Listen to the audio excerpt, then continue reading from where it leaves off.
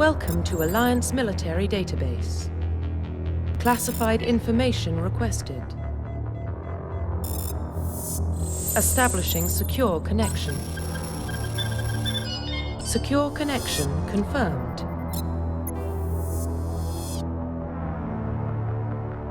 Please log in to access your profile. Profile reconstruction complete.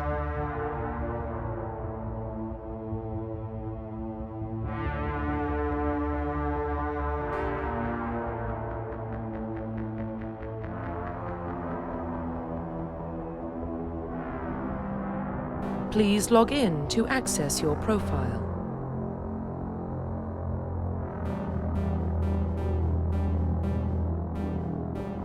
Profile reconstruction complete. Identification confirmed.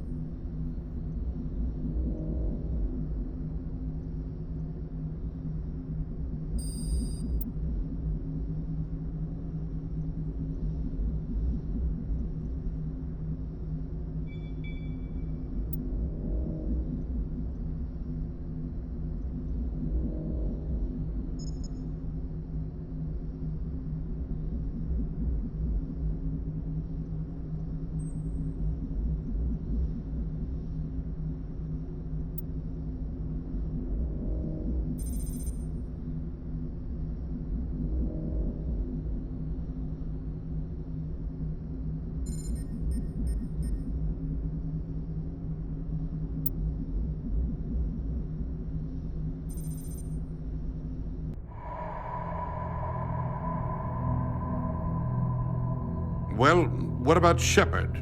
Earthborn, but no record of his family. Doesn't have one. He was raised on the streets, learned to look out for himself. He saw his whole unit die on a cruise. He could have some serious emotional scars. Every soldier has scars. Shepard's a survivor. Is that the kind of person we want protecting the galaxy? That's the only kind of person who can protect the galaxy. I'll make the call.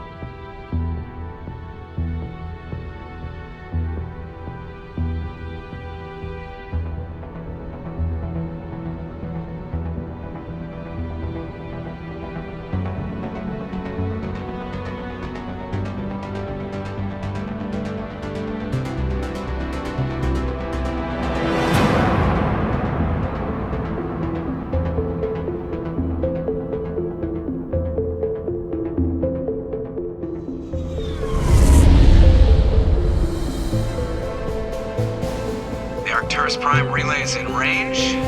Initiating transmission sequence. Commander?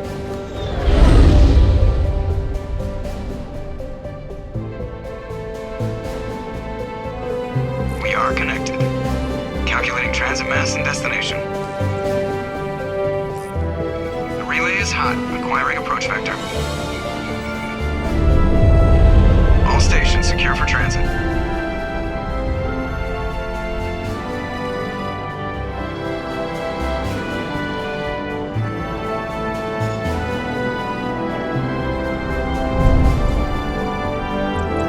Green.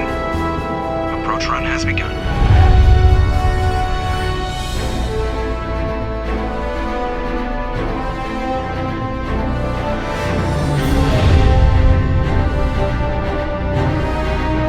Hitting the relay in 3, 2, 1.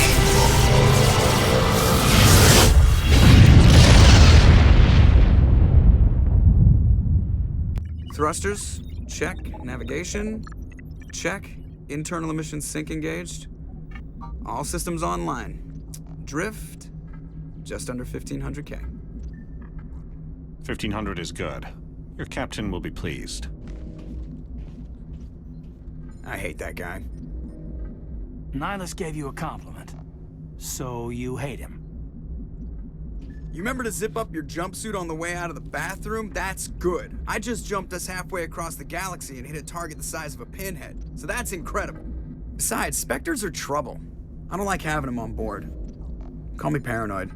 You're paranoid. The Council helped fund this project. They have a right to send someone to keep an eye on their investment. Yeah, that is the official story. But only an idiot believes the official story. They don't send Spectres on shakedown runs. So there's more going on here than the captain's letting on. Joker, status report. Just cleared the mass relay, Captain. Stealth systems engaged. Everything looks solid. Good. Find a comm buoy and link us into the network. I want mission reports relayed back to Alliance brass before we reach Eden Prime. Aye, aye, Captain. Better brace yourself, sir. I think Nihilus is headed your way. He's already here, Lieutenant. Tell Commander Shepard to meet me in the comm room for a debriefing. You get that, Commander? Great. You pissed the captain off, and now I'm going to pay for it. Don't blame me. The captain's always in a bad mood. Only when he's talking to you, Joker.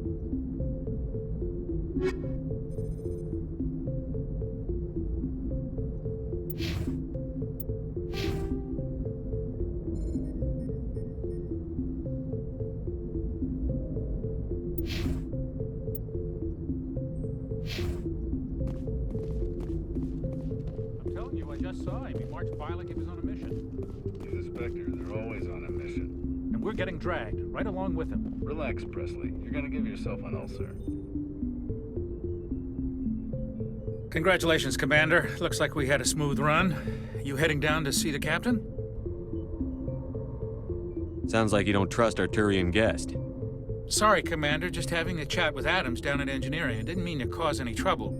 But you have to admit, something's odd about this mission. The whole crew feels it. You think the Alliance brass is holding out on us? If all we're supposed to do is test out the stealth system, why is Captain Anderson in charge? And then there's Nihilus. Spectres are elite operatives, top covert agents.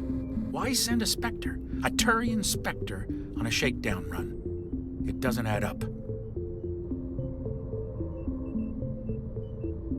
You don't trust Nihilus? I don't like Turians in general. It runs in my family.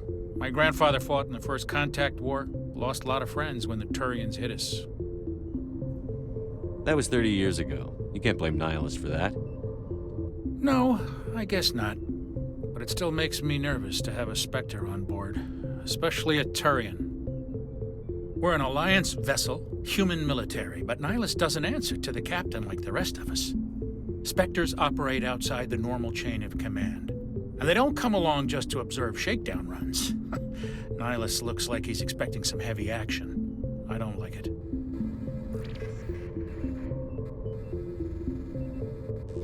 What do you know about the stealth systems? I just know it masks our location from scans and sensors. Cutting-edge technology. The Normandy's the only ship with this prototype drive. But why are we fully staffed? A skeleton crew would be cheaper. Less chance of security leaks, too. Plus, there's Nihilus. It's pretty obvious this shakedown run is just a cover. For what? Damned if I know, Commander. We're out here on false pretenses. I'm not a fan of being left in the dark. Do you have a problem with the captain? No, sir. But I can't figure out what he's doing here. Captain Anderson is one of the most decorated Special Forces officers in the service. If he melted down all his medals, he could make a life-size statue of himself. You don't send a soldier like that on a do-nothing mission. He's treating this shakedown run too seriously. Something big is going on. I'll see if I can get some answers when I see him. Good luck, Commander.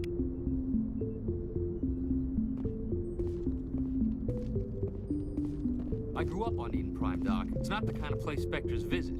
There's something Nihilus isn't telling us about this mission. That's crazy. The captain's in charge here. He wouldn't take orders from a Spectre. Not his choice, Doc. Spectres don't answer to anyone. They can do whatever they want. Kill anyone who gets in their way. Oh, you watch too many spy vids, Jenkins. What do you think, Commander? We won't be staying on Eden Prime too long, will we? I'm itching for some real action. I sincerely hope you're kidding, Corporal. Your real action usually ends with me patching up crew members in the infirmary. You need to calm down, Corporal. A good soldier stays cool, even under fire. Sorry, Commander, but this waiting's killing me. I've never been on a mission like this before, not one with a Spectre on board. Do your job, follow my orders, and there won't be any problems. Easy for you to say.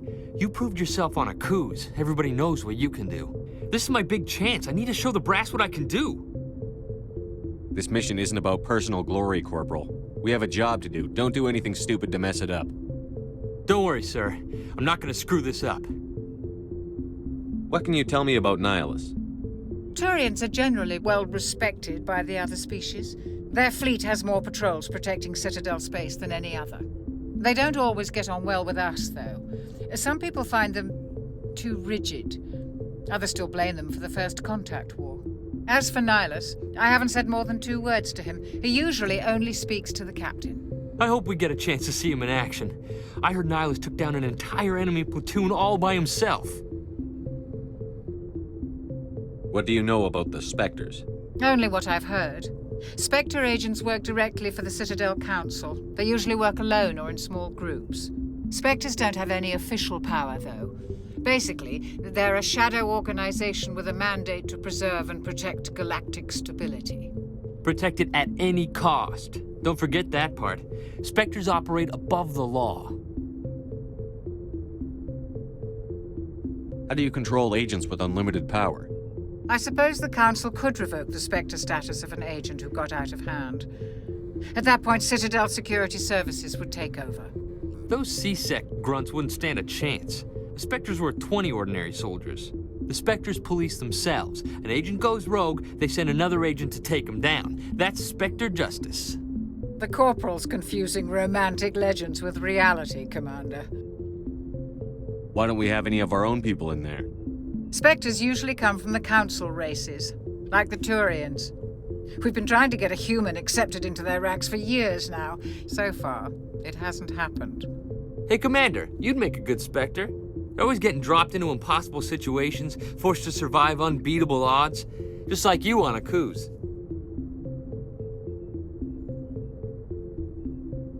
"50 Marines died there, Jenkins. Sorry, Commander. I didn't mean to offend you. I respect what you did there. We all do. Let's not dwell on the past, Commander. Was there something else you needed? You're from Eden Prime, aren't you, Jenkins? What's it like? It's very peaceful, Commander. They've been real careful with development, so you don't have any city noise or pollution. My parents lived on the outskirts of the colony. At night, I used to climb this big hill and stare across the fields back at the lights from the main settlement. It was gorgeous. But when I got older, I realized it was a little too calm and quiet for me. That's why I joined the Alliance. Even Paradise gets boring after a while. Any idea why Eden Prime was chosen as our destination? Not really sure, Commander. Eden Prime's one of our most stable colonies. Good place to take the Normandy for a shakedown run, I guess. No real danger there. There's gotta be something else going on.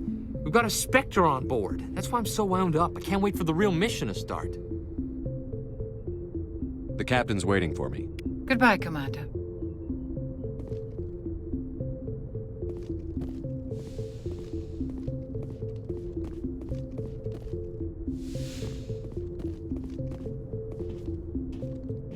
Commander Shepard, I was hoping you'd get here first. It will give us a chance to talk.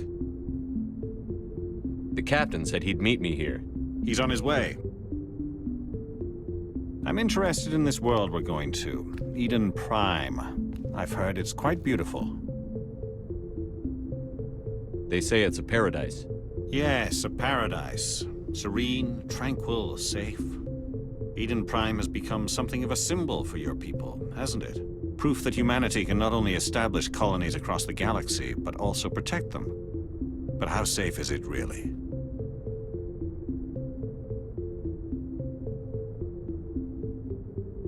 Are you trying to scare me, Spectre? Your people are still newcomers, Shepard. The galaxy can be a very dangerous place.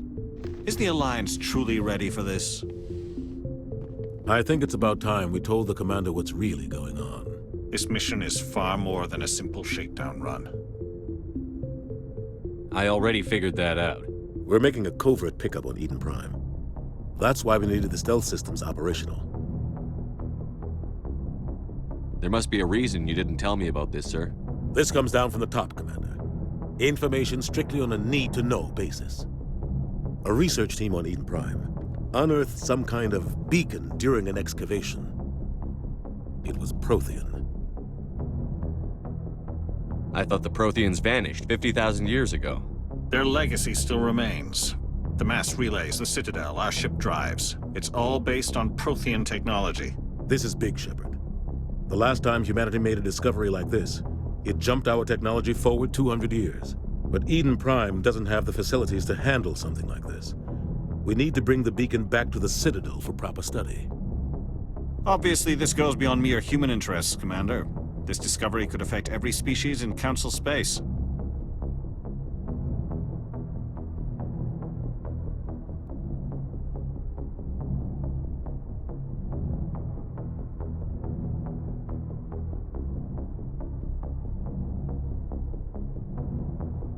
Are we expecting trouble? I'm always expecting trouble. There's more, Shepard. Nihilus isn't just here for the beacon. He's also here to evaluate you. Since when do we answer to the Spectres? You're smart enough to know how things work, Commander. The Alliance has been pushing for this for a long time. Humanity wants a larger role in shaping interstellar policy. We want more say with the Citadel Council. The Spectres represent the Council's power and authority. If they accept a human into their ranks, it shows how far the Alliance has come. Not many could have survived what you went through on Akuz. You showed a remarkable will to live, a particularly useful talent. That's why I put your name forward as a candidate for the Spectres. Why would a Turian want a human in the Spectres? Not all Turians resent humanity. Some of us see the potential of your species. We see what you have to offer to the rest of the galaxy, and to the Spectres. We are an elite group. It's rare to find an individual with the skills we seek. I don't care that you're human, Shepard. I only care that you can do the job. Just tell me what I have to do. I need to see your skills for myself, Commander. Eden Prime will be the first of several missions together. You'll be in charge of the ground team. Secure the beacon and get it onto the ship ASAP. Nihilus will accompany you to observe the mission.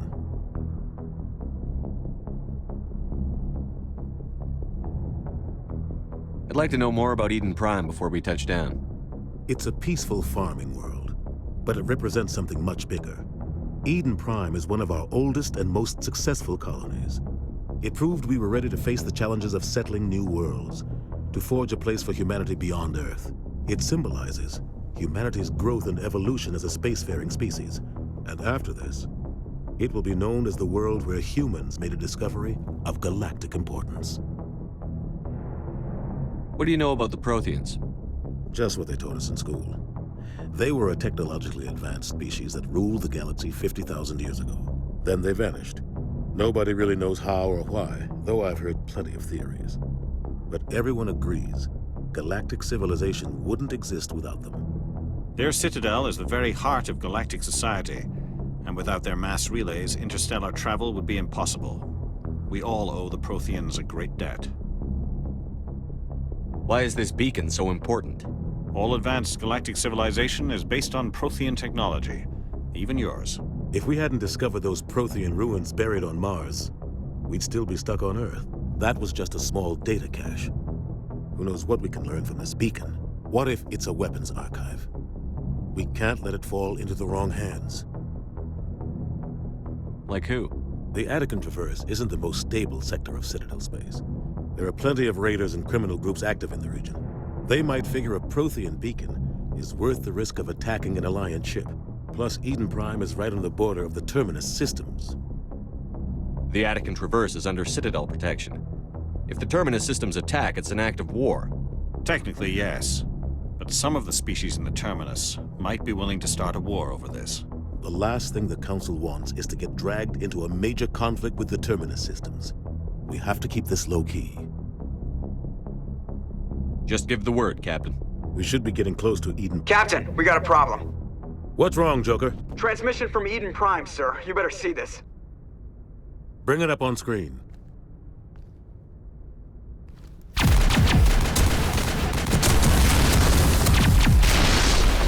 Get down!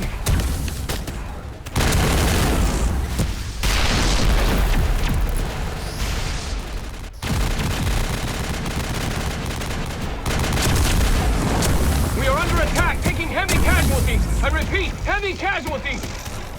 We can't get evac. They came out of nowhere. We need...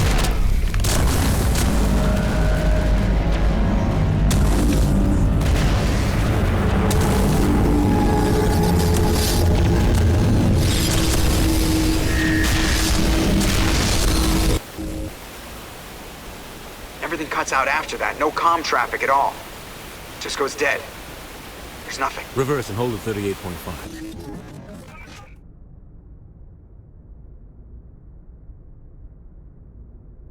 Status report. 17 minutes out, Captain. No other Alliance ships in the area. Take us in, Joker, fast and quiet. This mission just got a lot more complicated. A small strike team can move quickly without drawing attention. It's our best chance to secure the beacon. Grab your gear and meet us in the cargo hold. Tell Alenko and Jenkins to suit up, Commander. You're going in.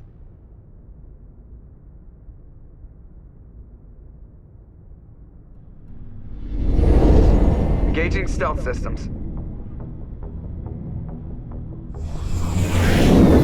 Somebody was doing some serious digging here, Captain. Your team's the muscle in this operation, Commander. Go in heavy and head straight for the dig site. What about survivors, Captain? Helping survivors is a secondary objective. The beacon's your top priority. Approaching drop point 1. Nihilus, you coming with us? I move faster on my own. Nihilus will scout out ahead. He'll feed you status reports throughout the mission. Otherwise, I want radio silence.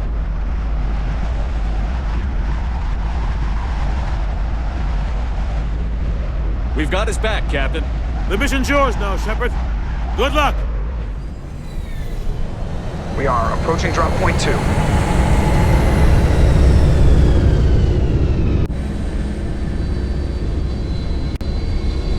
Ship perimeter secure, Commander.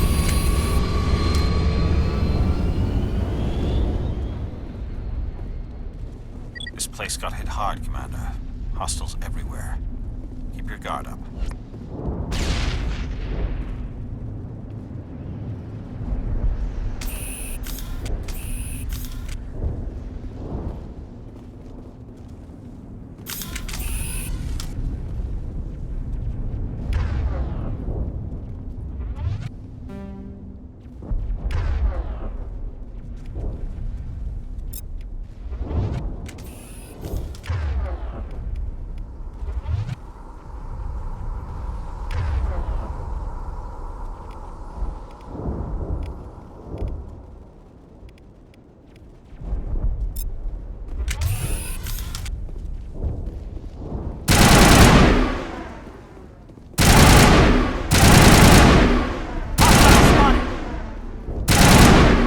Eat this!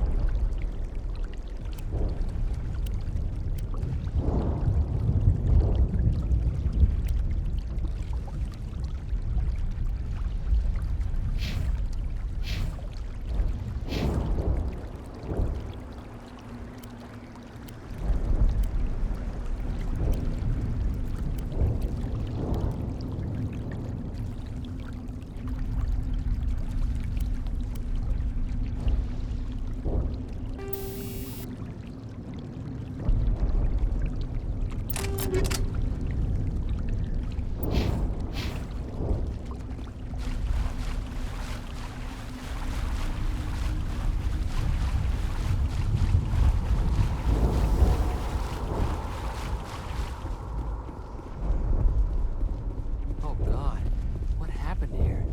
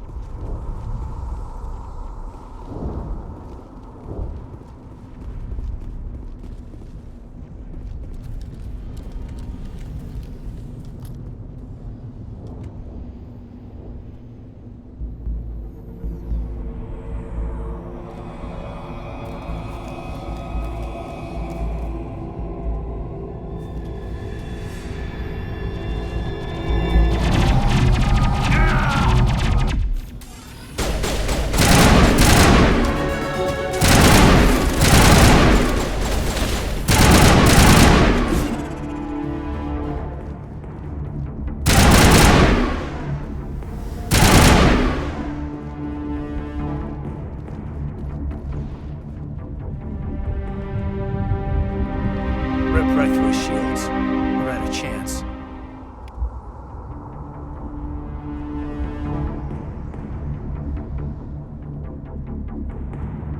We'll see that he receives a proper service once the mission is complete.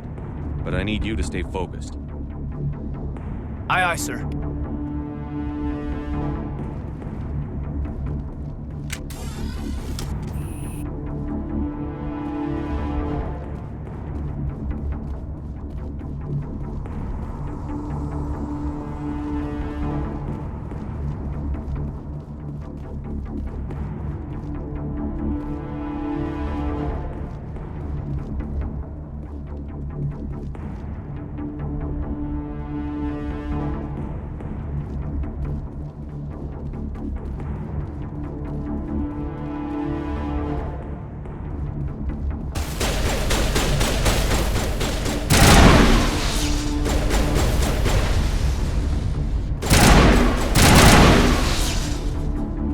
Some burned out buildings here, Shepard.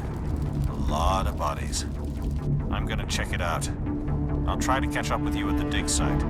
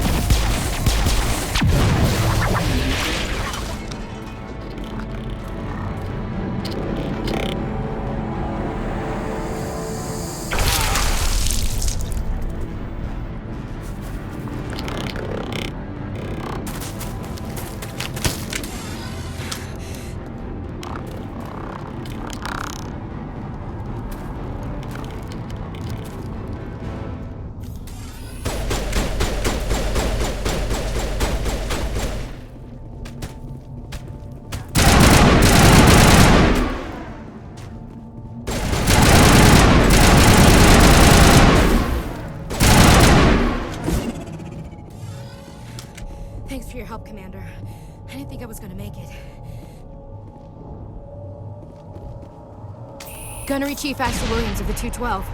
You the one in charge here, sir? Give me a status report, Williams. Oh, man. We were patrolling the perimeter when the attack hit. We tried to get off a distress call, but they cut off our communications. I've been fighting for my life ever since. Where's the rest of your squad? We tried to double back to the beacon, but we walked into an ambush. I don't think any of the others... I think I'm the only one left. Any idea what kind of enemy we're facing?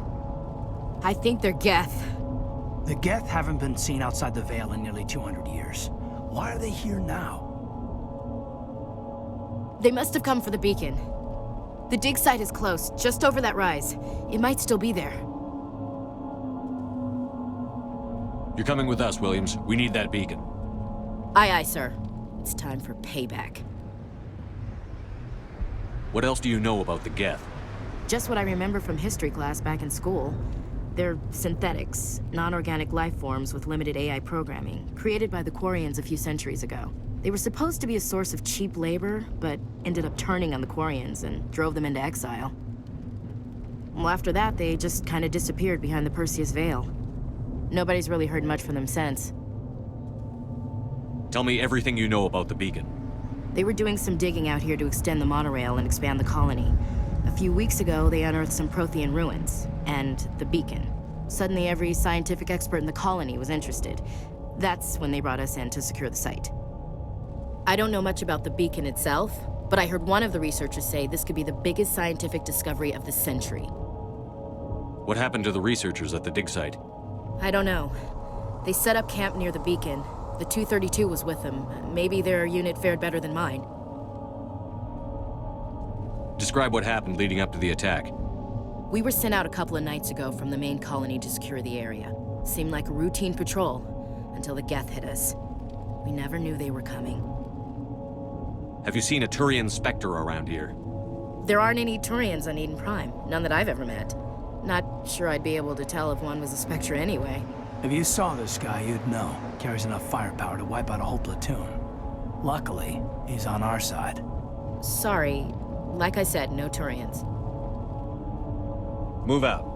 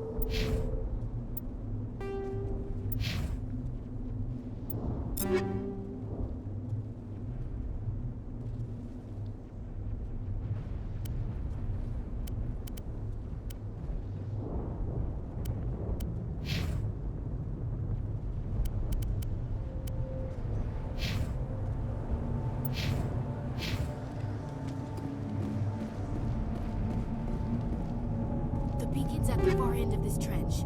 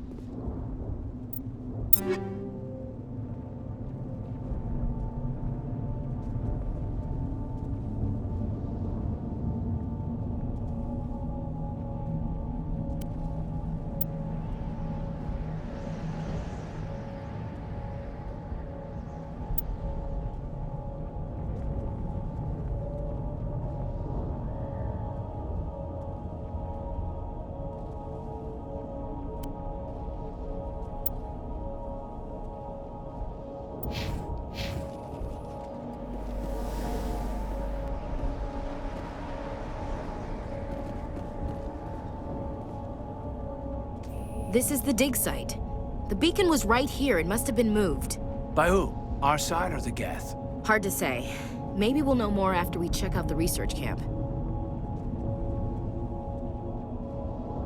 You think anyone got out of here alive? If they were lucky. Maybe hiding up in the camp. It's just on the top of this ridge, up the ramps. Change of plans, Shepard. There's a small spaceport up ahead. I want to check it out. I'll wait for you there.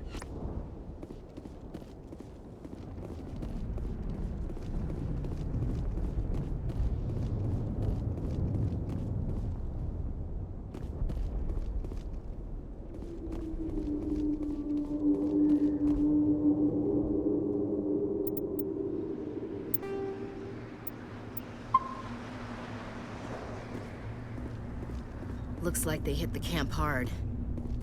It's a good place for an ambush. Keep your guard up.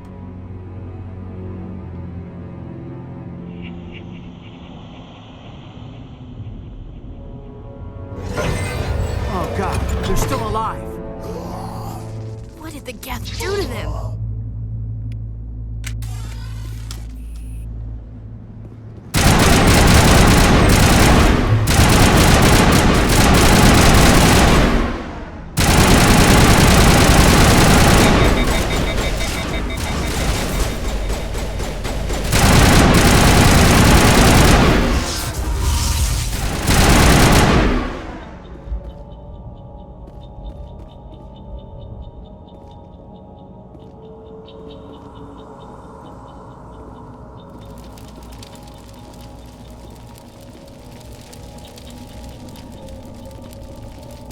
That door, it's closed. Security lock's engaged.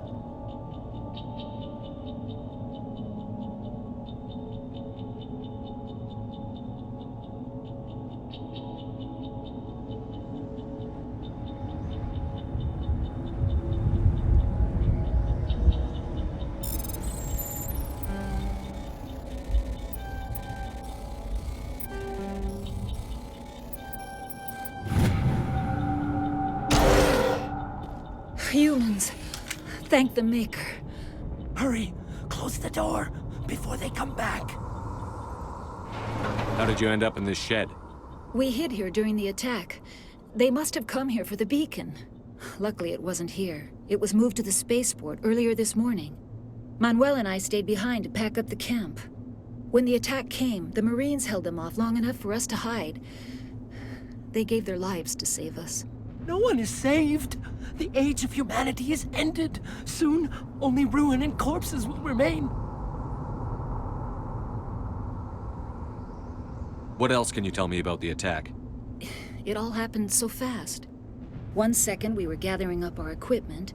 The next we were hiding in the shed while the Geth swarmed over the camp. Agents of the destroyers, bringers of darkness, heralds of our extinction. We could hear the battle outside. Gunfire, screams. I thought it would never end. Then everything went quiet.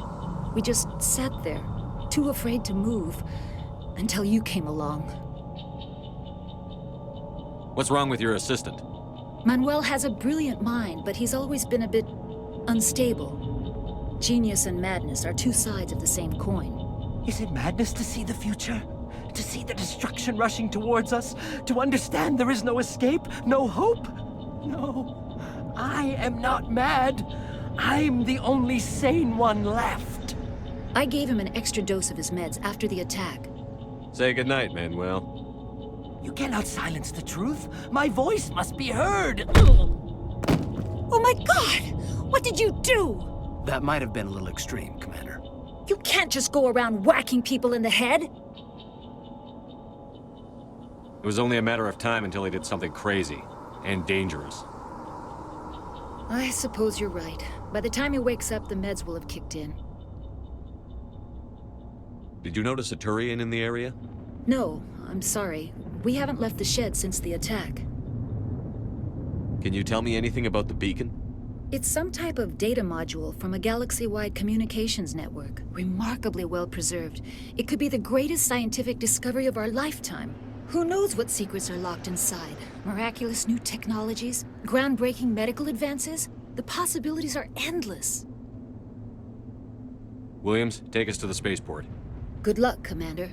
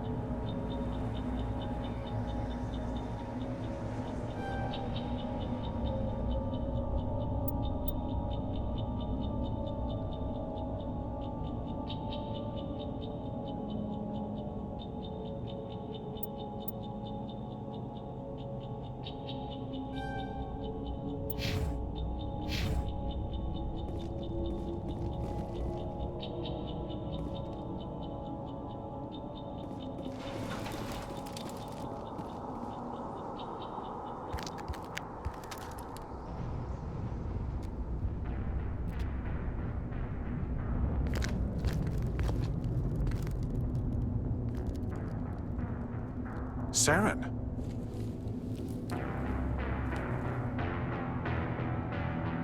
Nihilus.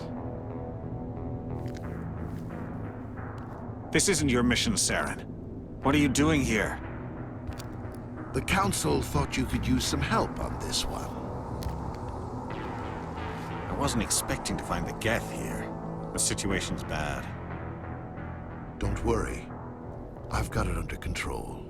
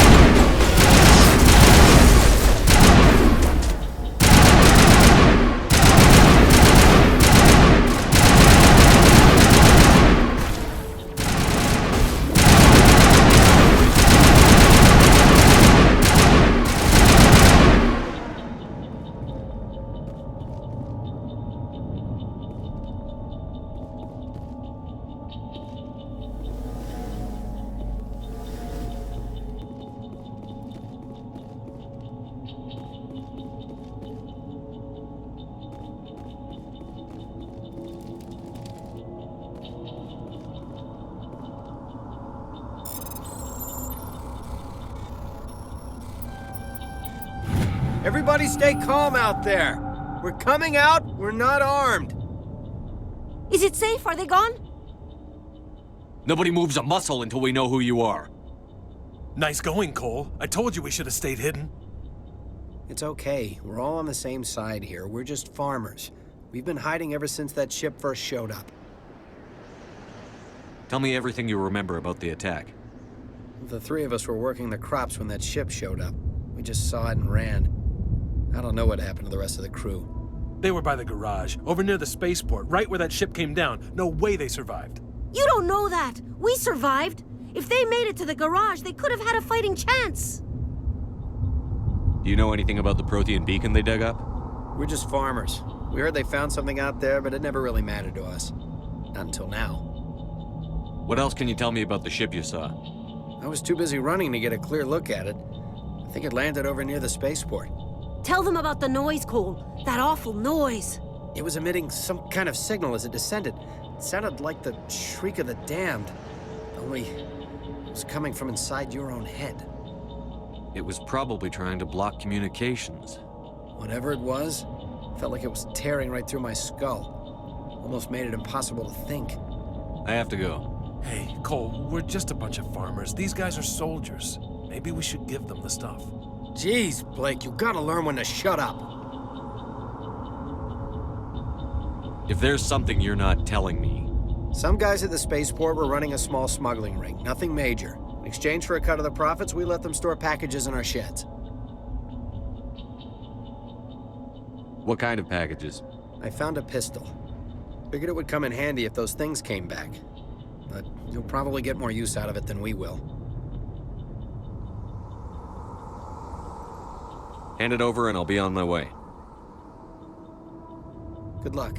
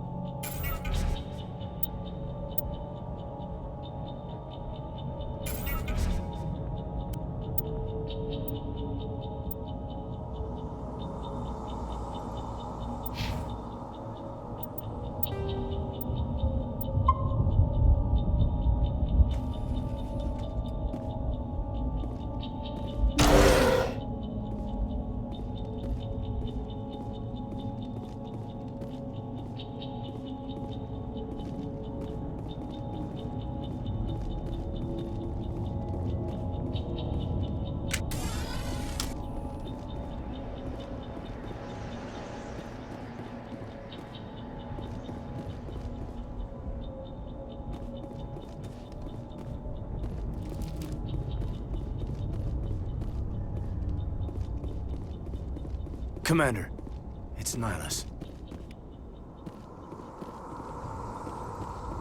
Something's moving, over behind those crates. Wait! Don't shoot! I'm one of you! I'm human! What are you doing sneaking around back there? I'm sorry, I was hiding from those creatures. My name's Powell. I saw what happened to that Turian. The other one shot him. What the hell are you talking about? There were two Turians here. Your friend and another one he called Saren. I think they knew each other. Your friend seemed to relax. He let his guard down. And Saren killed him. Shot him right in the back. I'm just lucky he didn't see me behind the crates. Where'd Saren go after he killed Nihilus? He jumped on the cargo train and headed over to the other platform. Probably going after the beacon. I knew that beacon was trouble. Everything's gone to hell since we found it. First that damn mothership showed up, then the attack. They killed everyone. Everyone! If I hadn't been behind the crates, I'd be dead too. How come you're the only one who survived? Why didn't anyone else try to hide behind the crates? They never had a chance. I was already behind the crates when the attack started. Wait a minute. You were hiding behind the crates before the attack? Sometimes I need a nap to get through my shift. I sneak off behind the crates to grab 40 winks where the supervisor can't find me. You survived because you're lazy? You ditch work. Then you cower back here and do nothing while the Geth butcher everyone else. I don't even have a gun. What was I supposed to do, run out there and die? I couldn't save them. Nobody could. It was horrible. Tell me about the Geth attack. It was quick. 1 minute that ship was descending, the next, those Geth were swarming over the platform, thousands of them. They must have been inside that mothership. They shot anything that moved. It was a massacre. Tell me about this mothership you saw. I've never seen anything like it before. It was huge. Landed over near that platform. The whole place got dark as it came down. And it was making this noise, this sound that bored right into your brain. That's what woke me up. The attack came a few minutes later. Is there anything else you can tell me about the beacon? They brought it here this morning. We loaded it up onto the train and shipped it to the other platform. Hard to believe that was only a few hours ago. Feels like a whole other life. We need to find that beacon before it's too late. Take the cargo train. That's where the other Turian went. I can't stay here. I need to get away from all this.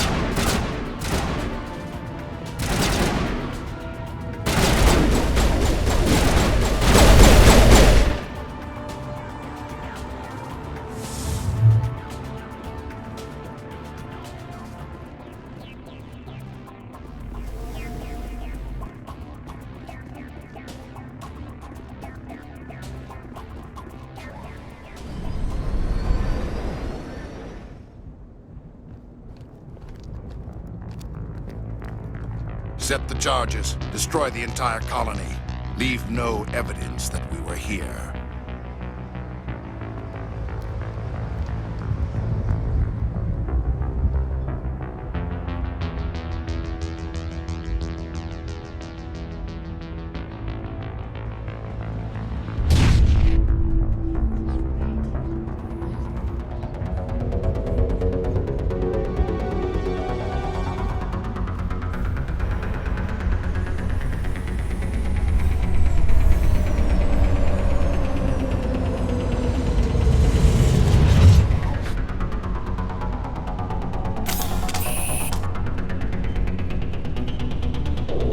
Demolition charges. The Geth must have planted them. Hurry! We need to find them all and shut them down!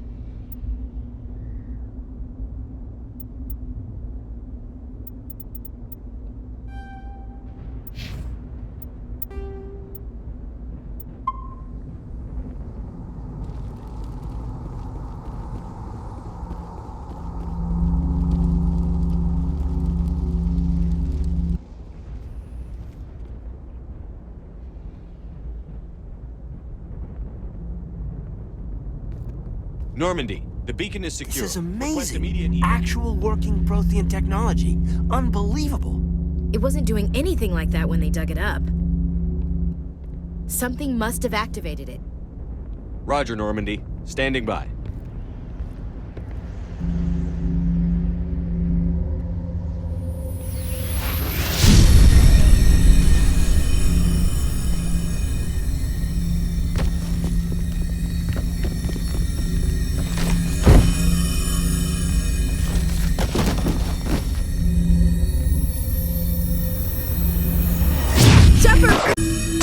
No, don't touch it! Too dangerous!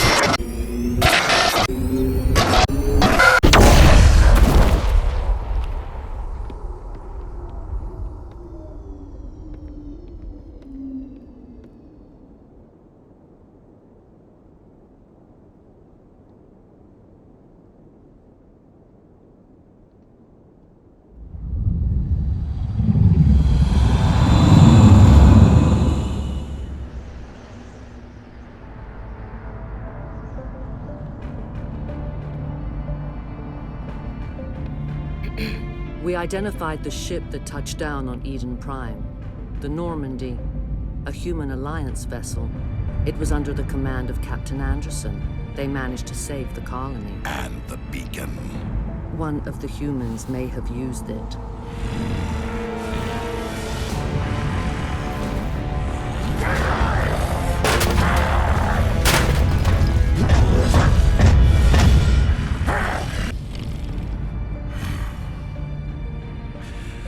This human must be eliminated.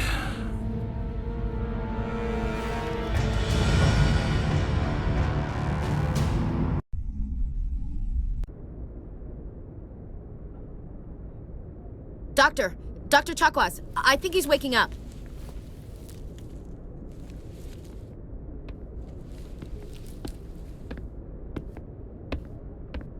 You had us worried there, Shepard. How are you feeling?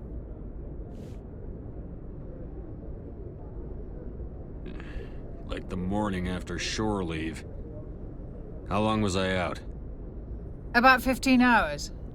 Something happened down there with the beacon, I think.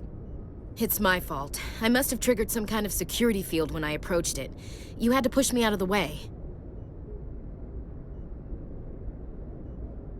Where's the beacon now? What happened to it?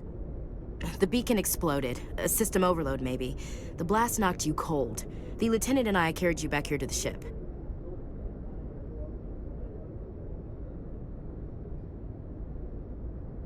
What's the damage, Doctor?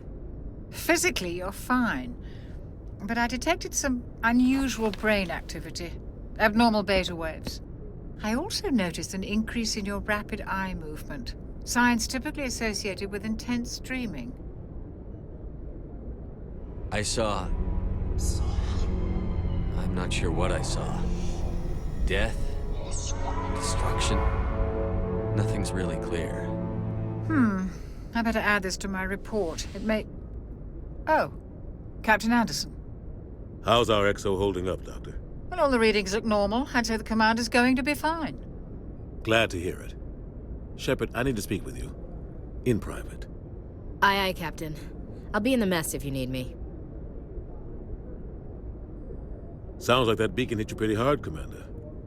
Are you sure you're okay?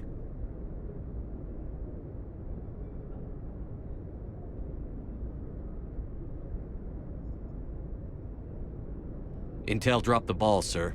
We had no idea what we were walking into down there. That's why things went to hell. The Geth haven't been outside the Veil in 2 centuries, Commander. Nobody could have predicted this. Chief Williams isn't part of the Normandy crew. I figured we could use a soldier like her.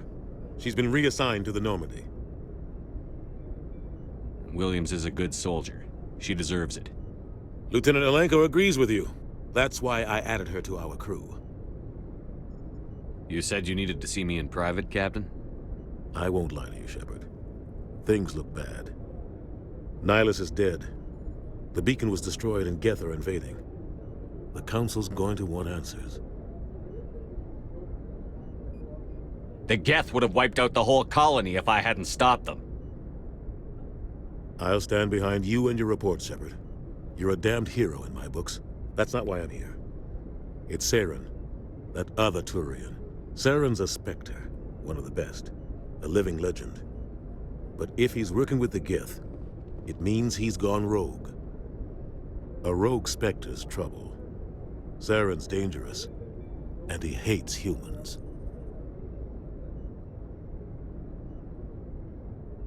Why? He thinks we're growing too fast, taking over the galaxy. A lot of aliens think that way.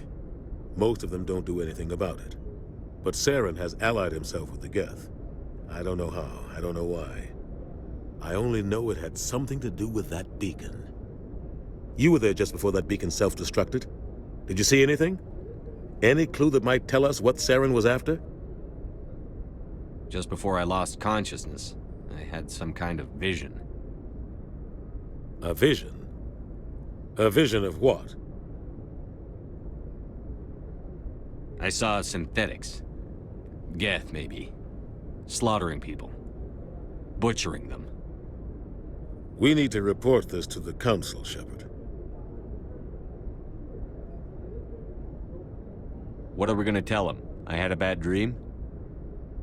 We don't know what information was stored in that beacon. Lost Prothean technology? Blueprints for some ancient weapon of mass destruction? Whatever it was. Saren took it. But I know Saren. I know his reputation is politics. He believes humans are a blight on the galaxy. This attack was an act of war. He has the secrets from the beacon. He has an army of Geth at his command, and he won't stop until he's wiped humanity from the face of the galaxy. I'll find some way to take him down. It's not that easy. He's a Spectre. He can go anywhere, do almost anything. That's why we need the Council on our side. We prove Saren's gone rogue, and the Council will revoke his Spectre status. I'll contact the Ambassador and see if he can get us an audience with the Council. He'll want to see us as soon as we reach the Citadel. We should be getting close. Head up to the bridge and tell Joker to bring us into dock.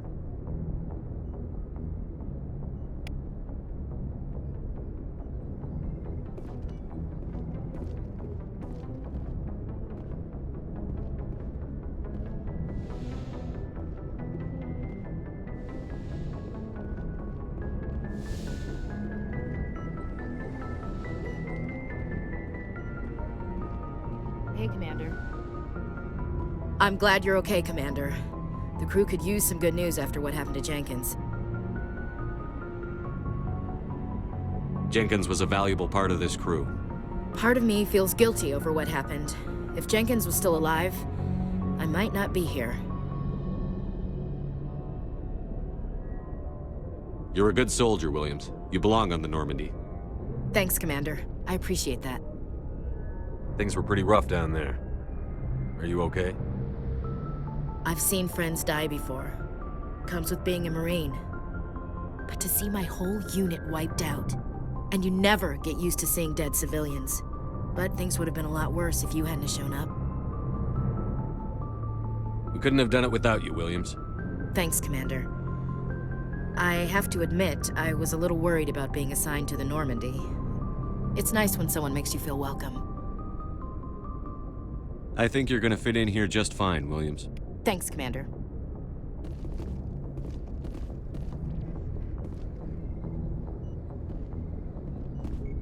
Yes, Commander? Is there something you need? How did you end up serving on an Alliance ship? I enlisted right out of med school. Earth always seemed boring to me. Too safe, too secure. I figured the colonies were teeming with exotic adventure. I wanted to travel the stars, tending the wounds of tough soldiers with piercing eyes and sensitive souls. Turns out military life isn't quite as romantic as I'd imagined. But humanity needs the Alliance if we want to keep expanding through the Traverse, and the Alliance always needs good doctors. So I stayed on to do my part. Ever think you made the wrong choice? Sometimes I think about opening a private practice back on Earth. Or maybe taking a position at one of the new med centers out in the colonies. But there's something special about working on soldiers. If I left the Alliance now, I'd feel like I was abandoning them. What do you know about Captain Anderson? I've served with him for a few tours now. He knows when to let things slide and when to crack the whip. The crew knows he's seen pretty much anything they'll ever run into. And he cares about the people under his command. How well do you know the lieutenant? I'd never worked with him before this mission. But he has an impressive service record, over a dozen special commendations. Tends to keep to himself, though. Maybe because of the headaches. It's not easy being an L2. What does that have to do with it? Well, most biotics now use the L3 implants. Lieutenant Alenko was wired with the old L2 configuration. Sometimes there are complications. What kind of complications? Severe mental disabilities, insanity, crippling physical pain. There's a long list of horrific side effects. Caden's lucky. He just gets migraines. I should go. Goodbye, Commander.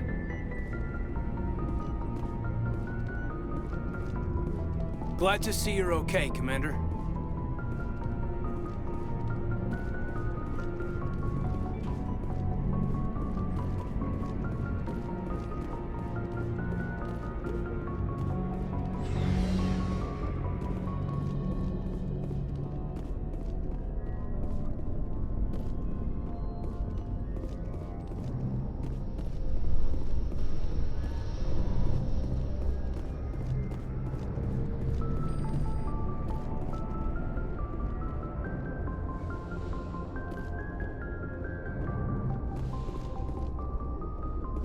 Go speak to Joker when you're ready. Tell him to bring the Normandy into dock.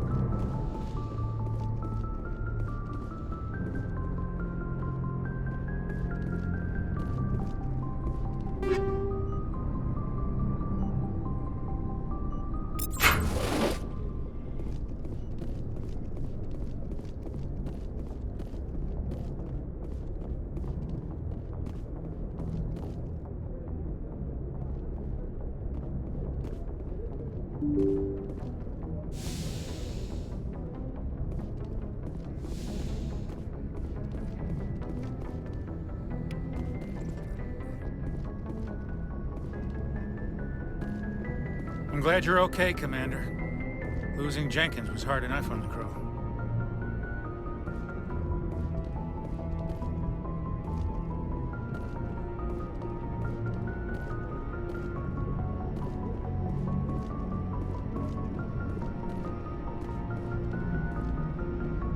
Good timing, Commander. I was just about to bring us into the Citadel. See that taxpayer money at work.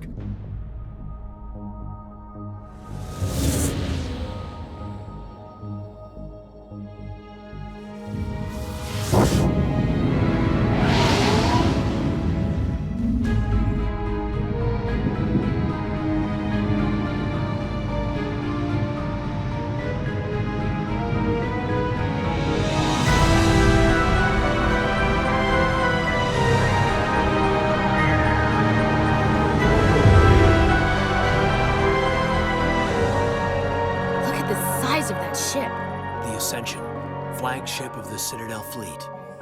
Well, size isn't everything. Why so touchy, Joker? I'm just saying you need firepower, too. Look at that monster. Its main gun could rip through the barriers in any ship in the Alliance fleet. Good thing it's on our side, then. Citadel Control, this is SSV Normandy, requesting permission to land. Stand by for clearance, Normandy. Clearance granted. You may begin your approach. Transferring you to an Alliance operator. Roger, Alliance Tower. Normandy out.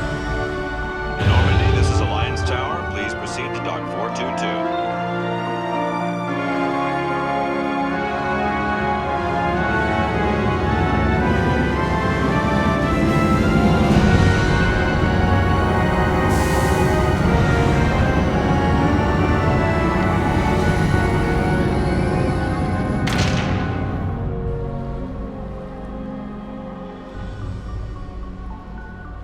This is an outrage!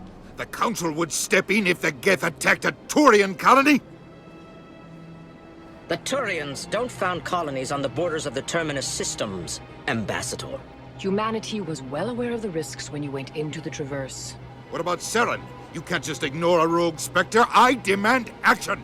You don't get to make demands of the Council, Ambassador. Citadel Security is investigating your charges against Saren.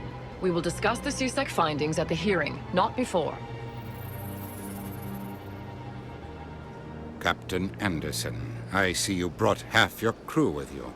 Just the ground team from Eden Prime, in case you had any questions. I have the mission reports. I assume they're accurate? They are. Sounds like you convinced the Council to give us an audience. They were not happy about it. Saren's their top agent. They don't like him being accused of treason.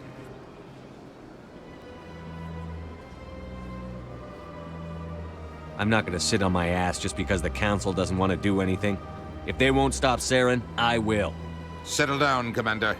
You've already done more than enough to jeopardize your candidacy for the Spectres. The mission on Eden Prime was a chance to prove you could get the job done. Instead, Nihilus ended up dead and the beacon was destroyed. That's Saren's fault, not his. Then we better hope the CSEC investigation turns up evidence to support our accusations. Otherwise, the Council might use this as an excuse to keep you out of the Spectres. Come with me, Captain. I want to go over a few things before the hearing. Shepard, you and the others can meet us at the Citadel Tower, top level. I'll make sure you have clearance to get in. And that's why I hate politicians.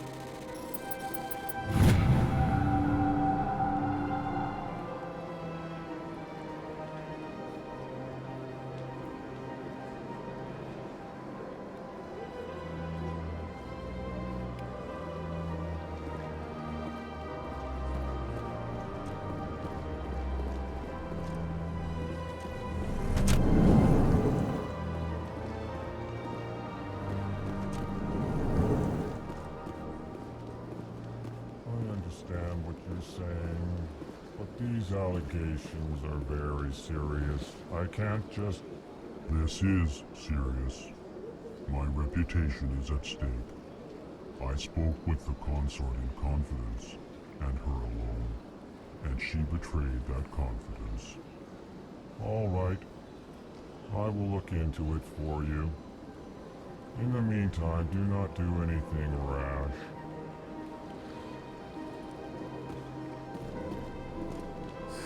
EarthClan, you are in the wrong place, I think. Your ambassador is next door in the large office. Chastising remark. Don't be so rude, Dan. At least introduce yourself. I am Din Korlak, Volus ambassador. Is there something I can do for you, EarthClan?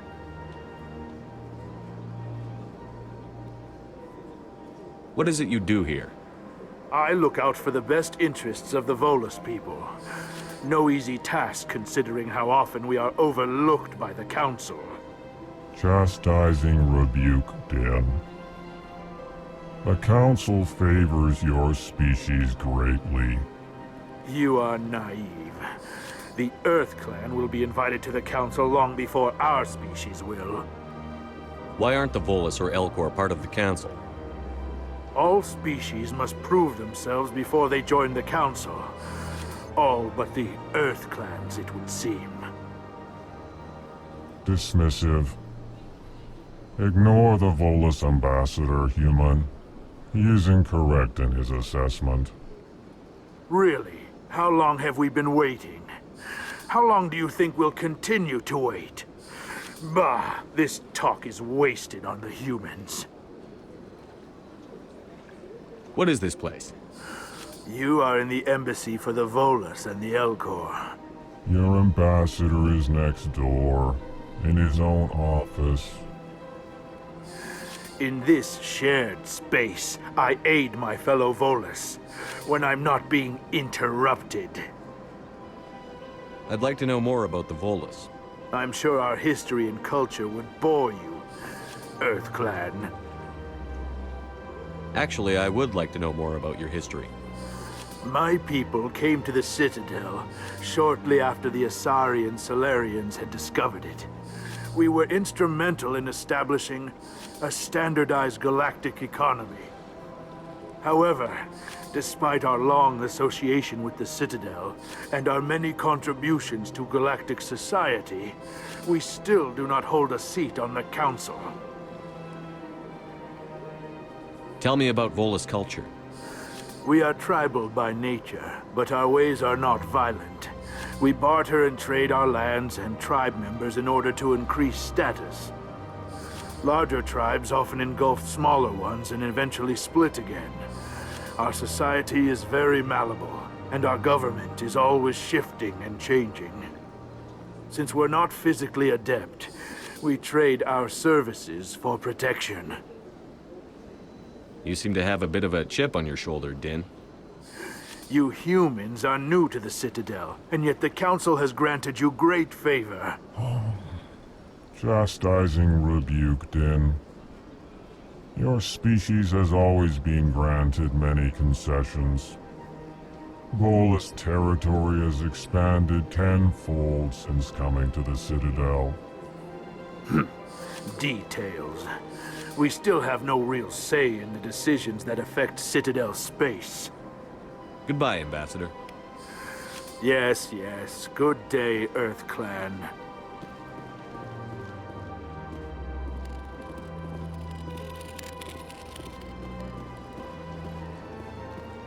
Pleased greeting. Human, it is always good to see your kind. I am Ambassador Kalen. Genuine query. Is there something I can do for you this day? Tell me more about your species. Genuine enthusiasm. I delight in telling the history of my people.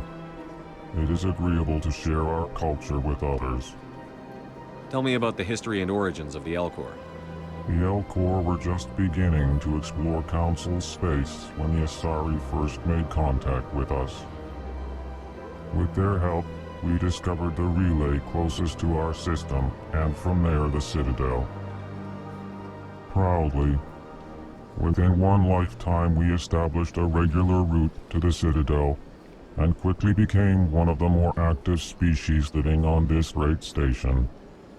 I'd like to know more about the culture of the Elcor. Frankly, we Elcor prefer the safety and familiarity of our own colonies to the confines of space travel. Our society is built on small, tight-knit groups. Though we are always welcoming to outsiders, our government tends to be very stable. Our people are not very comfortable with sudden changes. What do you do here? Modestly, I work to bring the problems and the requests of the Elcor groups to the attention of the Council. Ha! They only give us these positions to keep us quiet.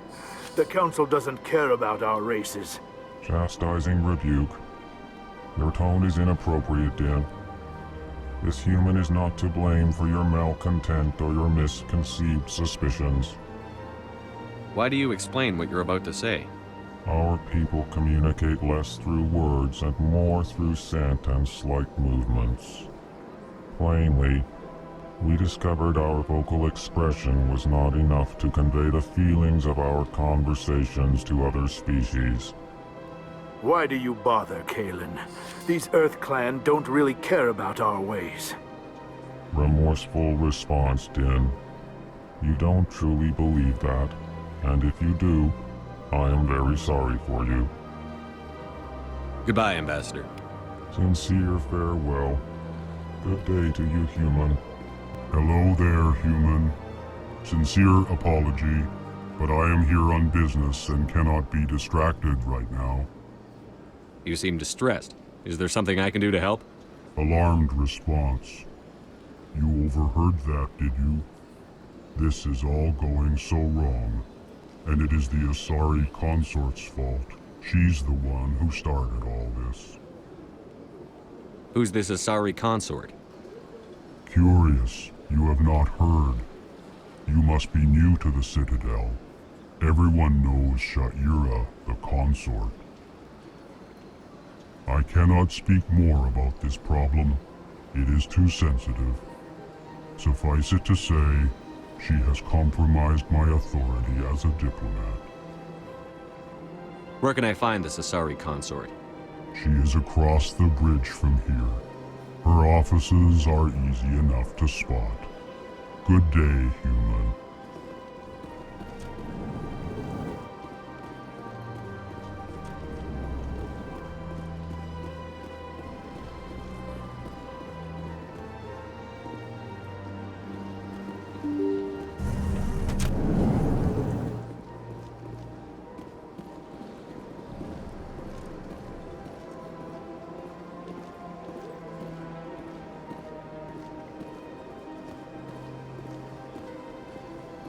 Good day, Commander. The human ambassador is up the stairs, first room on the right.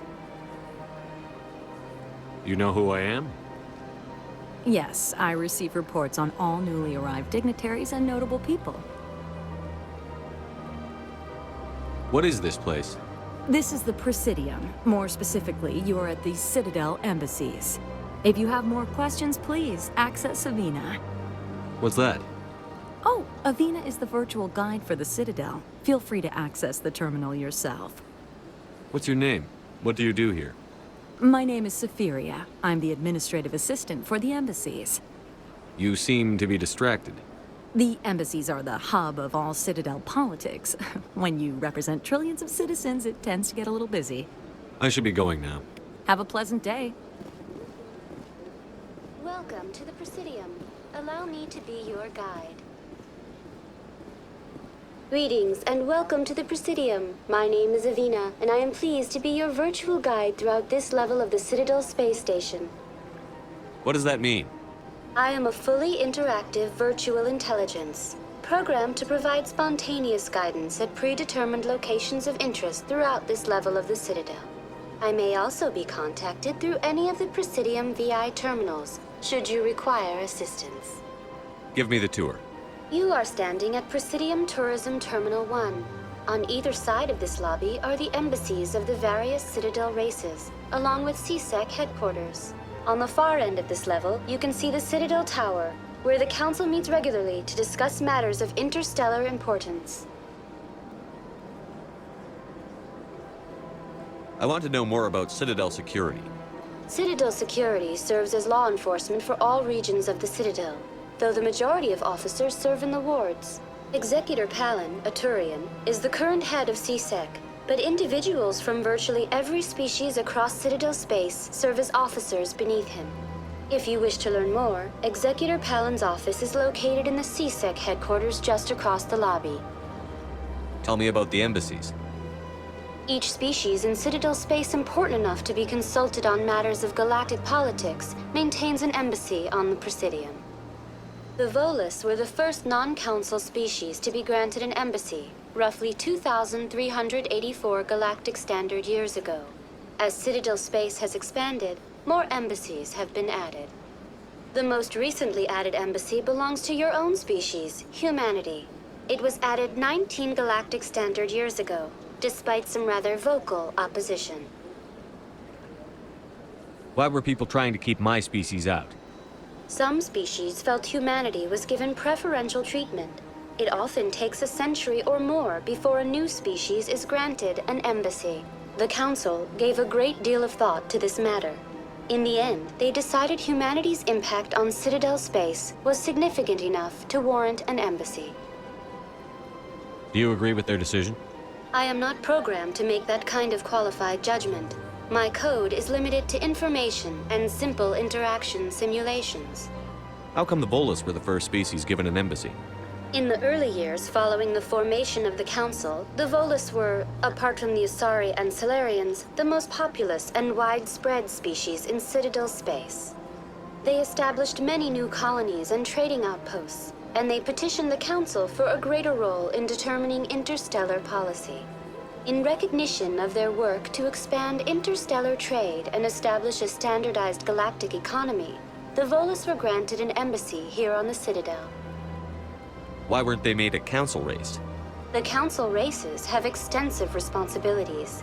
They must provide personnel and ships for the Citadel fleets. They often provide economic aid in times of disaster. It would be unfair to demand such an enormous burden of a species unable to meet these obligations. The embassies allow lesser species to have a voice on the Citadel. That's pretty damn arrogant. I apologize if my personality has offended you. Please submit all formal complaints in writing to the Citadel Tourist and Visitor Board. Do you know anything about Spectres? The term Spectre is derived from the branch of Special Tactics and Reconnaissance. Each Spectre agent is handpicked by the Council. Their primary role is preserving galactic stability and resolving volatile situations that cannot be handled through normal political channels.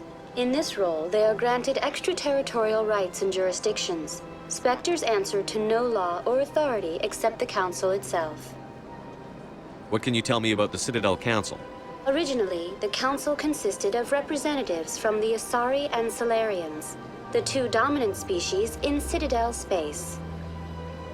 Roughly 1,304 galactic standard years ago, Turians were invited to join the Council in recognition of the role they played during the Krogan Rebellion.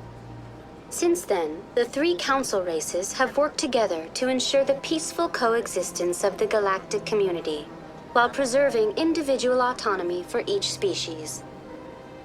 It can't be as simple as that. There must be problems somewhere in the system. I am not programmed to make that kind of qualified judgment. My code is limited to information and simple interaction simulations. Goodbye. Goodbye, and thank you for using Avina. Please enjoy your visit to the Citadel.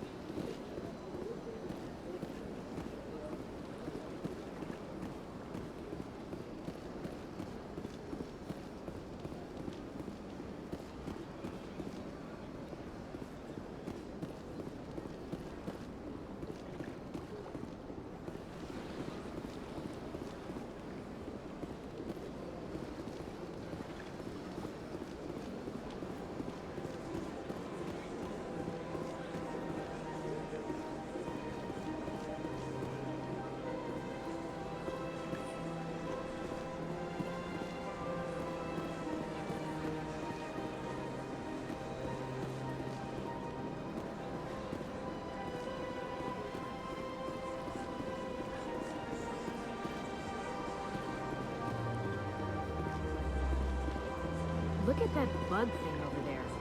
Welcome to Presidium Tourism Terminal 2. You are standing near the base of the Citadel Tower, one of the Presidium's most recognizable and important structures. Behind me is the spectacular Relay Monument, a scale model representation of a Prothean mass relay. To your left is one of the Keepers, the enigmatic caretakers of the Citadel, working on a control panel. You may see Keepers involved in various tasks throughout all levels of the Citadel. We ask that you do not interfere with them in any way.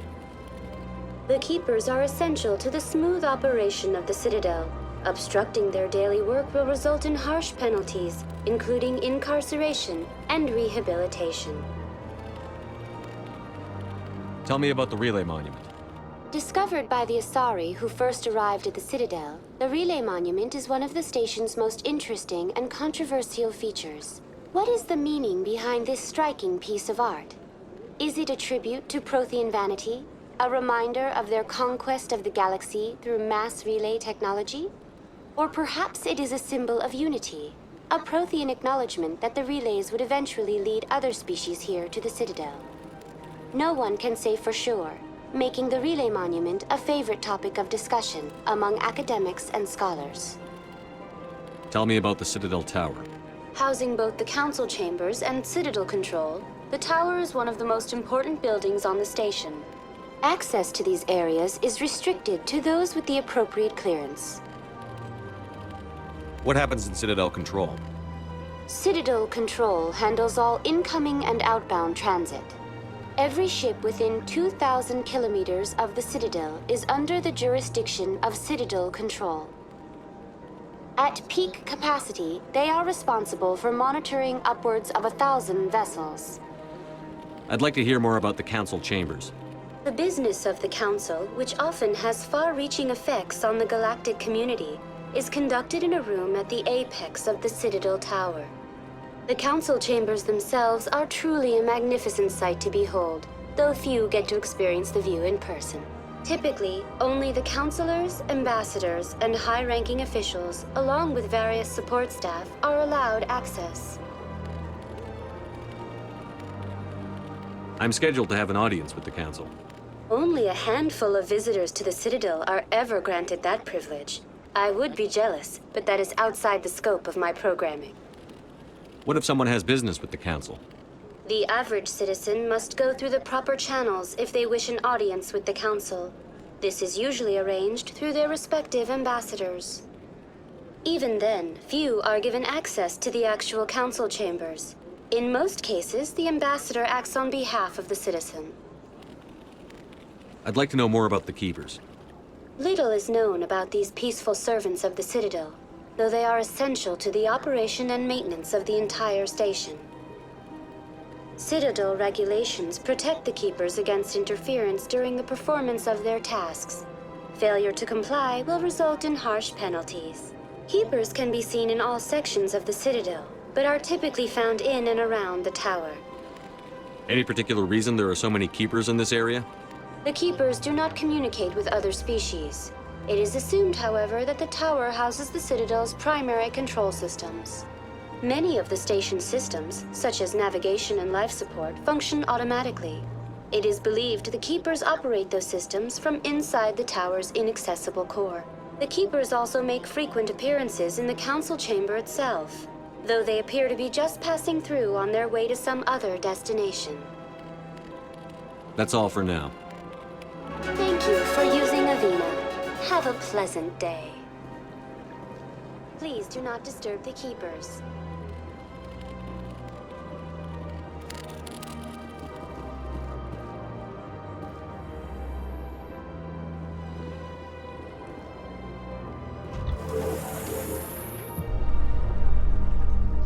The Council isn't going to ask me any questions, are they? I doubt it. We've made our reports. Now we just have to trust Ambassador Udina. No, we don't, sir.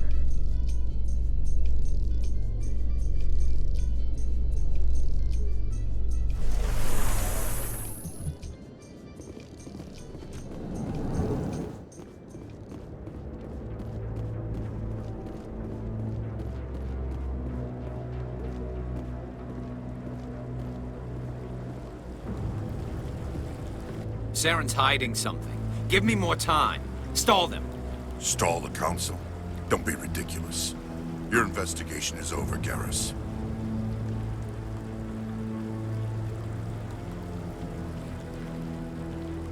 Commander Shepard, Garrus Vicarian.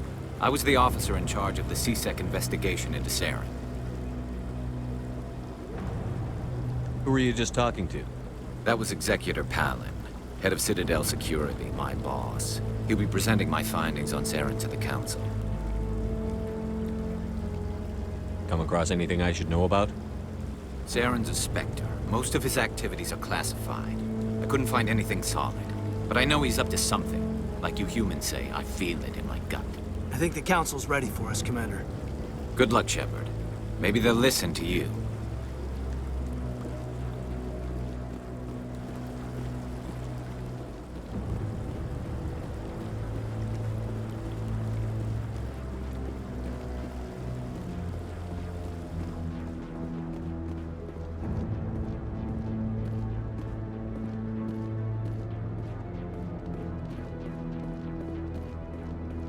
Don't be ridiculous. The Volus won't be joining the Council for years. I'm not so sure. The humans are making a strong push, and you can bet the Volus will be right on their coattails if they succeed. Allowing the humans to join.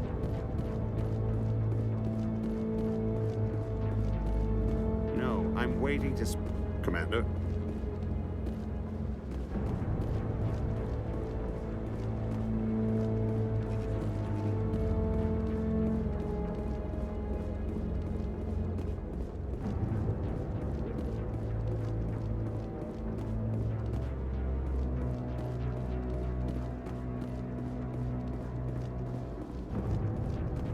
The hearing's already started. Come on.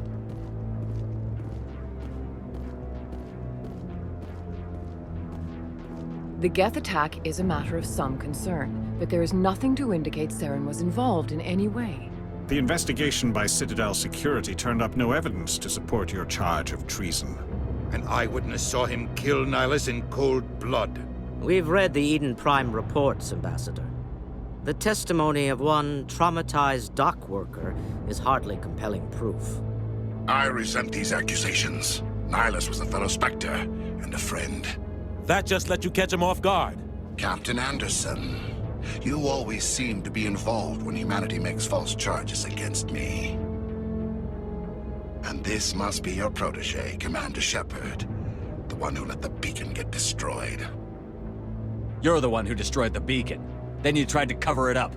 Shift the blame to cover your own failures. Just like Captain Anderson. He's taught you well. But what can you expect from a human? You can expect me to kill you the next time we meet. Your species needs to learn its place, Shepard. You're not ready to join the Council.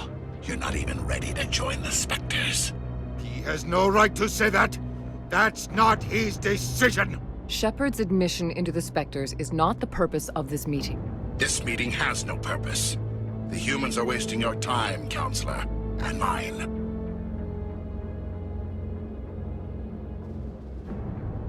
You can't hide behind the Council forever. There is still one outstanding issue. Commander Shepard's vision. It may have been triggered by the beacon. Are we allowing dreams into evidence now? How can I defend my innocence against this kind of testimony? I agree. Our judgment must be based on facts and evidence, not wild imaginings and reckless speculation. Do you have anything else to add, Commander Shepard?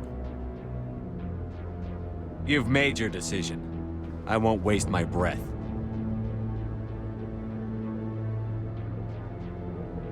The Council has found no evidence of any connection between Saren and the Geth. Ambassador, your petition to have him disbarred from the Spectres is denied. I'm glad to see justice was served. This meeting is adjourned.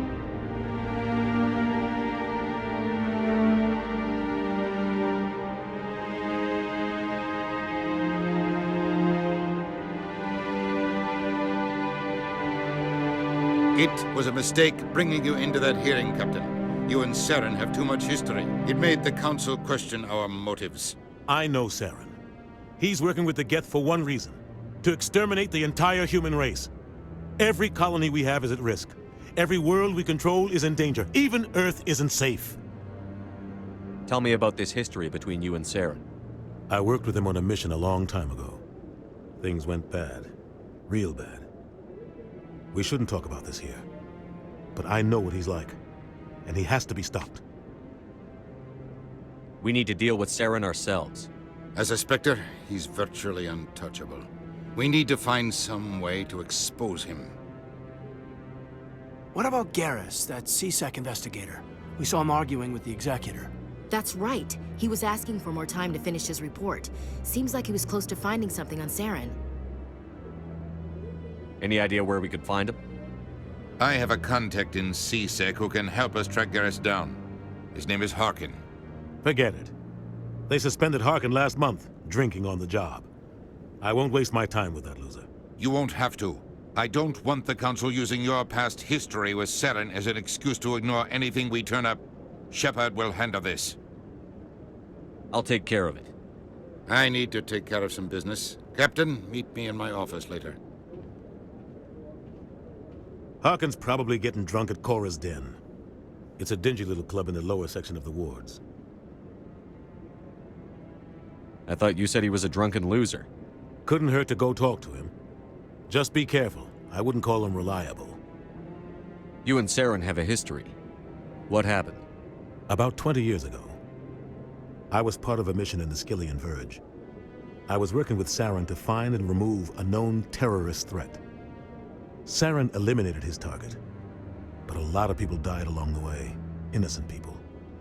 And the official records just covered it all up. But I saw how he operates. No conscience. No hesitation. He'd kill 1,000 innocent civilians to end a war without a second thought. Killing innocents doesn't end wars, it causes them. I know how the world works, Commander. Sometimes you're forced to make unpleasant decisions. But only if there's no other way. Saren doesn't even look for another option. He's twisted, broken. He likes the violence, the killing. And he knows how to cover his tracks. You don't think much of Harkin. The guy joined CSEC about 20 years ago. He's been an embarrassment to our species ever since. Roughing up suspects in custody, bribery accusations, alcohol and drug use. The embassy used to step in when he got in trouble. But I guess enough was enough. I thought this embassy was supposed to help humans. Harkin may be human, but he's also an ass. He's had more than his share of chances. If the embassy wasn't protecting him, he would have been fired 15 years ago. CSEC is better off without him. The guy's a scumbag. He should have been cut loose a long time ago. He was one of the first human CSEC officers. Guess it would have looked bad if he got fired. A lot of backroom deals were worked out over the years to keep him on the force. Politics is a dirty business sometimes, but it looks like his time's run out. We've got enough humans in CSEC now to stop protecting him. Our ambassador doesn't seem to get along with the Council. He's just frustrated.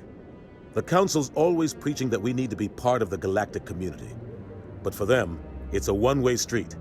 They want us to expand and settle unstable regions like the Skillian Verge and the Attican Traverse.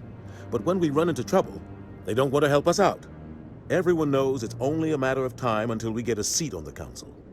The ambassador just thinks it should happen sooner rather than later. And I agree.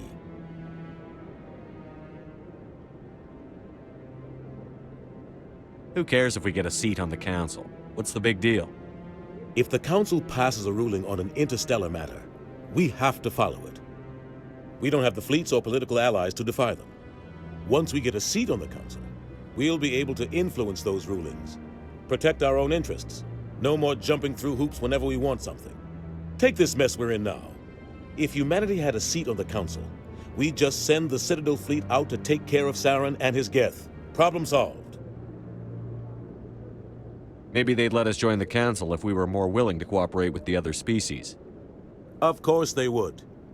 If we did everything they told us to, they'd love to have us on the Council. But it wouldn't be much of a deal for us. I understand their side. They don't want us dominating the Council. It's founded on cooperation and alliances. But we have to look out for our own interests too. I want to know more about the Spectres. They're not your typical government agency. They tend to work alone, behind the scenes. They take care of problems the Council can't. It's not easy preserving peace across an entire galaxy.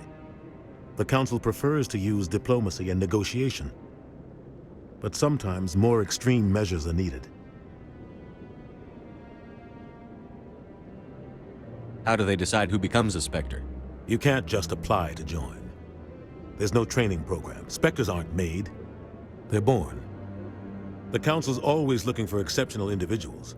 People who can get the job done, like you. They've been watching you for years. They see something in you. They want you on their side. Nihilus was supposed to give them a final recommendation, but with him gone, things are still up in the air. What's their command structure like? There is no command structure. Each Spectre answers directly to the Council. Sometimes they're sent on specific missions. Other times, they act on their own. They tend to operate outside the law, do whatever it takes to accomplish their goals. The Council just turns a blind eye. Spectres have a lot of power, Shepard. They sound like shadow operatives. Everything about them is classified. We don't even know how many there are. The latest Alliance estimate puts their numbers under 100. But the Council couldn't do its job without them. They're the Citadel's top agents, the last line of defense, the final option before open war. The entire galaxy respects and fears them. If a Spectre shows up, you know something big is about to happen. What happens when a Spectre goes rogue, like Saren? It doesn't happen often. The Council is careful when they select their candidates. But when something does go wrong, there's usually only one solution. Send another Spectre to bring the rogue agent down. Maybe there's another way to find evidence against Saren. You should talk to Barla Vaughn over in the financial district. Rumor has it he's an agent for the Shadow Broker. The Shadow Broker? An information dealer. Buys and sells secrets to the highest bidder. I've heard Barla Vaughn's one of the top representatives. He might know something about Saren, but his information won't come cheap. I should go. Good luck, Shepard. I'll be over in the ambassador's office if you need anything else.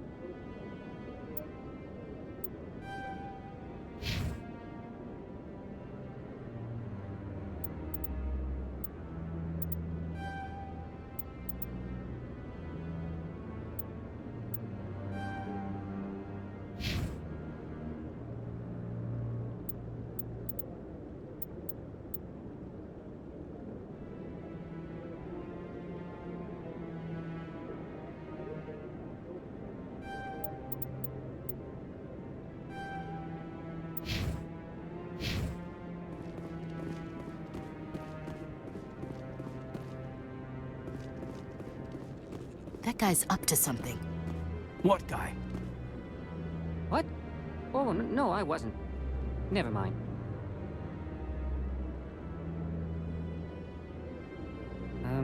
Yes, is there something you want? Why are you so interested in the Keepers? Keepers? I've got no interest in the Don't get coy. I know what I saw. I'm not so sure I should be talking to you about this. We're just talking. Is there something wrong with that? No. I guess it wouldn't hurt to tell you. I'm using a small scanner to gather readings on the Keepers. So far I've had mixed results. I find it difficult to get near the creatures. Why were you being so secretive about it, though? Well, technically we're not supposed to disturb the Keepers. I don't really think my scanning disturbs them, but the authorities might disagree. I'd like to do it more openly, but it's not really worth getting arrested over. I could help you out. I'm not worried about the authorities. I don't even know who you are. I'm Commander Shepard, with the Alliance military. Well, I suppose I could use the help. You'll need this. It's the scanning device I developed. Activate it each time you see a Keeper. All collected data will automatically upload to my database. I'll even send a few credits your way for each unique scan. What are you doing with the data once you've scanned it? Trying to learn whatever I can about the Keepers. We see them working everywhere, yet we know so little about them. I'm a scientist. I want to know what makes them tick. I should get going then. Yes, I have much work myself. So long, and good luck with the scanning.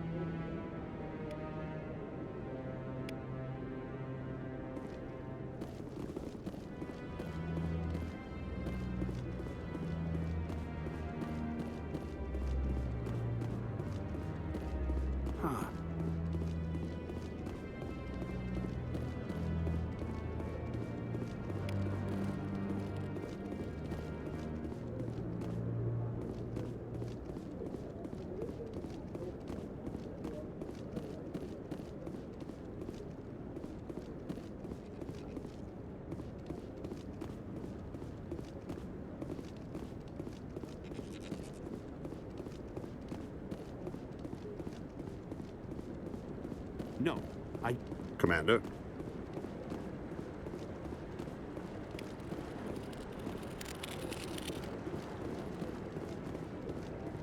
No, I haven't spoken to him before. This is the first time I've requested an audience.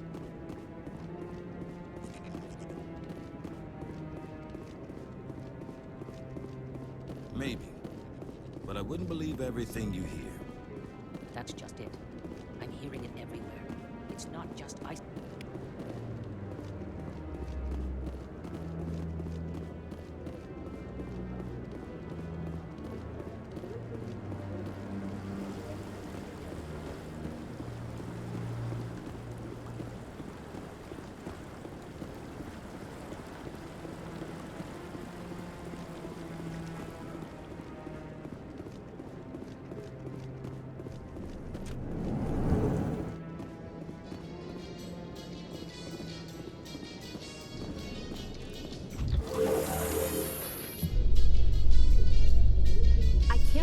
Council ignored all the evidence against Saren. Saren is one of their best operatives. It's only natural they take his word over ours. Oh, so now we just chase leads while this smug Turian runs around with his Geth troopers. That's politics, Chief. I hate politics.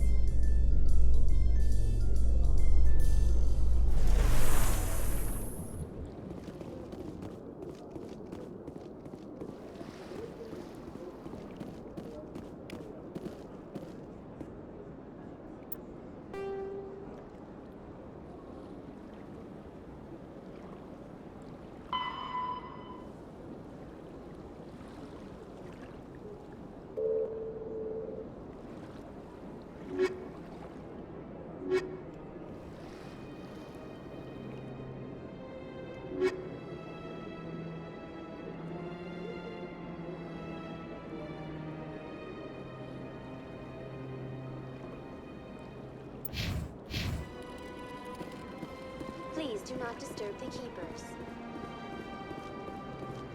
I've told you before, you're not allowed in here. This one believes it has the right to move freely in this area.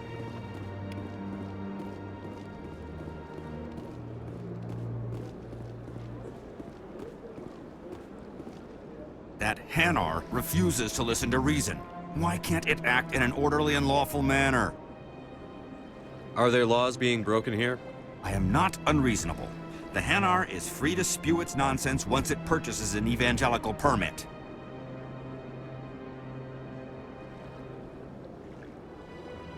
So if the Hanar gets a permit, it's allowed to preach? No. Registered evangelicals must follow regulations. There are specific areas where preaching is legal. Failure to follow the regulations results in the forfeiture of the license. What's the purpose behind the evangelical permits? Forcing religious evangelicals to register for a permit weeds out undesirables. It keeps the area safe. The Citadel is too important to become a battleground for a religious war. Why don't you just arrest the Hanar? I could arrest the Jelly, but my superior has requested that I find a solution that does not anger the Hanar. The Hanar become vocal when they feel their religious beliefs are being suppressed. If you'd like, I could talk to the Hanar for you. I have argued with the stubborn Jelly all afternoon. You are certainly welcome to try. Do you desire to learn of the Enkindlers? Or has the Honorable CSEC officer enlisted assistance?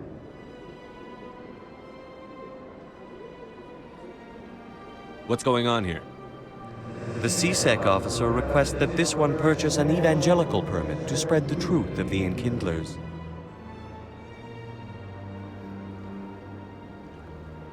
Who are the Enkindlers? Your people know them as the Protheans. They are the true creators of this one's people. The Enkindlers raised the Hanar from ignorance into consciousness by granting this one's people the gift of speech.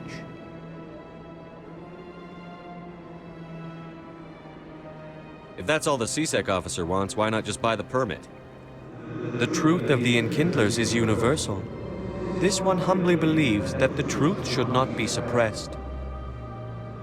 Exacting payment as a means of imposing limits upon the truth is an abrogation of this one's religious freedom. If that's all the CSEC officer wants, why not just buy the permit? The truth of the Enkindlers is universal. This one humbly believes that the truth should not be suppressed. Exacting payment as a means of imposing limits upon the truth is an abrogation of this one's religious freedom. So you're breaking the law by preaching without a permit right now? The CSEC officer states that preaching in this place is forbidden, and preaching anywhere on the Citadel requires a permit. This one humbly submits that it is not preaching to state the truth of the Enkindlers, and thus no permit should be necessary. Let me talk to the CSEC officer. Perhaps I can explain the situation. This one would be most grateful for the assistance. Please let this one know if success is achieved. Any progress with that Hanar?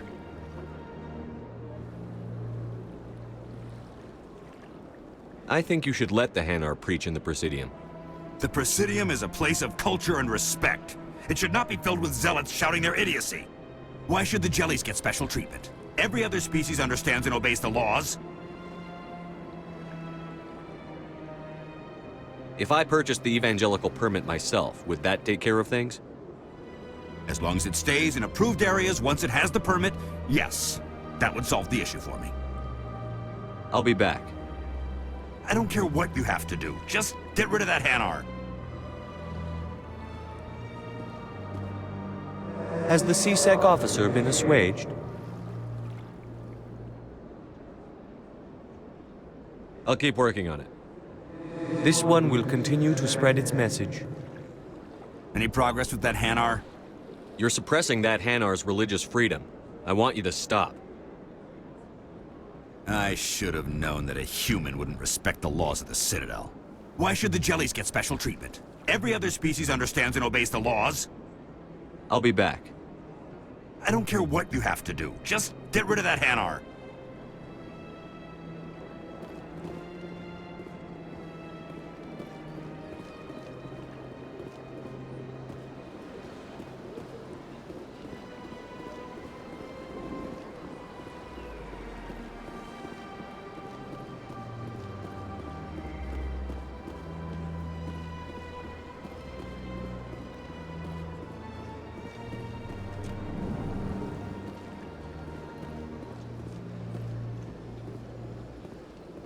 What's this?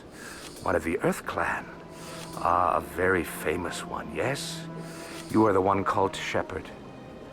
The tale of how you survived the great tragedy on Akuz is truly remarkable. I am amazed each time I hear it. You've got me at a disadvantage here. Forgive me, Earth Clan. My name is Barla Vaughn. My job makes it necessary for me to keep informed. I am a financial advisor to many important clients here on the Citadel. When someone as important as yourself arrives on the station, I take notice. I've heard you work for the Shadow Broker. Do you have any information about Saren? You're very blunt, Shepard. But you're right. I am an agent for the Shadow Broker. And I do know something about Saren. I need that information. Now. Threats don't work on me, Commander. This information is worth a small fortune. But this is an unusual situation, so I am going to let you have it for free. What's the catch? There is no catch. The Shadow Broker is quite upset with Saren right now. They used to do a lot of business, until Saren turned on him. Saren's turned on a lot of people. I don't know the details, but the Shadow Broker hired a freelancer to deal with it. A Krogan mercenary. How do I find him? I heard he was paying Citadel security a visit. If you hurry, you can probably catch him before he leaves the CSEC Academy. Isn't it strange that a Krogan would want to speak with CSEC? Very. However, I doubt the visit was entirely his choice. You'll need to speak with him if you want to know more. Tell me more about the Shadow Broker. Most people think I deal in finances, but my real currency is knowledge. I trade information, and it has made me very wealthy. But the Shadow Broker is the true master. Every day he buys and sells secrets that could topple governments, always giving them to the highest bidder. Yet somehow he never seems to upset the natural balance of power. All those secrets being passed around seem to even out. Nobody ends up with an advantage in the end. Any guess what his identity might be? I don't know. Nobody does. The Shadow Broker could be any race, any gender. I have a theory that it's actually an entire group working under one identity. How else could they juggle so many contacts at the same time? How else could they keep all that information from getting crossed? But they've got the perfect setup. Every government is forced to play their game so they don't get behind. But no matter how long you play, no matter how many secrets you buy, you can never win. I thought you'd know more about the man you work for. From time to time, I come across information I sell to the Shadow Broker. That's my only involvement. I like it that way. The more you know, the more dangerous the game becomes. I don't like danger, Commander. I'll leave that to you. What's it like living here on the Citadel? The station is, without a doubt, the greatest wonder in the galaxy. It is a technological marvel, but its true splendor goes much deeper than the hull and engines. From the Presidium to the wards, the entire station is a testament to the success of the Council. All the species of Citadel spaced together in a single, strong community. What makes the Presidium so special? It is the political center of Citadel space. 80% of all intelligent species in the known galaxy acknowledge the Council's authority on interstellar matters. But only the most powerful and influential species have embassies here on the Presidium. This level of the station is reserved for the elite, Shepard. People like us. What are the wards like? The cultural heart of the galaxy. They pulse with the lifeblood of millions of citizens from dozens of different species. You never know what you'll find down in the wards, Commander. It's always full of surprises. Fortunately, most of them are pleasant. Tell me more about your job. Galactic finance is incredibly complex. A mix of laws and regulations from dozens of interstellar economies. I'm an expert in how all these economies interact. For a fee, I share my expertise. I also offer premium services for those clients who need someone to conduct business without drawing unwanted attention. Discreet and efficient. That's my motto. Sounds pretty shady. Everything I do falls completely within the bounds of interstellar commerce law.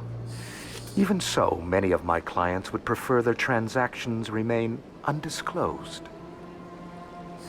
For example, suppose a Hanar ambassador was petitioning the Council to reduce tariffs on Hanar goods.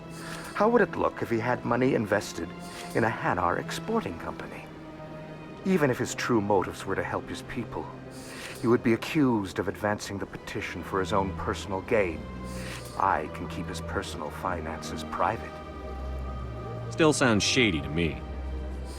Then we can only hope you will never be cursed with a large enough fortune to require my services. I should go.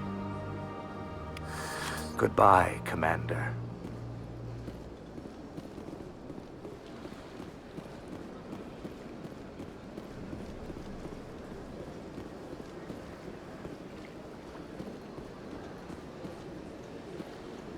Ah, human.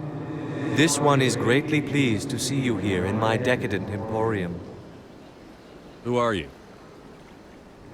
This one's face name is Delaninder, though many in this place simply refer to it as Delan. Please take time to examine the fine goods it has for purchase, all of great worth.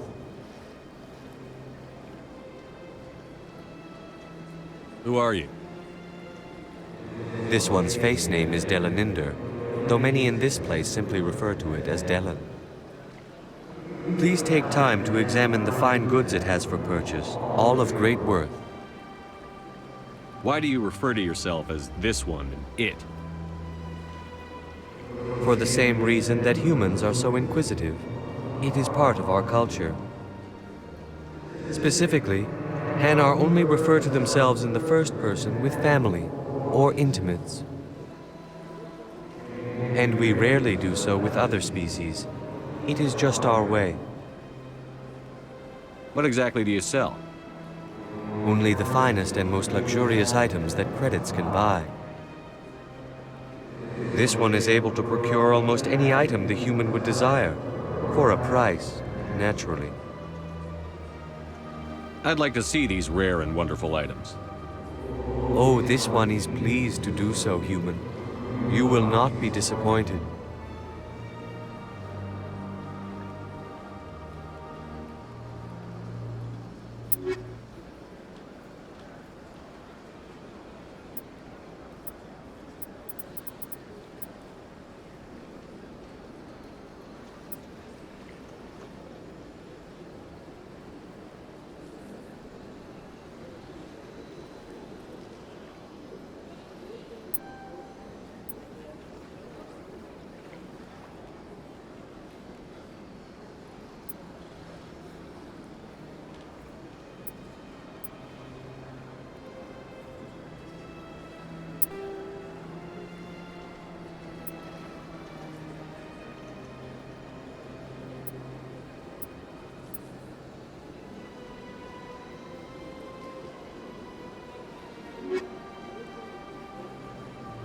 Show me your items. Oh, this one is pleased to do so, human. You will not be disappointed.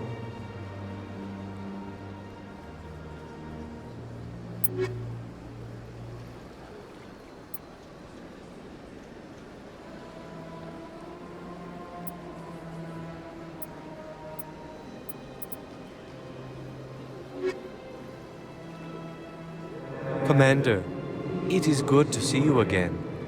Would you care to see some of its fantastic items today? Show me your items. Oh, this one is pleased to do so, human. You will not be disappointed.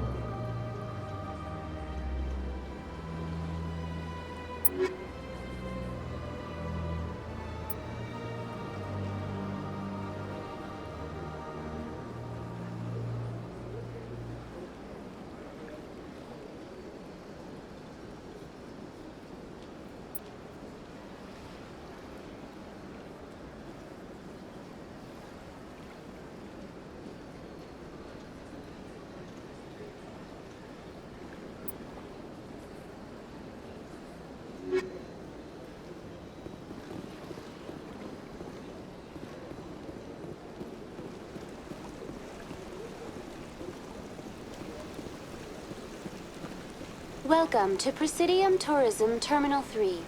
Here in the financial district, a number of businesses offer various goods and services to their exclusive clientele. The statue you see before you was commissioned to honor the Krogan soldiers who gave their lives to protect Citadel space during the Rachni Wars. In the aftermath of the Krogan rebellions, several embassies petitioned to have the statue removed. However, this motion was eventually quashed by the Council. Why did the Council fight so hard to keep the statue? The Krogan were instrumental in saving the galaxy from the Rachni threat. The Council believed this historical fact should not be forgotten. The Council also hoped that preserving the memorial would improve diplomatic relations with the Krogan and bring about a peaceful resolution to the rebellions. Unfortunately, the Krogan refused to negotiate and only surrendered after their population and homeworlds had been ravaged by the Turians. Sounds like they got what they deserved. I am sorry, but a value judgment of that nature goes beyond my programming. Tell me more about the Krogan rebellions. In recognition of their efforts during the Rachni Wars, the Krogan were granted several new colony worlds by the Council. Over the next 400 years, the Krogan species began to expand. Blessed with an extremely high birth rate, their numbers began to swell. Faced with a critical overpopulation crisis, the Krogan started a violent colonization of nearby worlds inhabited by other Council species. The Krogan rebellions had begun. For a full century, the Council and its member species fought to bring the Krogan under control. With the aid of the newly discovered Turian Empire, they were ultimately successful. You needed the Krogan to stop the Rachni, then you needed the Turians to stop the Krogan. So who's gonna stop the Turians? I am sorry, but that question is beyond my programming parameters. The Turians are members of the Citadel Council. They are not a threat to galactic peace. What were the Rachni Wars? Nearly 2,200 years ago, explorers seeking to expand Citadel space opened up mass relays leading to systems controlled by the Rachni. A highly intelligent and aggressive insect race, the Rachni unleashed a war of conquest against the rest of the galaxy that lasted for nearly 3 centuries. The emergence of the Krogan finally turned the tide in favor of the Citadel species. Krogan forces provided the numbers necessary to halt the Rachni advance and drive them back. The Krogan then pursued their retreating fleets. Able to survive the harsh environments of the Rachni homeworlds, the Krogan hunted their enemy to extinction. Was it really necessary to wipe them out? I am sorry, but a value judgment of that nature goes beyond my programming. That's all for now. Thank you for using Avina. Have a pleasant day.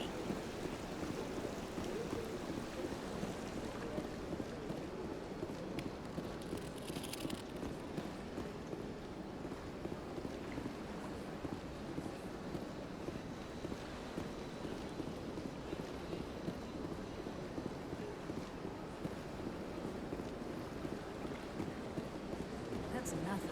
I've had my office rearranged 5 times now. 5 times.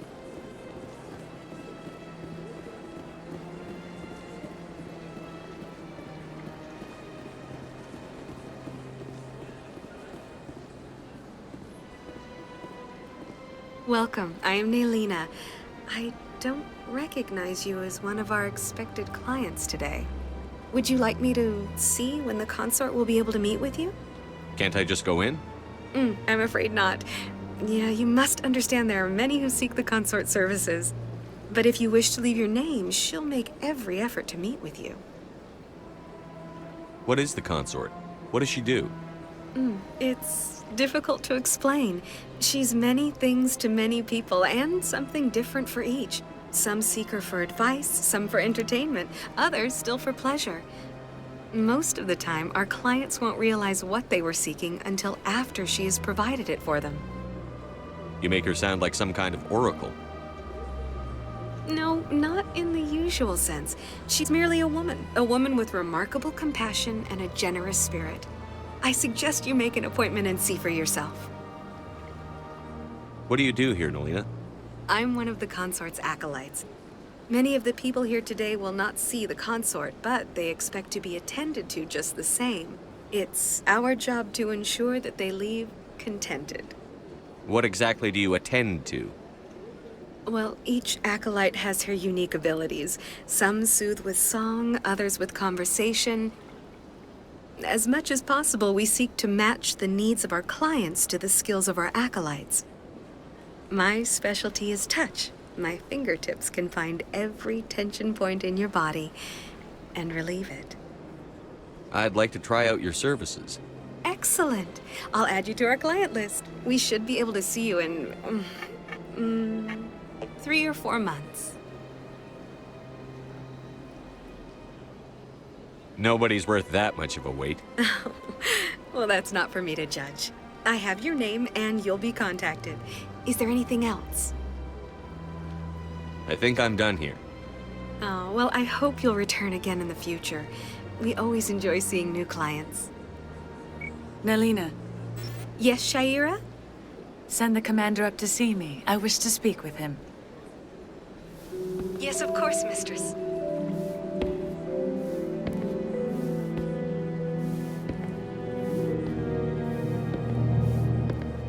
Huh.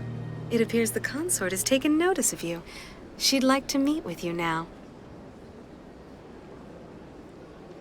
What does she want to see me for? I don't know. You'll have to ask her yourself. Just head upstairs. She'll be waiting for you.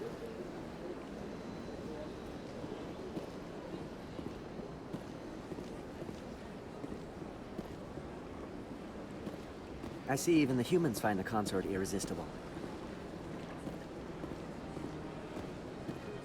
This is my first time. I can't believe I didn't come sooner. Welcome. It is a pleasure to see you. You're with the Alliance? My brother's a private back on Earth.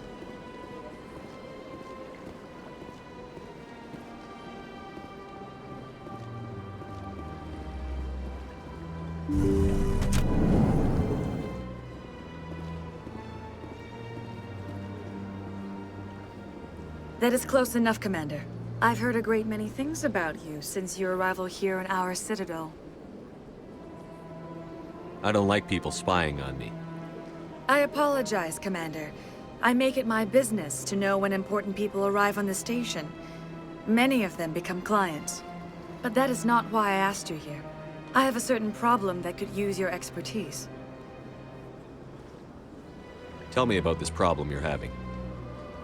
I have a friend, Septimus, a retired Turian general. I won't discuss the details, but he wanted me to be more than I could be. We had a falling out. Now he spends his days in Korra's den, drinking and spreading lies about me. If you would speak to him as a fellow soldier, I believe he will listen to you and let the matter be. What happened between you? I respect his privacy too much to go into the details. If he wishes to tell you what happened, that is his prerogative. I don't make any promises, but I'll see what I can do. Thank you, Commander. That is all I can ask. Appeal to his sense of honor. Remind him of his position as a general. If you can convince him to stop spreading lies about me, I would be very grateful. Now I must ask you to take your leave. I have many clients waiting to see me. Please, Commander. I ask that you return to me only after you have spoken with Septimus.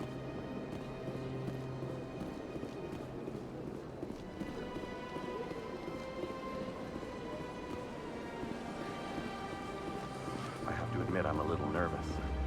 That's understandable. Many are a little unsure what to expect the first time.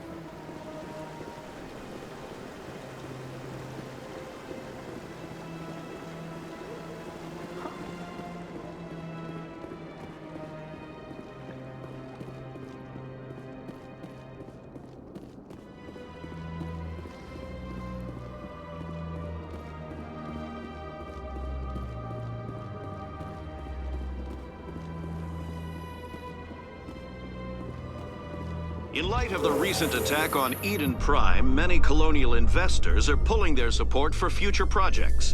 Proponents of expanded human colonization insist that Eden Prime was an isolated case. Nevertheless, colonist enrollment has dropped sharply. Many colonial proposals are on hold until backers have some reassurance that human colonies will be adequately protected.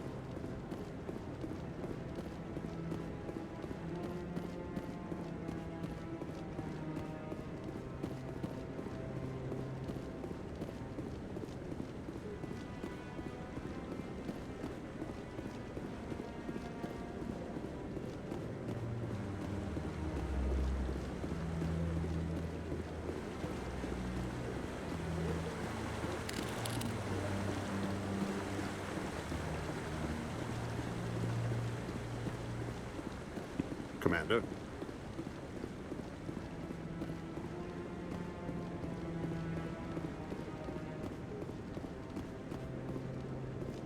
Interesting.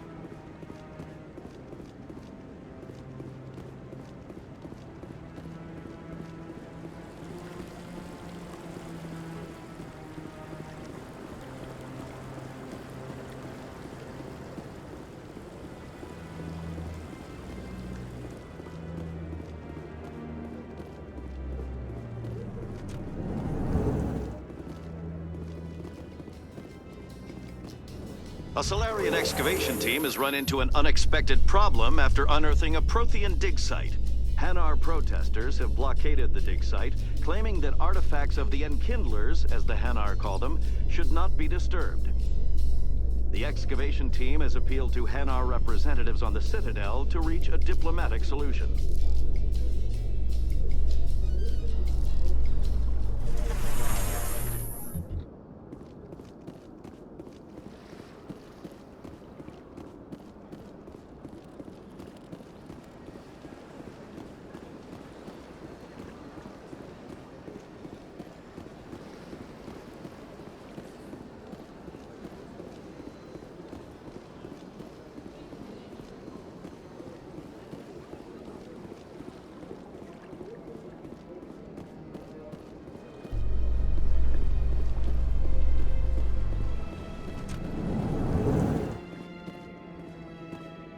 Binary Helix has settled out of court with a Krogan group that had accused the Genetics Corporation of fraud.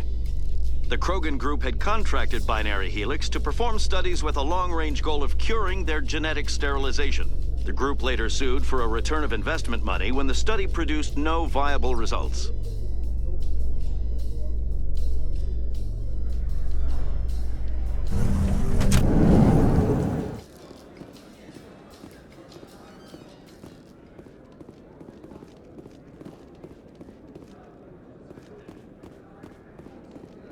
Do you really think we'll find him down here? He always stops in for a few games of Quasar before he makes his drop. Fist is gonna be pissed if we take down his supplier. That's the point. We want him angry. Angry people make mistakes. There's just something about Fist that makes me nervous. Good.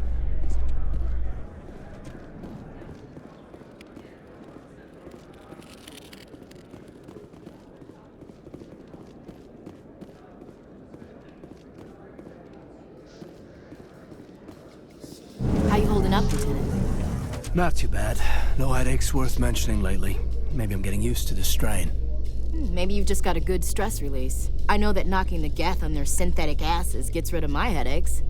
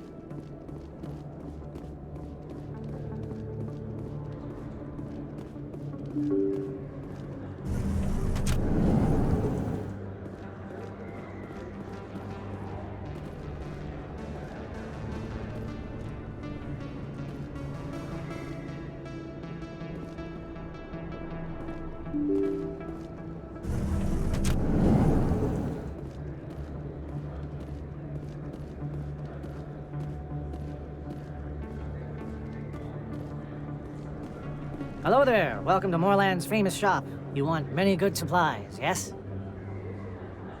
Let me see what you have. Oh, you will be pleased, I think. Very good things I have. You will see.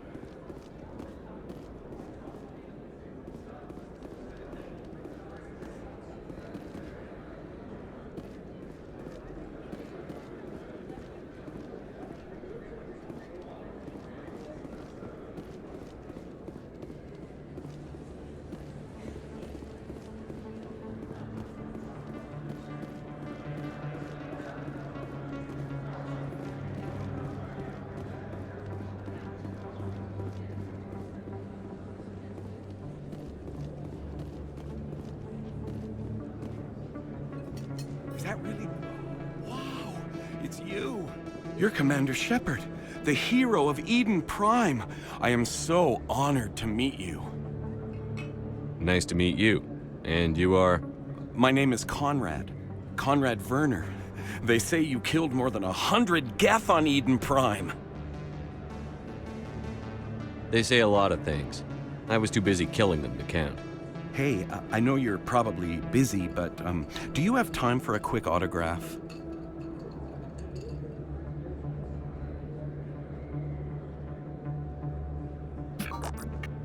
Here you go.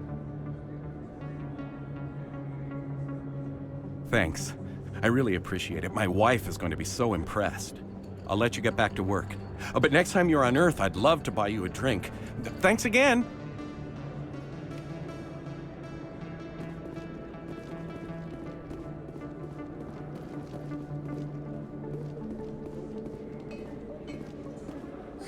Hello, Earth Clan. No doubt you've just come back from the colonies. Will you be needing supplies? What colonies are you talking about? Oh, my mistake, Earth Clan.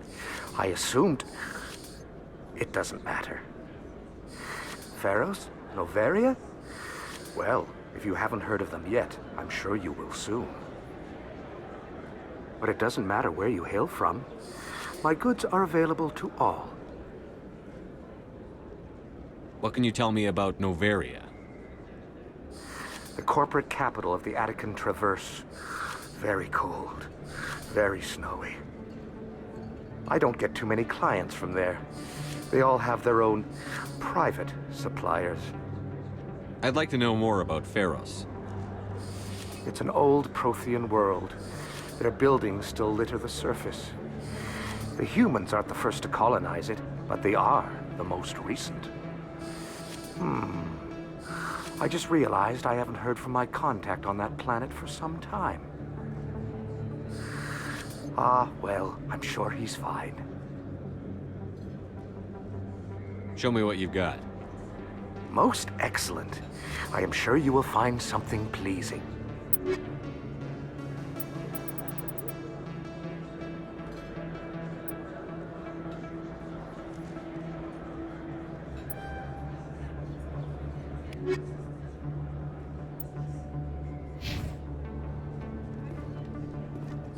Best place on this ward to buy upgrades.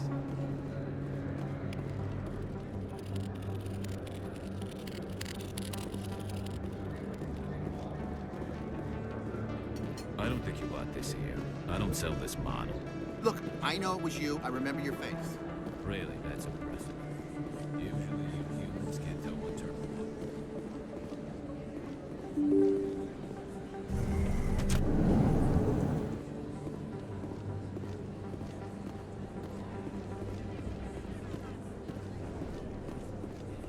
Commander Shepard? Excuse me, Commander... I'm Emily Wong. I'm an investigative journalist working here on the Citadel. Could I have a moment of your time? What do you need? I've been hunting for evidence of corruption and organized crime on the Citadel, but there are places I can't go. I was hoping you might share anything you find during your own investigation. I can make it worth your time. You've got to have access to better sources. Why contact me? I'm using every source I can find, but I think I've got a better shot with you. According to your file, you survived back on Akuz when everyone else in your squad got killed. If anyone can find the worst elements of the Citadel and live to tell about it, it's you. How do you know that my investigation is going to uncover anything you need? You wouldn't be investigating if it weren't big. And if it's big, it's something I'd like to hear about. How do you know I'm investigating anything here on the Citadel? I'm a good journalist, Commander Shepard. Word gets around. No promises. But if I find anything relating to your case, I'll inform you. Thank you, Commander. You won't regret it.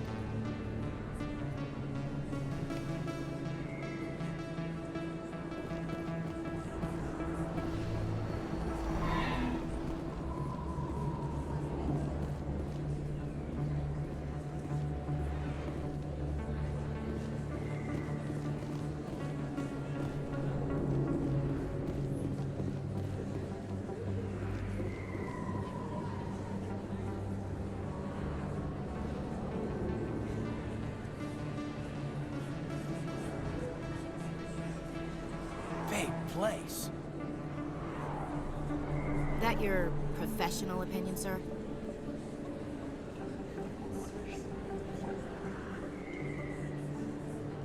This isn't a station. It's a city. There must be millions here. It can't be possible to track everyone coming and going. This makes Jump Zero look like a porta-john, and it's the largest deep space station the Alliance has. Jump Zero is big, but this is a whole nother scale. Look at the ward arms. How do they keep all that mass from flying apart? No wonder the Council treats us like outsiders. We'd be just another drop in a bucket they already can't carry.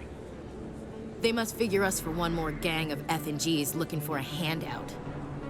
I doubt it's personal. It's gotta be a balancing act, like every other government. All right, secure the chatter. We're all FNGs here, but we don't need to make it obvious. Aye, aye, Commander.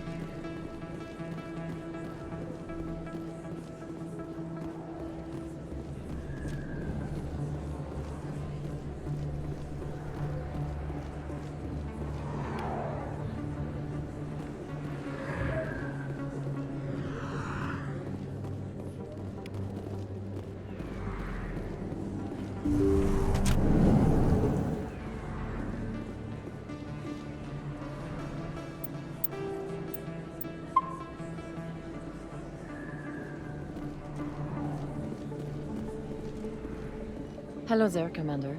I'm Dr. Claude Michel. Is there something I can do for you? Let me take a look at what you have for sale. Of course.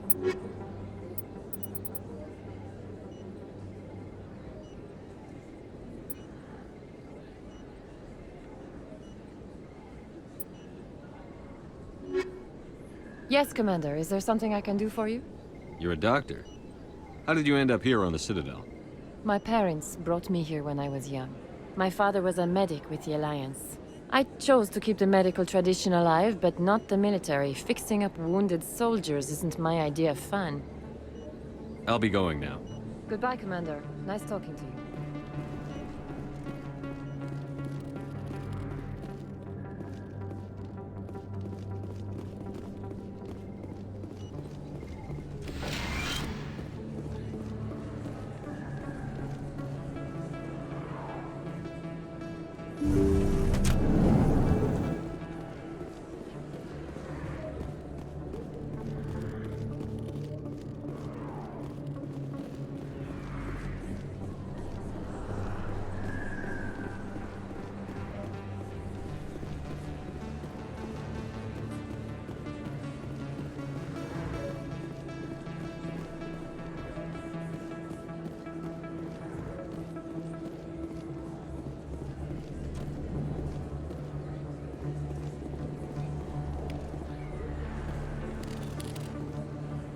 Hey, I know you. You're Shepard, right? I saw the monument at Akuz. They got a whole section about you there. It's a miracle you survived. Looks like you have a fan. I'm sorry, I just never thought I'd meet someone like you in person. My name's Lang, Officer Eddie Lang, Citadel Security. It's an honor to meet you, Commander. What are you doing down here in the wards? Anything I can help you with? Why'd you join Citadel Security? I don't know. Seemed like the right thing to do, you know? Maybe it's in my blood. My grandfather was a cop back on Earth. It's kind of what CSEC is. Police for the Citadel. I'm still pretty new at it, but I like it so far. Way more interesting than staying back on Earth. You get to meet all kinds of cool aliens, like those Hanar. Wild. Plus, CSEC gets a lot of respect here. We uphold the law. People, even aliens, appreciate that. Do you know a CSEC officer named Harkin? I shouldn't really say too much. He's been on the force a lot longer than me. But I've heard things, you know? Drinking on the job, taking bribes, that kind of thing. Rumors mostly, but they suspended him, so some of it must be true. How do you like working here on the Citadel? This place is amazing. I've been here almost a year, and I still haven't seen a tenth of it. The Presidium's just so beautiful. Good place to go and relax.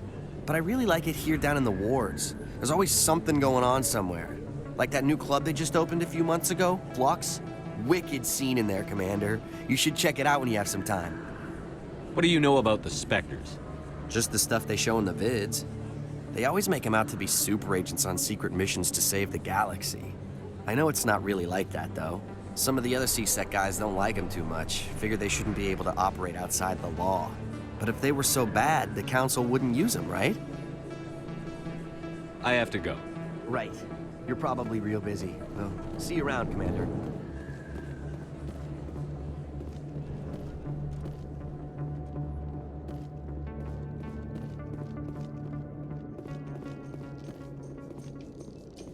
In remembrance of Eden Prime, we present another profile in courage with serviceman Nirali Bhatia. A devoted wife and talented chef, Serviceman Bhatia joined the Alliance military under the Deferred Education Plan. After finishing her service, Bhatia planned to open a restaurant. Instead, she gave her life protecting the colonists of Eden Prime. For more profiles in courage, or to explore opportunities in the military, please visit the Alliance military on the extranet. Keyword, courage.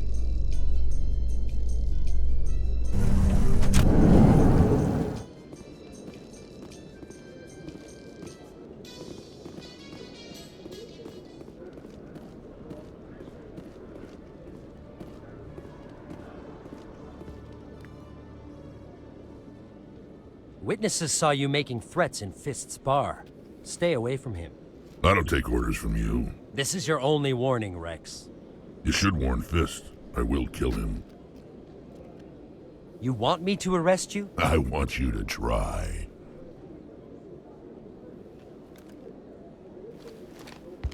Go on. Get out of here. Yes, human.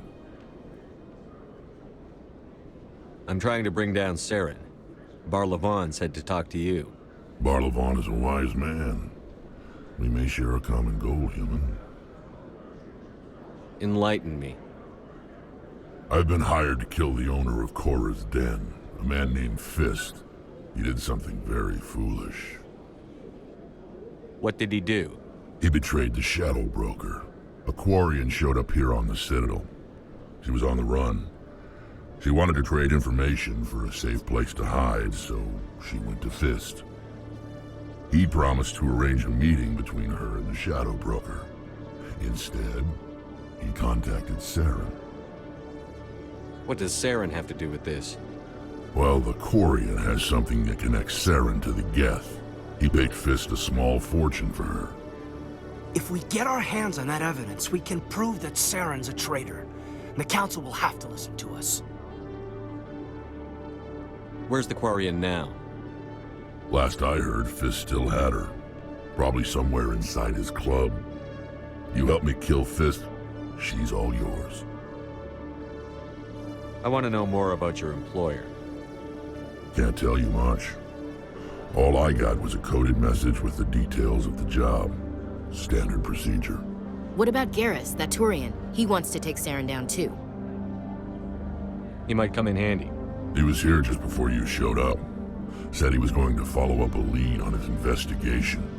Wanted to speak to the doctor at the med clinic. Move out.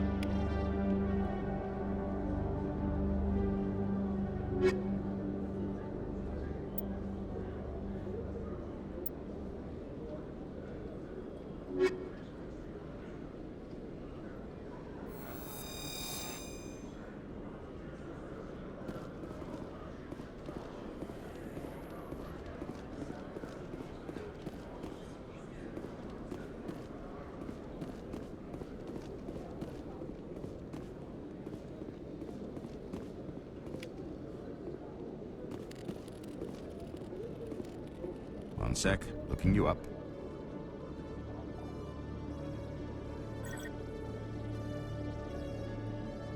Commander Shepard, here with the Alliance military. First time on the Citadel, that about right? How do you know who I am? I'm the CSEC requisitions officer. I need to make sure our buyers are authorized. So, will you be purchasing anything today, Commander Shepard? Show me what you've got. Excellent. I hope you find what you're looking for.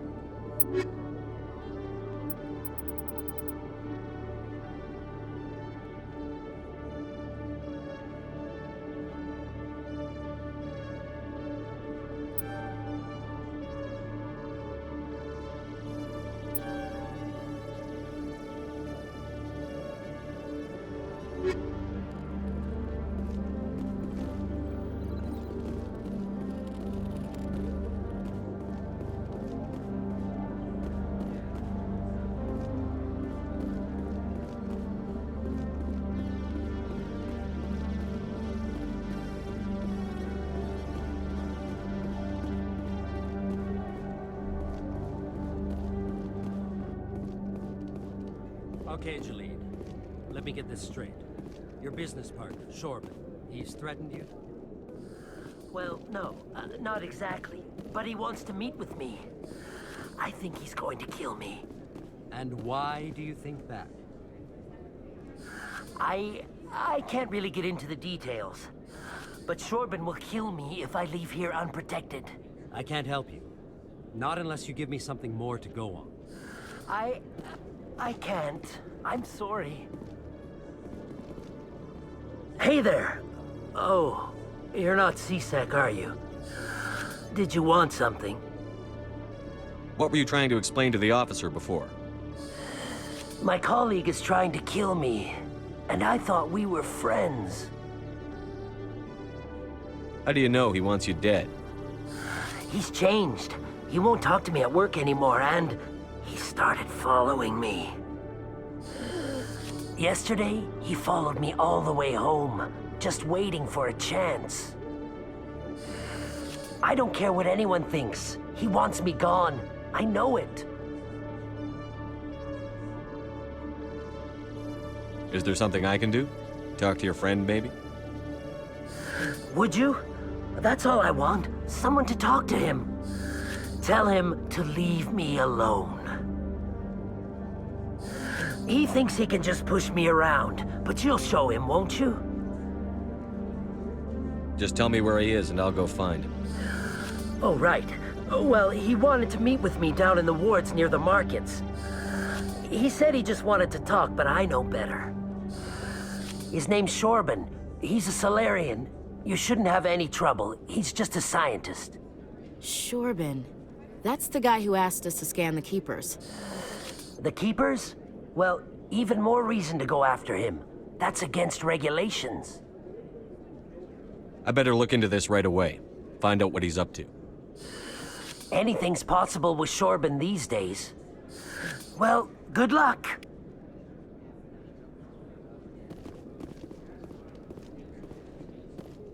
Hello, Commander.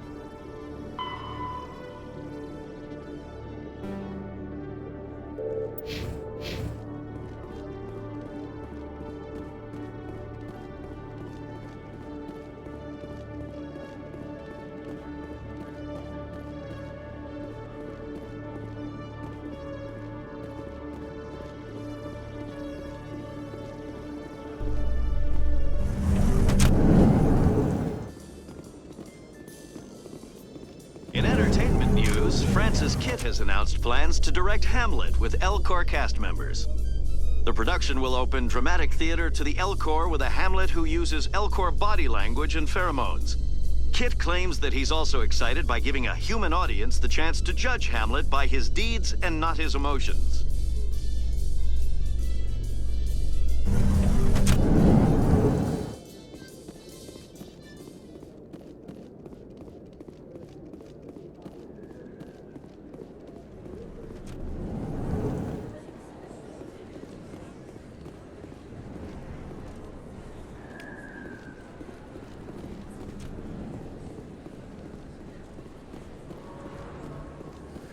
Don't kid yourself. It's even bigger than it looks.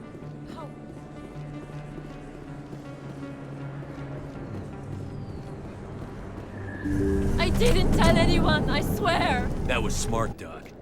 Now if Garrus comes around, you stay smart. Keep your mouth shut or we'll... Who are you? Let her go. Ah!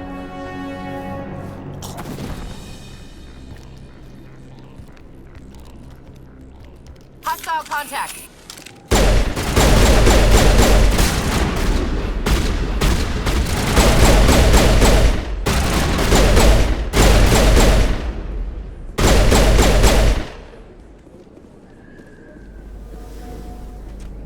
Perimeter Perfect timing, Shepard.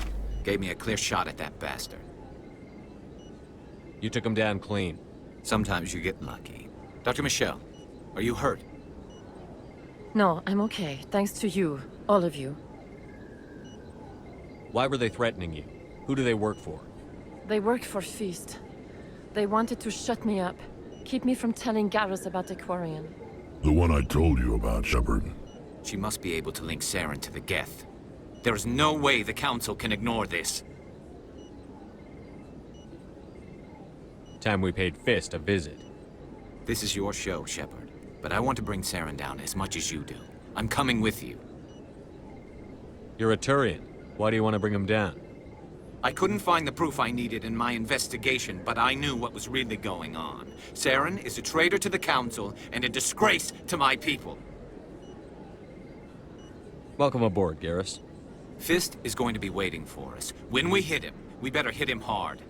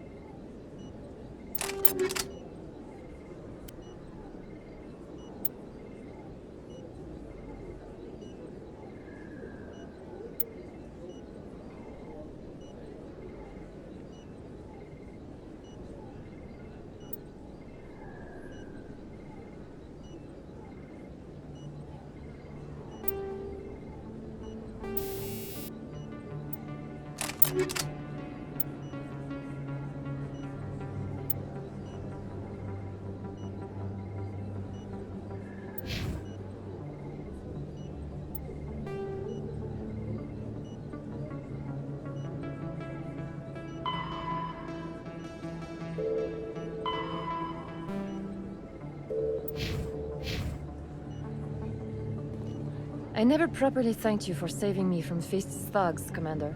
I don't know what would have happened if you hadn't been there. I'm just glad you weren't hurt. Me too.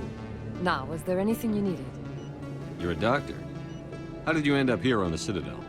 My parents brought me here when I was young. My father was a medic with the Alliance. I chose to keep the medical tradition alive, but not the military. Fixing up wounded soldiers isn't my idea of fun. I'll be going now. Goodbye, Commander. Nice talking to you.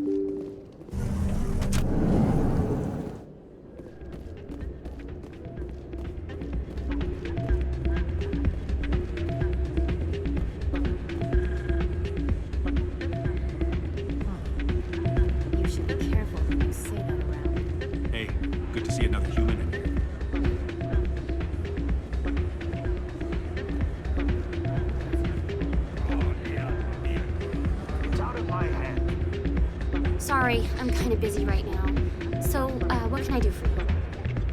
What were you discussing with the Volus? Who, Doran? Oh, I was just asking him about my sister. See, she worked for Doran before she left to... Ugh, sorry. I don't want to bore you with my problems. I'm interested to hear what you have to say. Well, okay. My sister Jenna left here to go work at Cora's Den. The problem is, she's working as an informant for CSEC. You know, eavesdropping on the people there. If they find out what she's doing, they'll kill her. I assume CSEC is protecting her? They can't watch her all the time. I don't know. Sometimes I think she stays there just to spite me. Do you know who her contact at CSEC is? No, it's all very secret. Last time I asked an officer, he told me to stay out of it, for Jenna's safety. Maybe I can help her understand just how dangerous Cora's Den is. Would you? That'd be great. Just don't tell her I sent you. Well, I should get back to work before I get in trouble. Thanks.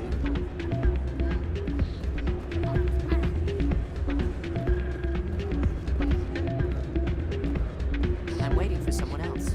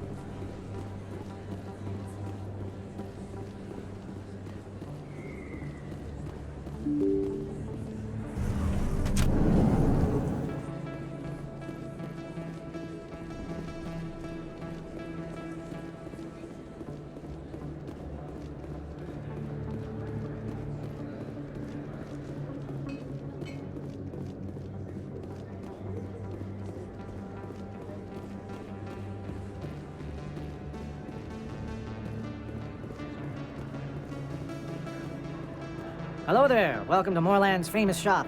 You want many good supplies, yes? Goodbye. Yes, all right then. Good tidings to you, human. Commander, I wasn't expecting to see you again. Is there something you want? Drop the act. I want to know what's going on, Shorban. I'm not sure what you're referring to. My experiments are... We're not buying it. Jalid told us you've been after him. You spoke with Jalid? Then you know about the data? No, but you're gonna tell me. Everything. You boys can go.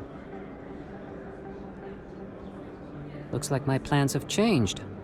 It's not as bad as you think, Commander. Jalid and I just got a little over our heads. Keep talking. The company we work for developed an experimental procedure for use in medical scanners. Jalid and I saw even more potential, so we stole the plans and secretly developed a tool to scan the Keepers. Can you imagine? A tool that can actually get readings from the Keepers? What's so special about that? The Keepers are almost impossible to scan, and you can't capture them or get samples. They just self-destruct. After centuries here, we still don't know anything about them. Don't you see? We were the first to scan them, ever. You've seen it yourself, Commander. You know we can do it. That doesn't explain why you're trying to kill your partner. I'm not trying to kill him. Jalid's job was to disseminate our initial findings. But he decided to keep the data for himself. Maybe to sell it. I don't know. I should kill both of you idiots. We lost our heads. We just couldn't let an opportunity like this pass us by. Commander, if you'll just continue gathering data for me, imagine what we might learn. And you'll stand to make a bit of a profit yourself, remember? I suppose a little scanning here and there won't hurt anyone? Very good. Maybe if you wouldn't mind speaking with Jalid. The data you're gathering for me is useless if Jalid won't help me analyze it. If I have time, I'll talk to him. Thank you. And happy scanning, Commander.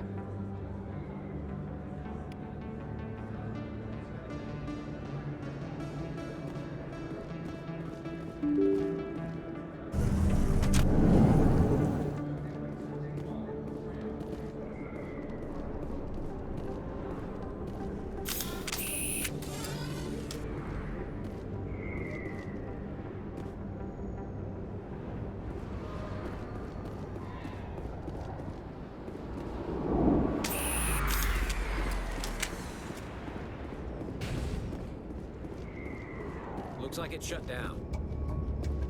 Fist knows we're coming.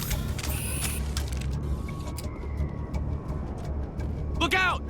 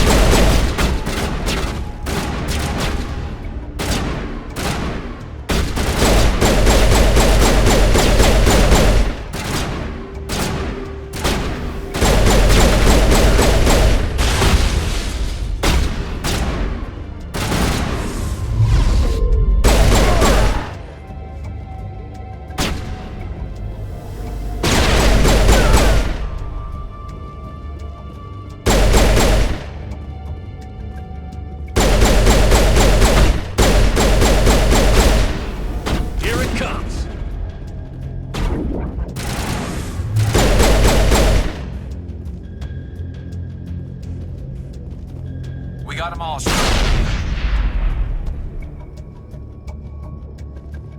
Area secured.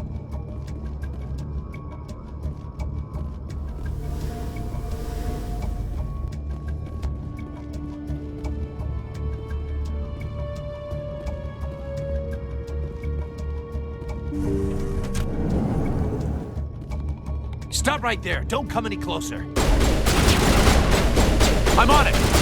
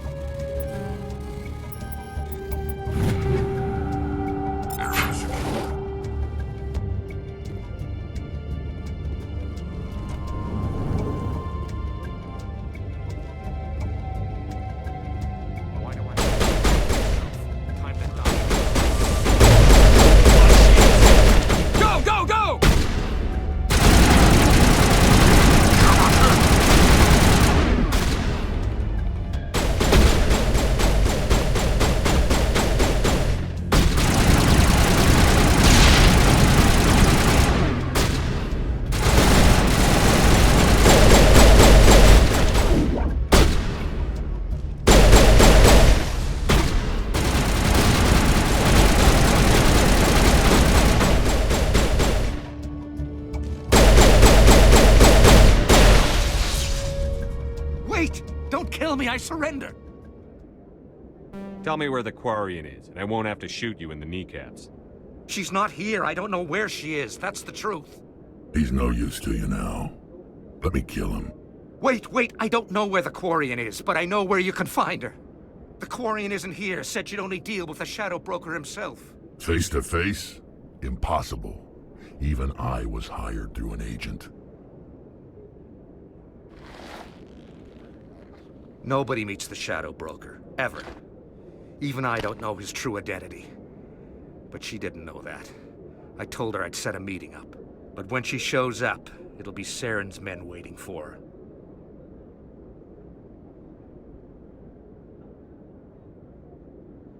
Tell me where that meeting is before I blow your lying head off. Here on the wards, the back alley by the markets. She's supposed to meet them right now. You can make it if you hurry.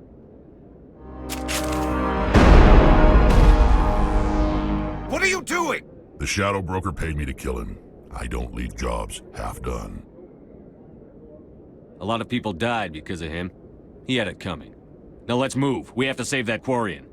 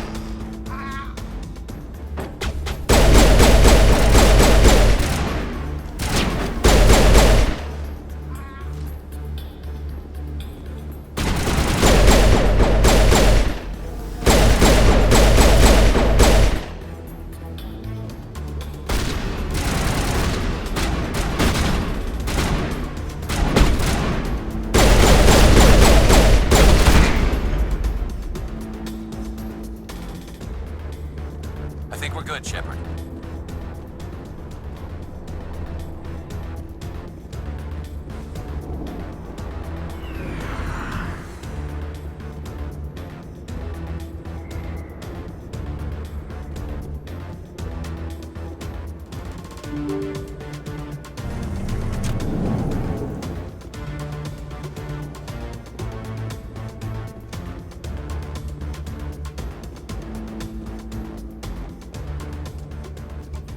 Did you bring it? Where's the Shadow Broker? Where's Fist? They'll be here. Where's the evidence? No way. The deal's off.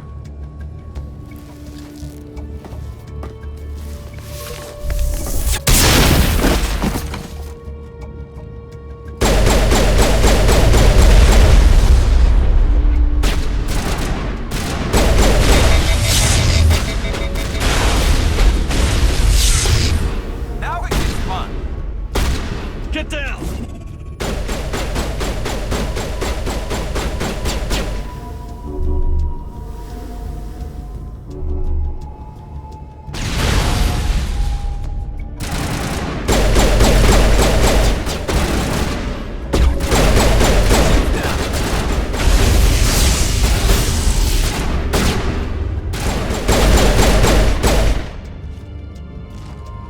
Fist set me up. I knew I couldn't trust him. Don't worry about Fist. He got what was coming to him. Then I guess there are two things I need to thank you for. Who are you? My name's Shepard. I'm looking for evidence to prove Saren's a traitor. Then I have a chance to repay you for saving my life. But not here. We need to go somewhere safe. We could take her to the human embassy. Your ambassador will want to see this anyway.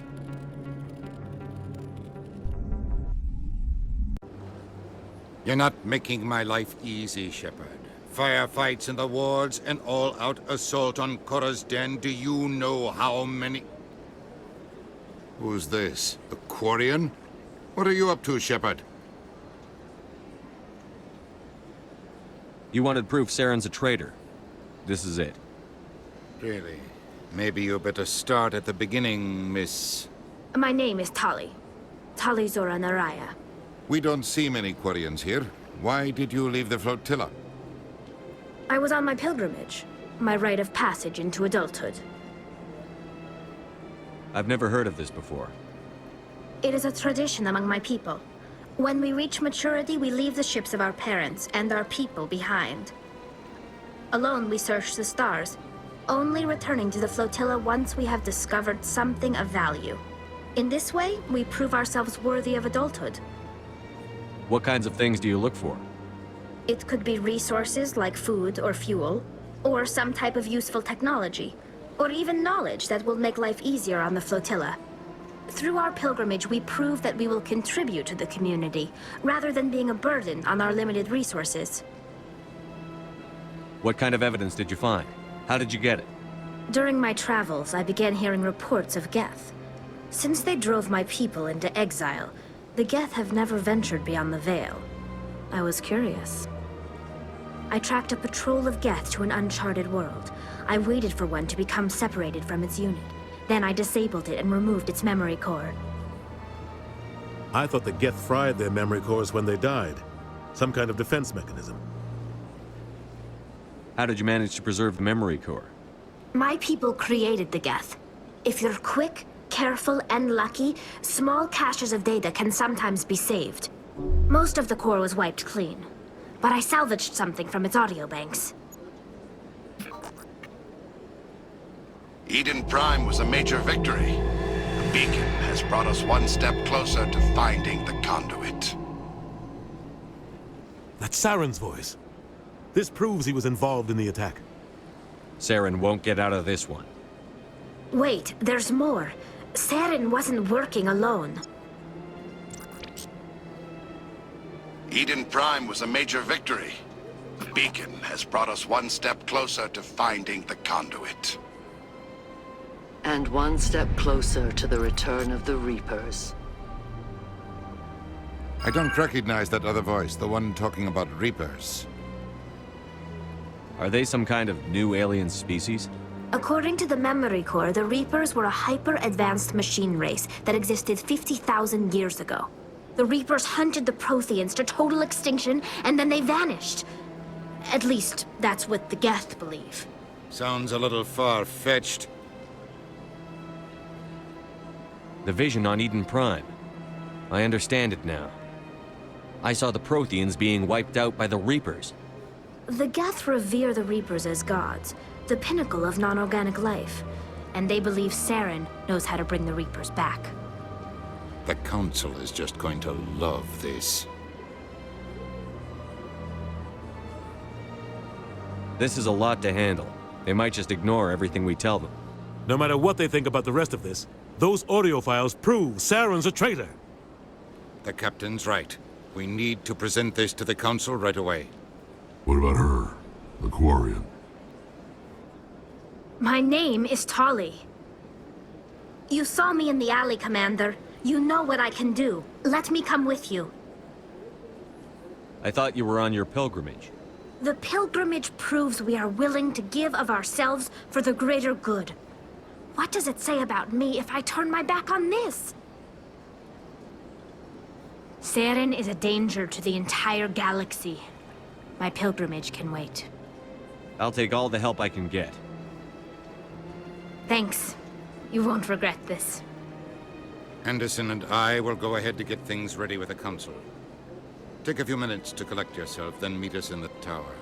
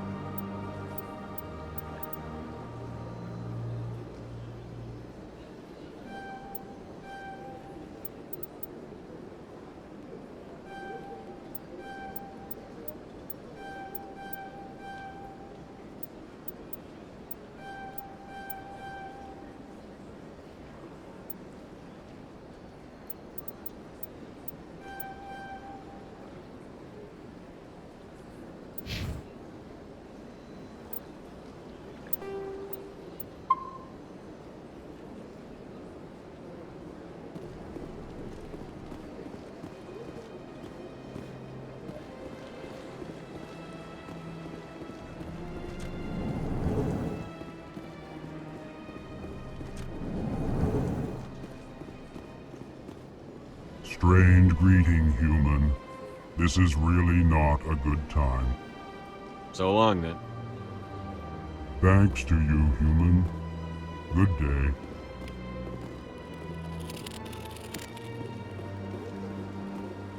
Strange greeting, human. This is really not a good time. You seem distressed. Is there something I can do to help? Alarmed response. You overheard that, did you? This is all going so wrong.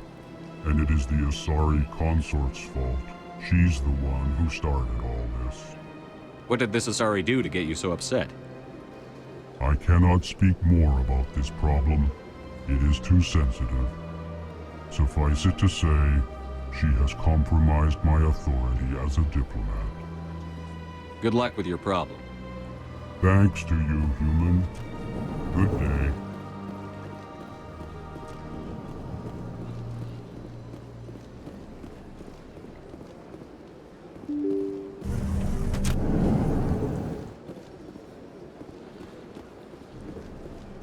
Excuse me, Commander Shepard. Could you spare a moment of your time?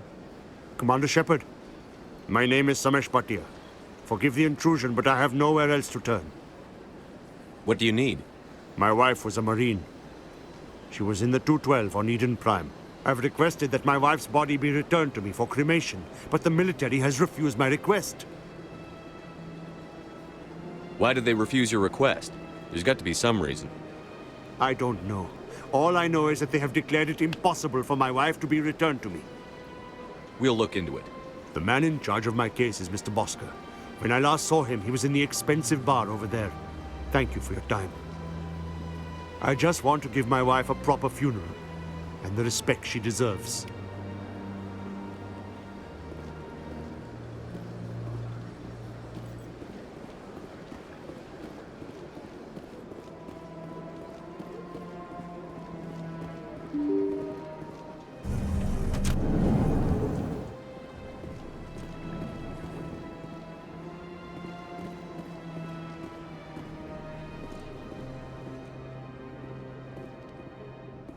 I can't believe I landed a job here. This place is fantastic. Human, delighted, welcome. It is good to meet you.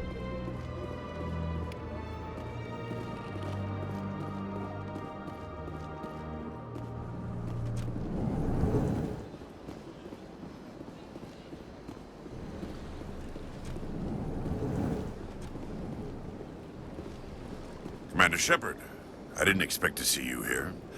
Did Ambassador Udina send you? Have we met before? No, but I know you well enough.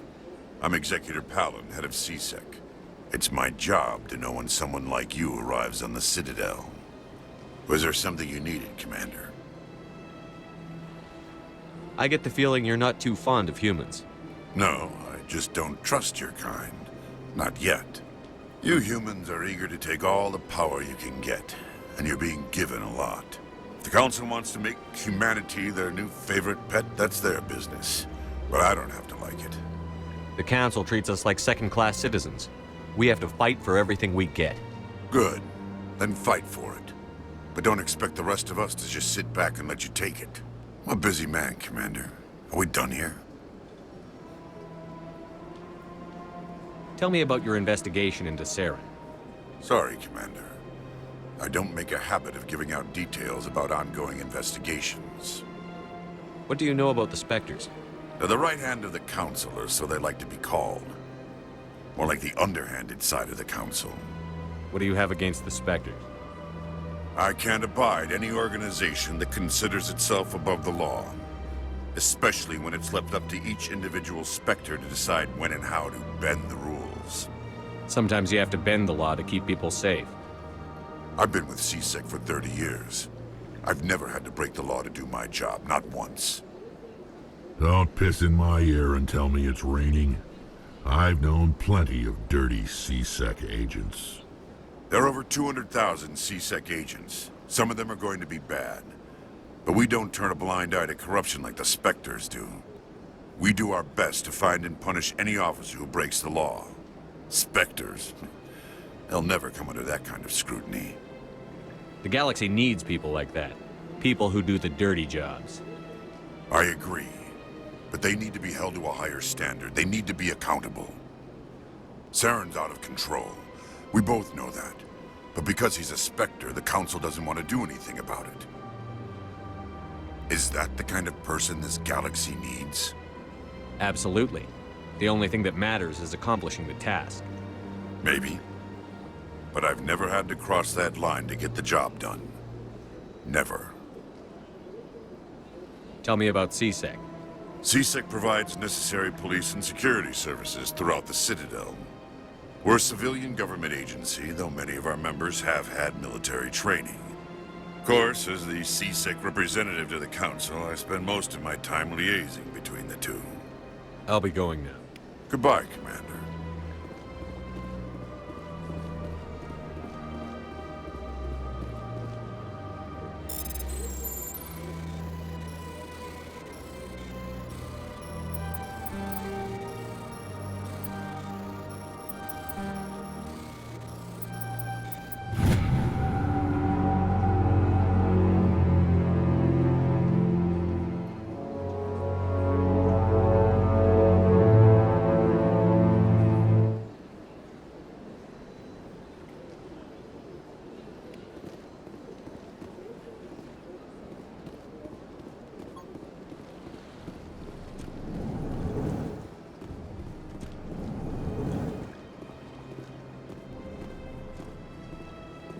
This place seems strange. I wish there were more humans around.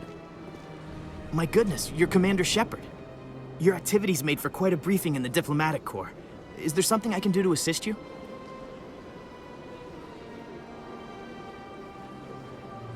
I'm here on behalf of Samesh Bhatia for his wife, Nirali.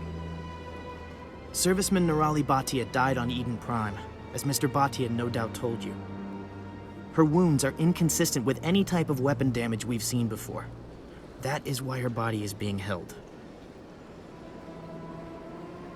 You're studying her injuries to learn more about Geth weaponry.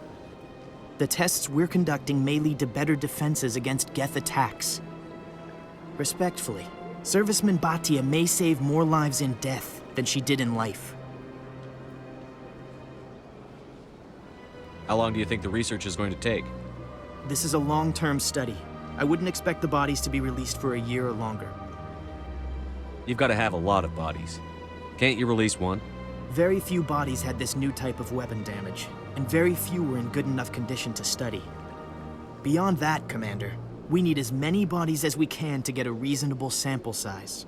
When will this research result in actual new technology? If we're lucky, we'll actually realize usable technology from this study in a few years. You know who and what I am. If I want Nirali Bhatia, I can get her. Commander, I don't think threats are necessary. Even if the body were here on the Citadel, would you really risk going in shooting to get it? The Marine's name was Nirali Bhatia.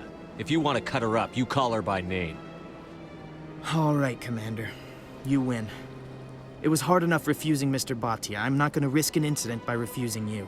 Tell Samesh that the body is being shipped back to Earth. I'll go now to see to it myself.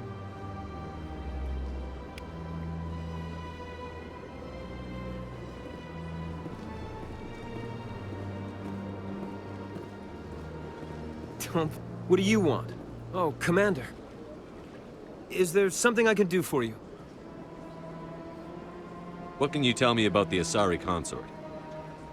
Well, she's an Asari who works here as... That is, she helps people with things. You've never been, have you, boy? No, I never did. I couldn't afford it. It costs half a year's credits just to go in and talk to her. Can you at least tell me where I can find her? Sure. She's across the bridge from the embassies.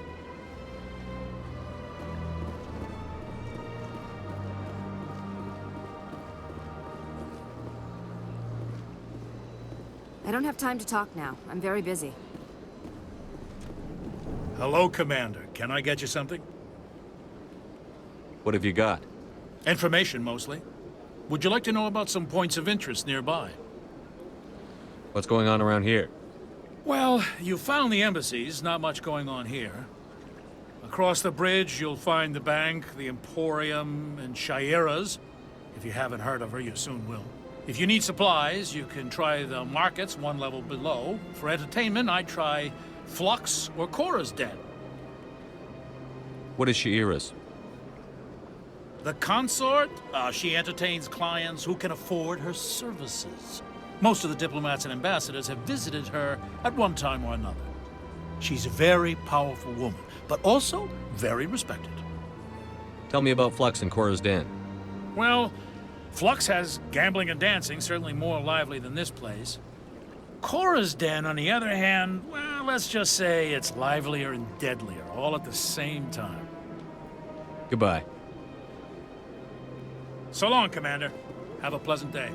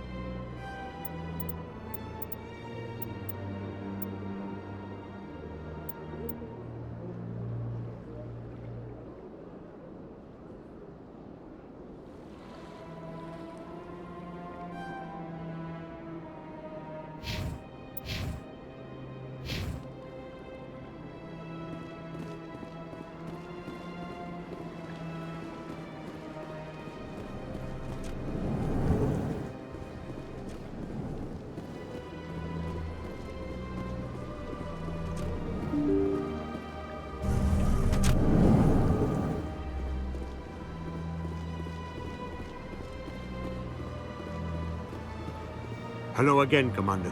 Has there been any word? Your wife is coming home, Mr. Bhatia. Thank you. I will return home and begin my preparations. It does not bring me happiness, but it may bring me peace. Goodbye, Commander.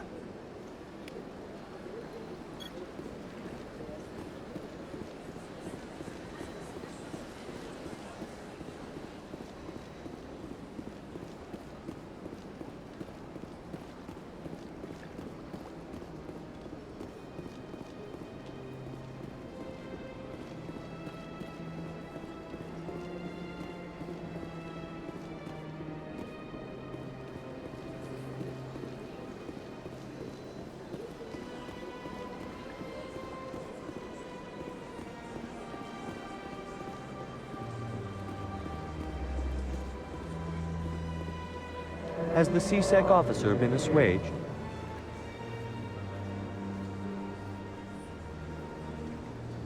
I'll keep working on it. This one will... Any progress with that Hanar? You're suppressing that Hanar's religious freedom. I want you to stop.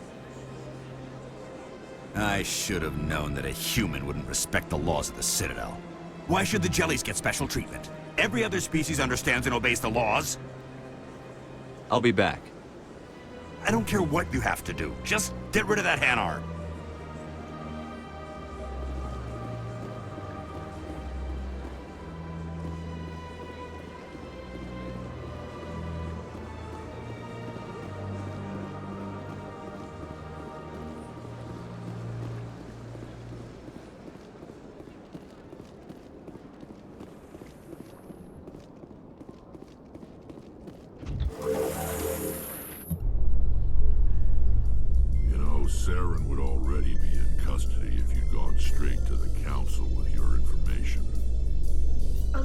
Quarian with no credentials, the Council would laugh me out of the chambers. That is, if Saren hadn't killed me by then.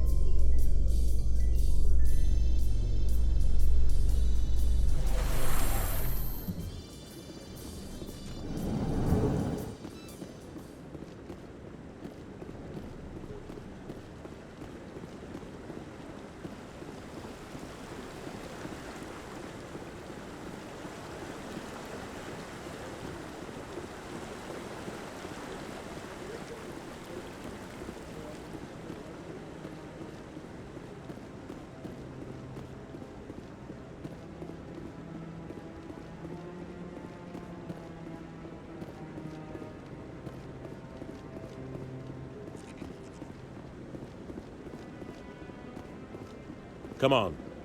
Udina's presenting the Quarian's evidence to the Council. Eden Prime was a major victory. The beacon has brought us one step closer to finding the conduit. And one step closer to the return of the Reapers. You wanted proof? There it is. This evidence is irrefutable, Ambassador. Saren will be stripped of his Spectre status, and all efforts will be made to bring him in to answer for his crimes. I recognize the other voice, the one speaking with Saren.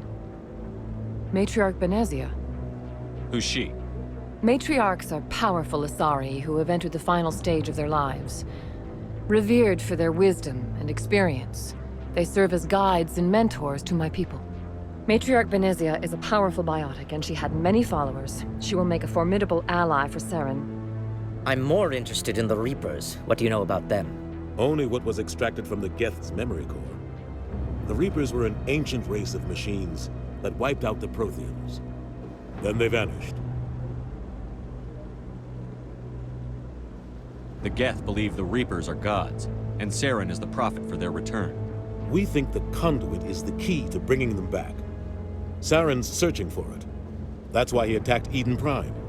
Do we even know what this conduit is? Saren thinks it can bring back the Reapers. That's bad enough. Listen to what you're saying.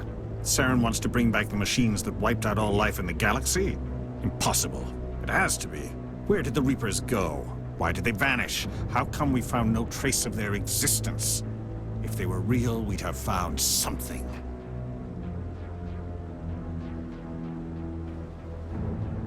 I tried to warn you about Saren, and you refused to face the truth. Don't make the same mistake again. This is different. You proved Saren betrayed the Council. We all agree he's using the Geth to search for the conduit, but we don't really know why. The Reapers are obviously just a myth, Commander. A convenient lie to cover Saren's true purpose. A legend he is using to bend the Geth to his will. 50,000 years ago, the Reapers wiped out all galactic civilization. If Saren finds the conduit, it will happen again. Saren is a rogue agent on the run for his life. He no longer has the rights or resources of a Spectre. The Council has stripped him of his position. That is not good enough. You know he's hiding somewhere in the Traverse. Send your fleet in! A fleet cannot track down one man. A Citadel fleet could secure the entire region, keep the Geth from attacking any more of our colonies. Or it could trigger a war with the Terminus systems. We won't be dragged into a galactic confrontation over a few dozen human colonies. I can take Saren down. The Commander's right. There is a way to stop Saren that doesn't require fleets or armies. No, it's too soon. Humanity is not ready for the responsibilities that come with joining the Spectres. I faced Saren on Eden Prime and exposed him for a traitor. I've proven myself.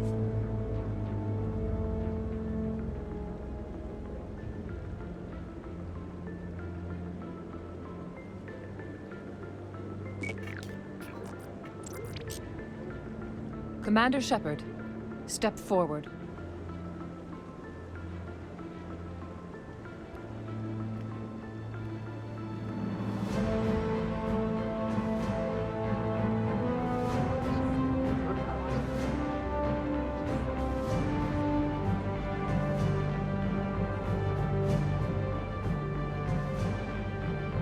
It is the decision of the Council that you be granted all the powers and privileges of the Special Tactics and Reconnaissance Branch of the Citadel. Spectres are not trained, but chosen. Individuals forged in the fire of service and battle. Those whose actions elevate them above the rank and file. Spectres are an ideal, a symbol, the embodiment of courage, determination, and self-reliance. They are the right hand of the Council, instruments of our will. Spectres bear a great burden. They are protectors of galactic peace, both our first and last line of defense. The safety of the galaxy is theirs to uphold. You are the first human Spectre, Commander. This is a great accomplishment for you and your entire species. What's my first mission? We're sending you into the Traverse after Saren. He's a fugitive from justice, so you are authorized to use any means necessary to apprehend or eliminate him. Any idea where to find him? We will forward any relevant files to Ambassador Udina. This meeting of the Council is adjourned.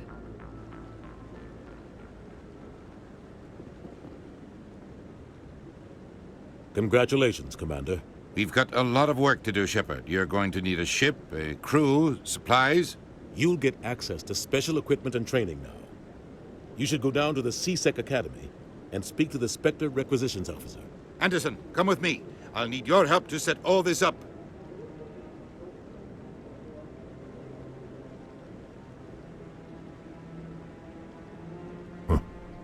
Bastard didn't even thank you. What do you expect from a politician? Come on. Right behind you, Shepard.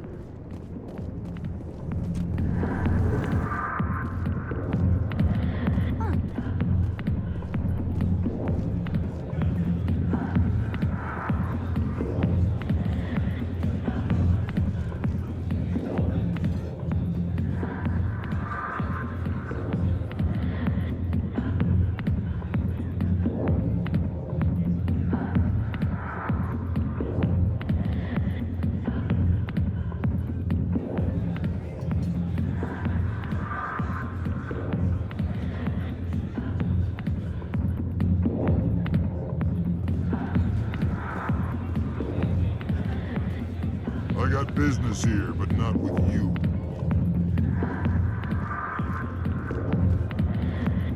Commander, what do you want? What's bothering you, General? I've seen a lot of horrible things in my days, and the There's only one woman in this damn galaxy that helps me forget it. This is the great Turian General. How did your kind ever defeat us? I may be drunk, Krogan, but you're ugly. Tomorrow I'll be sober. Unless you have a cure for this ache in my gut. Go away. Some general. What kind of example are you to your troops? The troops can kiss my leathery backside. All I wanted was to retire and be with her. Look, kid, I appreciate what you're trying to do, but don't waste your time.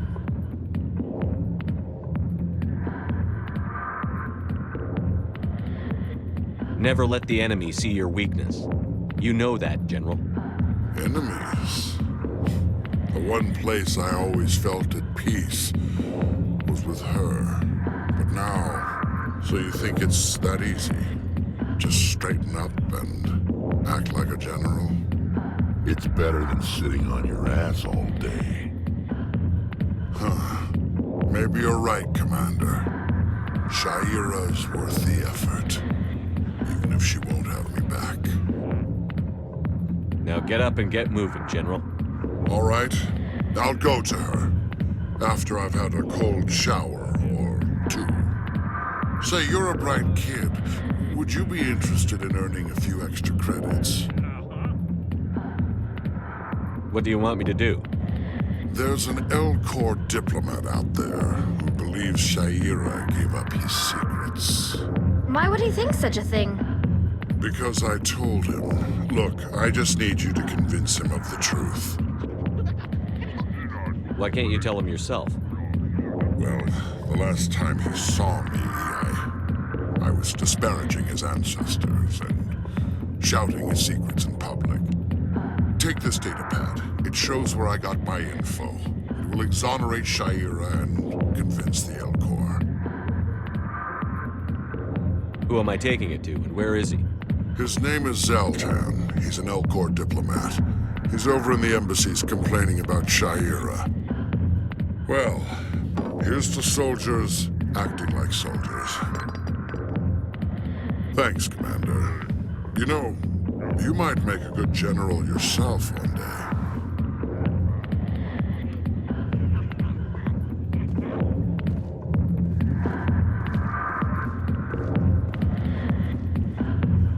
Hi, I'll be with you in just a sec. I need to talk to you about your work with CSEC. I don't know what you're talking about. Now, if you don't mind, I need to get back to my customers. This isn't a game, Jenna. These people are dangerous. Now you sound like my sister. Why is everyone so concerned about me? I can take care of myself. I need to go. I'm not a stripper. I don't get paid to stand around and look pretty. Tough girl.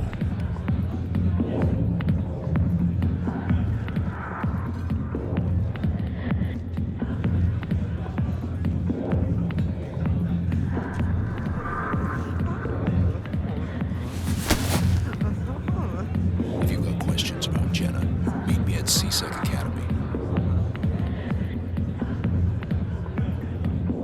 What did you just say? Push off. I never did nothing to you. Damn newcomers. Think they can run the place. What the hell was that about? I guess we'd better go find out.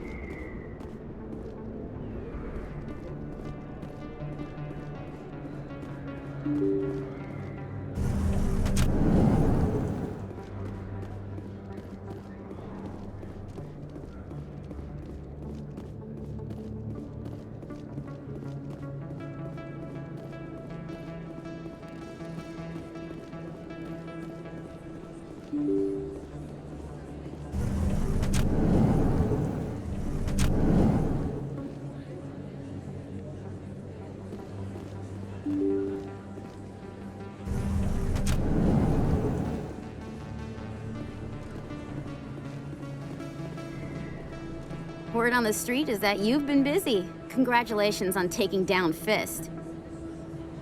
I was sure he was a big player in anything going on here. Did you find anything in his office that could help me? These OSDs might have the information you're looking for. You've got Fist's files? This could be even bigger than I'd hoped. Here, Commander, for your trouble.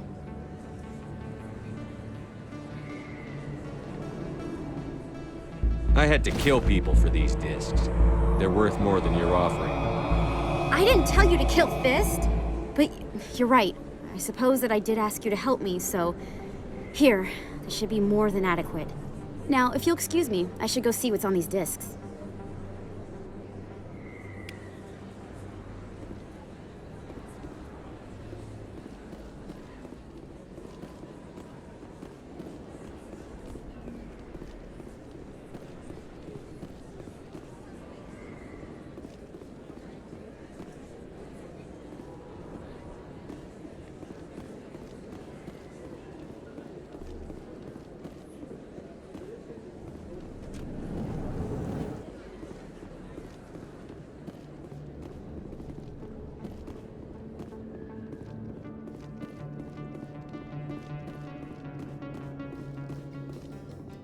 In other news, Exogeny Corp is still denying reports that one of their survey teams has gone missing in the Hades Gamma Cluster. When asked why communication with the survey team was suddenly cut off last week, company officials refused to comment.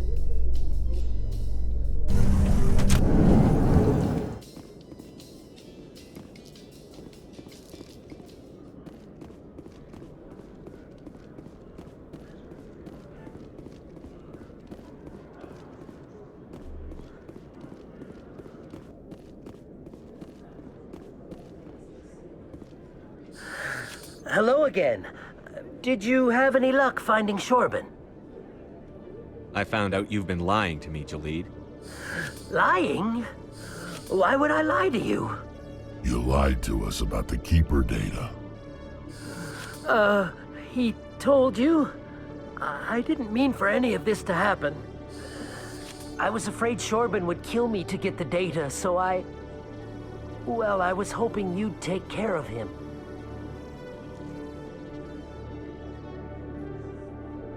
I'm scanning the Keepers for Shorben, but you two need to stop fighting. You're helping us? But, well, if you say so. Well, if Shorben can forgive and forget, then so can I. I appreciate the help, Commander. I better go get that data analyzed.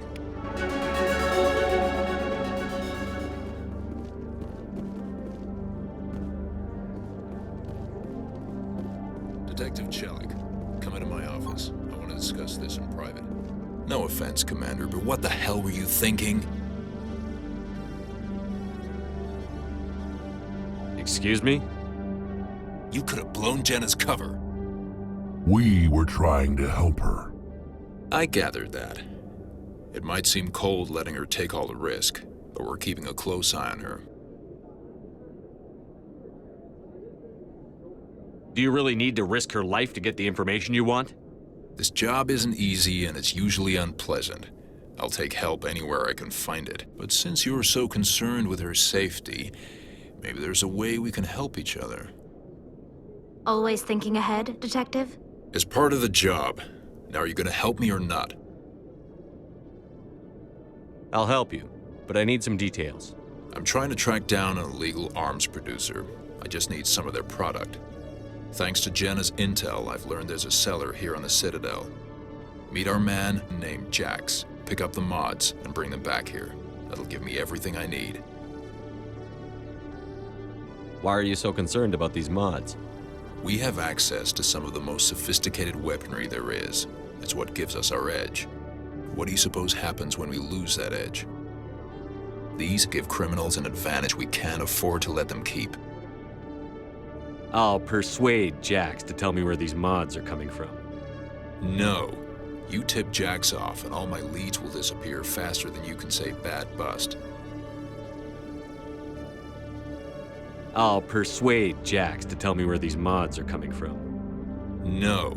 You tip Jax off and all my leads will disappear faster than you can say bad bust. Where can I find this, Jax? Jax is down in the lower level of the markets. I'll send word through our channels that you're the buyer. Good luck, Commander.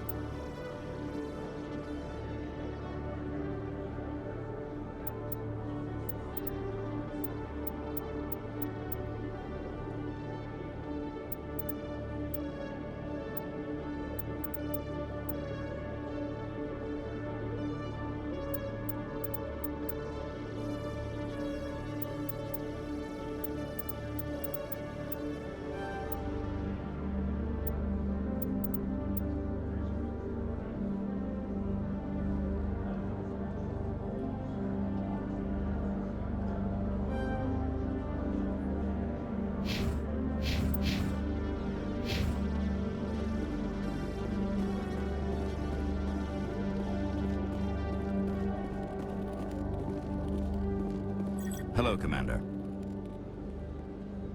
Show me what you've got. Sounds good. Just let me set you up. Oh, this must be a mistake. System's telling me to offer you our select stock. Spectre? Well, I'd heard about that, but I didn't realize it was you. Sorry, Commander. Just show me what you've got. I'll open the rare stocks for you, Commander. Enjoy.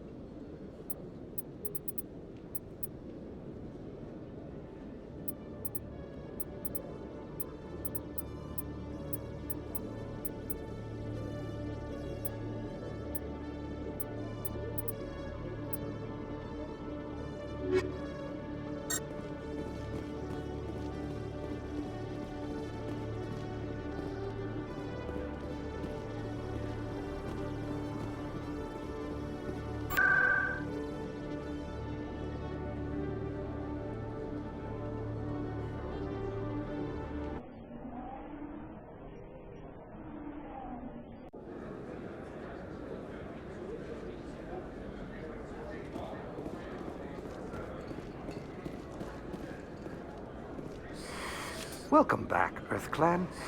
Will you be needing supplies for your return to the colonies? Show me what you've got. Most excellent. I am sure you will find something pleasing. Welcome back, Earth Clan. Will you be needing supplies for your return to the colonies? I think I'll be going. As you say, Earth Clan. Good day to you.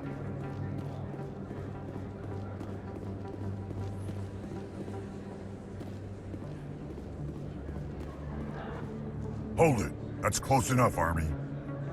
You got my payment?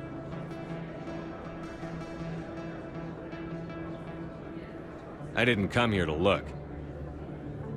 Show him the merchandise. That looks about right. Damn straight it is. These mods are the best on the market. Now hand over my credits.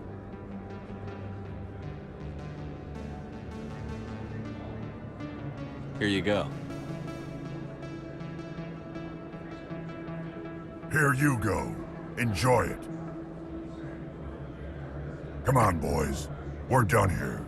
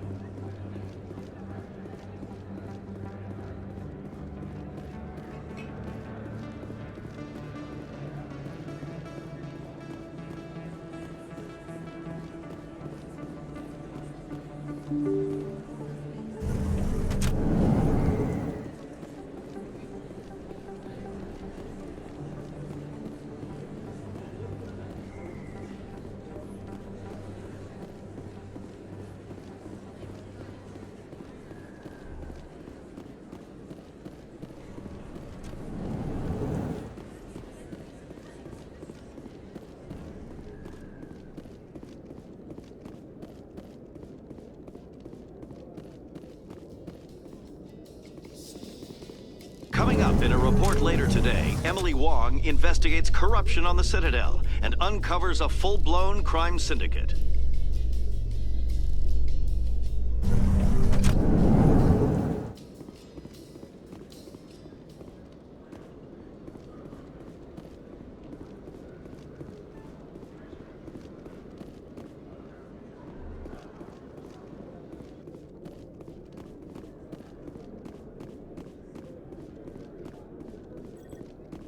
Commander, I hear you have something for me. Here's your shipment, Chelik. Excellent. This is everything I need. Maybe more than I need. Here, Commander, take this. I won't need it, and you've earned some payment for your work. As for Jenna, I'll make sure we get her out of Kor's den immediately. Now, I need to get these mods into evidence. Thanks again, Shepard.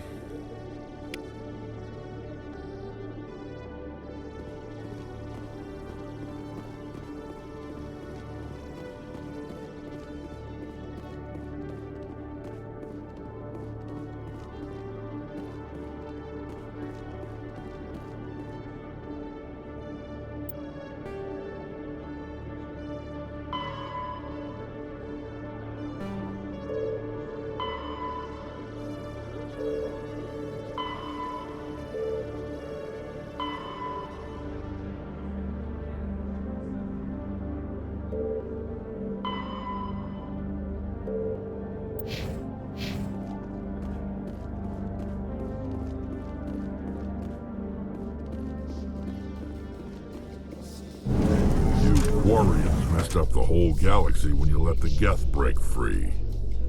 Do your people ever talk about it? Do the Krogan talk about starting a foolish war that resulted in the Turians sterilizing your people? All the time.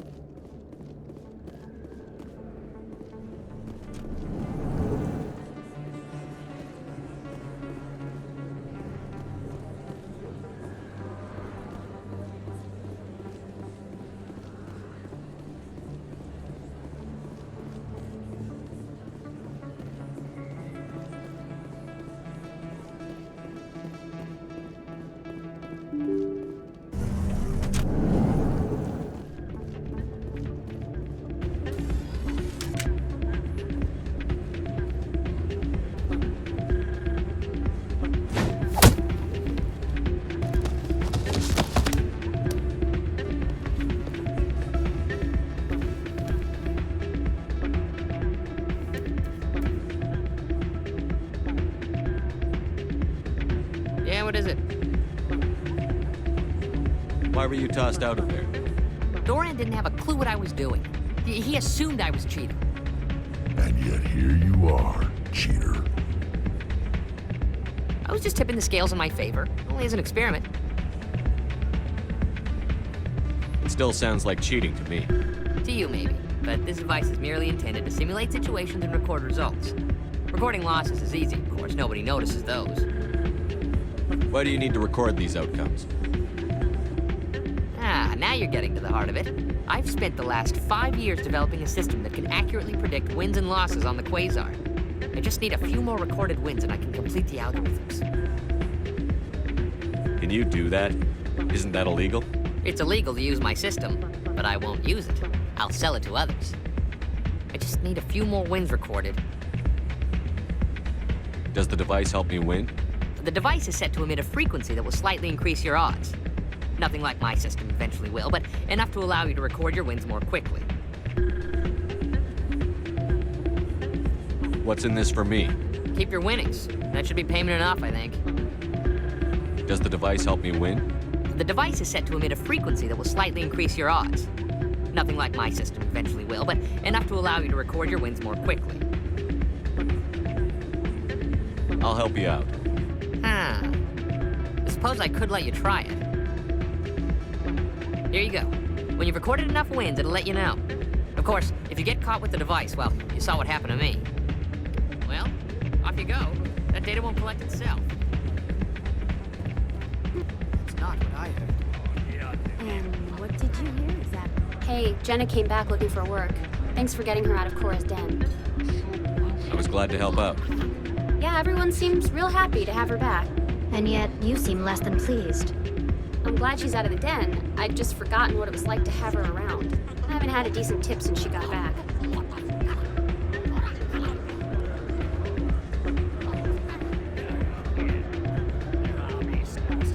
Hey there, welcome to Flux.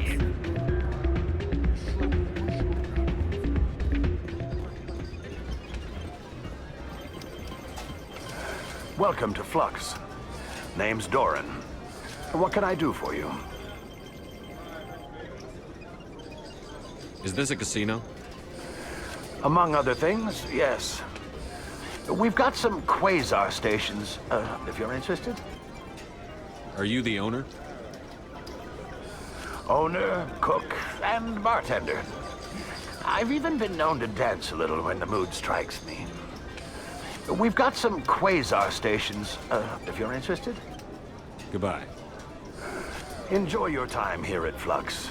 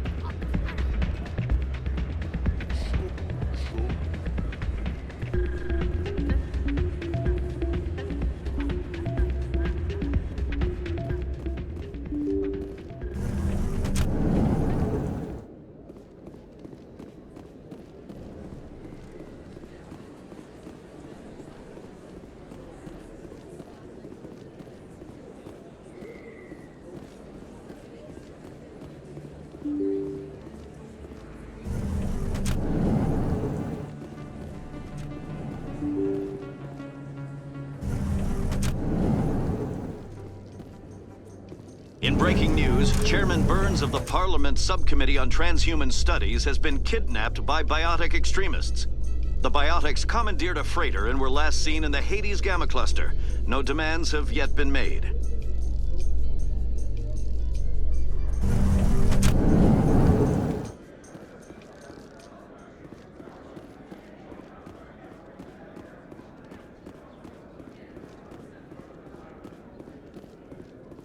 So how are you liking your posting at the Academy? It's good. Busy, though. Can't believe how many people you get coming in from the war. Celebrations are being planned for the anniversary of the end of the Rachni Wars. Many Council worlds, particularly Asari and Solarian colonies, will hold victory parades to commemorate the defeat of the invading Rachni. In a rare admission of debt, several Asari colonies have invited Krogans to be honored for the victories the uplifted Krogans made possible.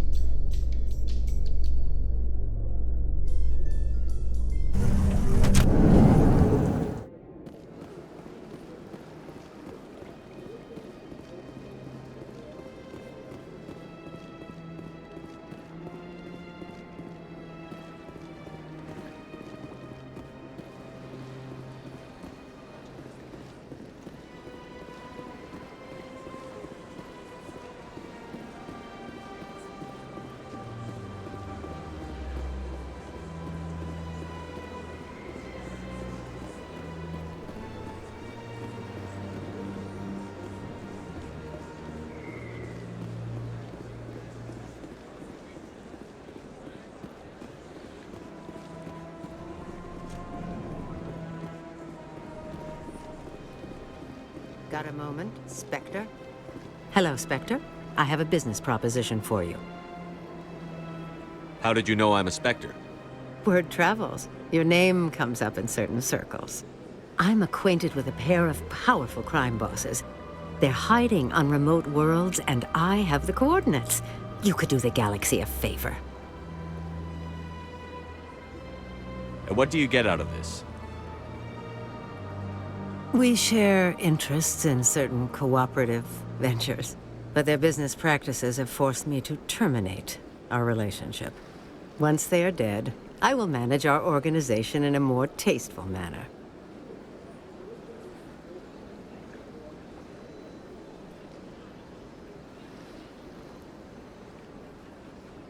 What crimes did these men commit? They're red sand dealers who make victims of their customers. Those who can no longer pay are sold to Batarians as slaves. They're loathsome, hurting innocent people. They must be ended. What kind of defenses would these two have? I haven't the faintest idea, but they're certain to be armed. Their partnership's soured, and each believes that the other intends to kill him. They will be well prepared.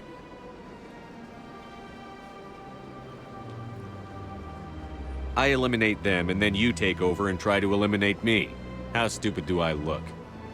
While I appreciate your estimation of my bravado, I have no intention of attempting to murder you. You are the first human Spectre, and you are doing important work for humanity. I have no interest in red sand or slavery. Anyone who does deserves to die. Our needs are aligned. You're obviously with them. Why don't I just arrest you instead? Arrested for what? You and I are simply having a conversation. I have excellent legal representation. Arresting me would be a waste of your time. If they're as bad as you say they are, they need to be dealt with. Excellent. Here are the coordinates. When these men are dead, I will wait for you at the third set of coordinates. Goodbye, Commander. It's been a pleasure to meet you.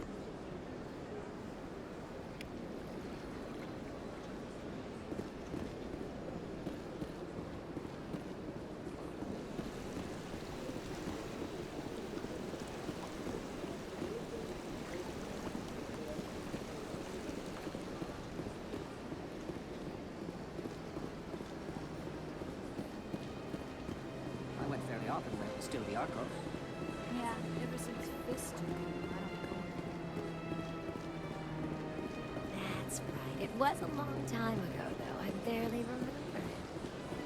What drew you back to the Citadel and to the console? I don't know exactly. It may sound strange, but I still That's... Commander, I recently received a lovely note from Septimus. Thank you for speaking with him. It was my honor to aid you. You are too kind, Commander, but I would not expect you to help me out of the kindness of your heart. I also have one more thing to give you, if you are interested. I'd be honored. I offer a gift of words, an affirmation of who you are and who you will become. I see your skin, tough as the scales on any Turian, unyielding, a wall between you and everyone else, but it protects you, makes you strong. That strength is what kept you alive when everyone around you was dying. You alone survived. You will continue to survive.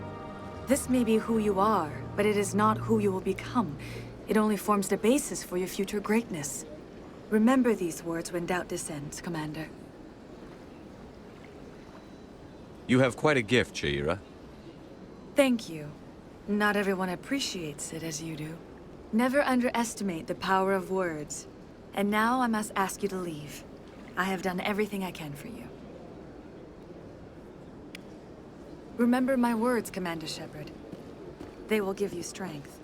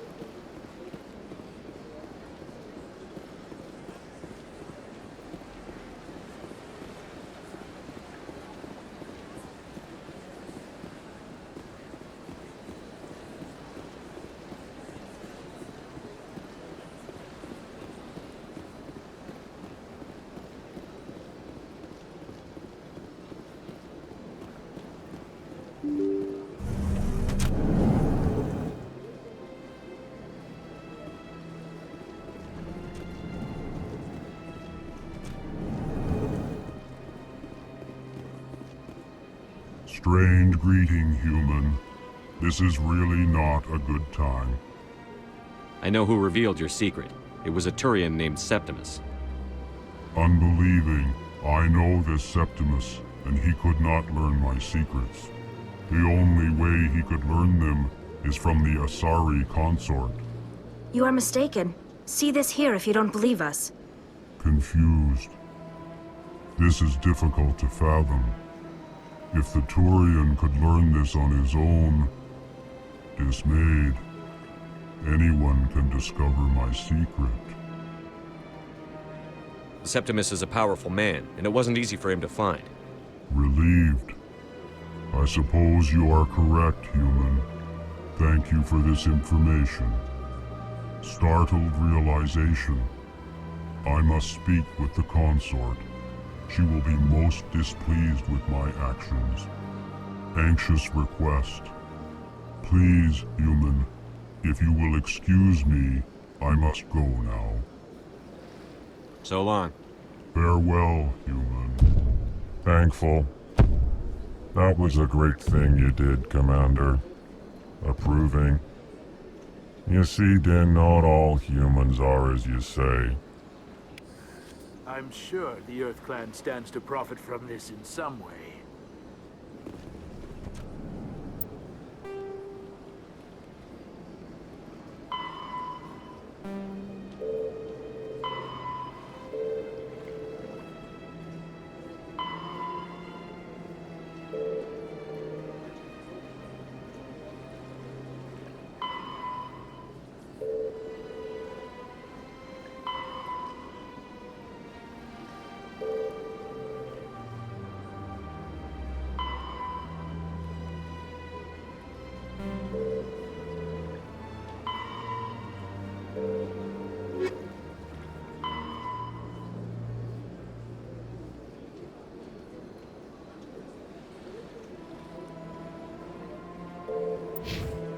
Apologetic.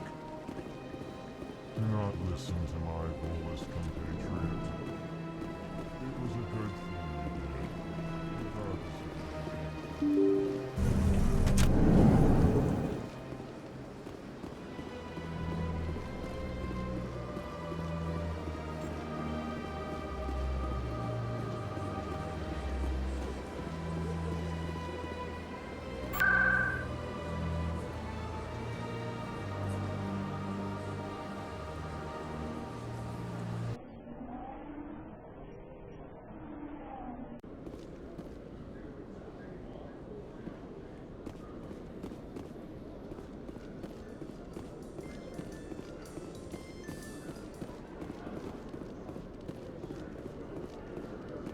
How can you fight your own people, Rex? There aren't that many of you left. anyone who fights us is either stupid or on Saren's payroll. Killing the latter is business. Killing the former is a favor to the universe.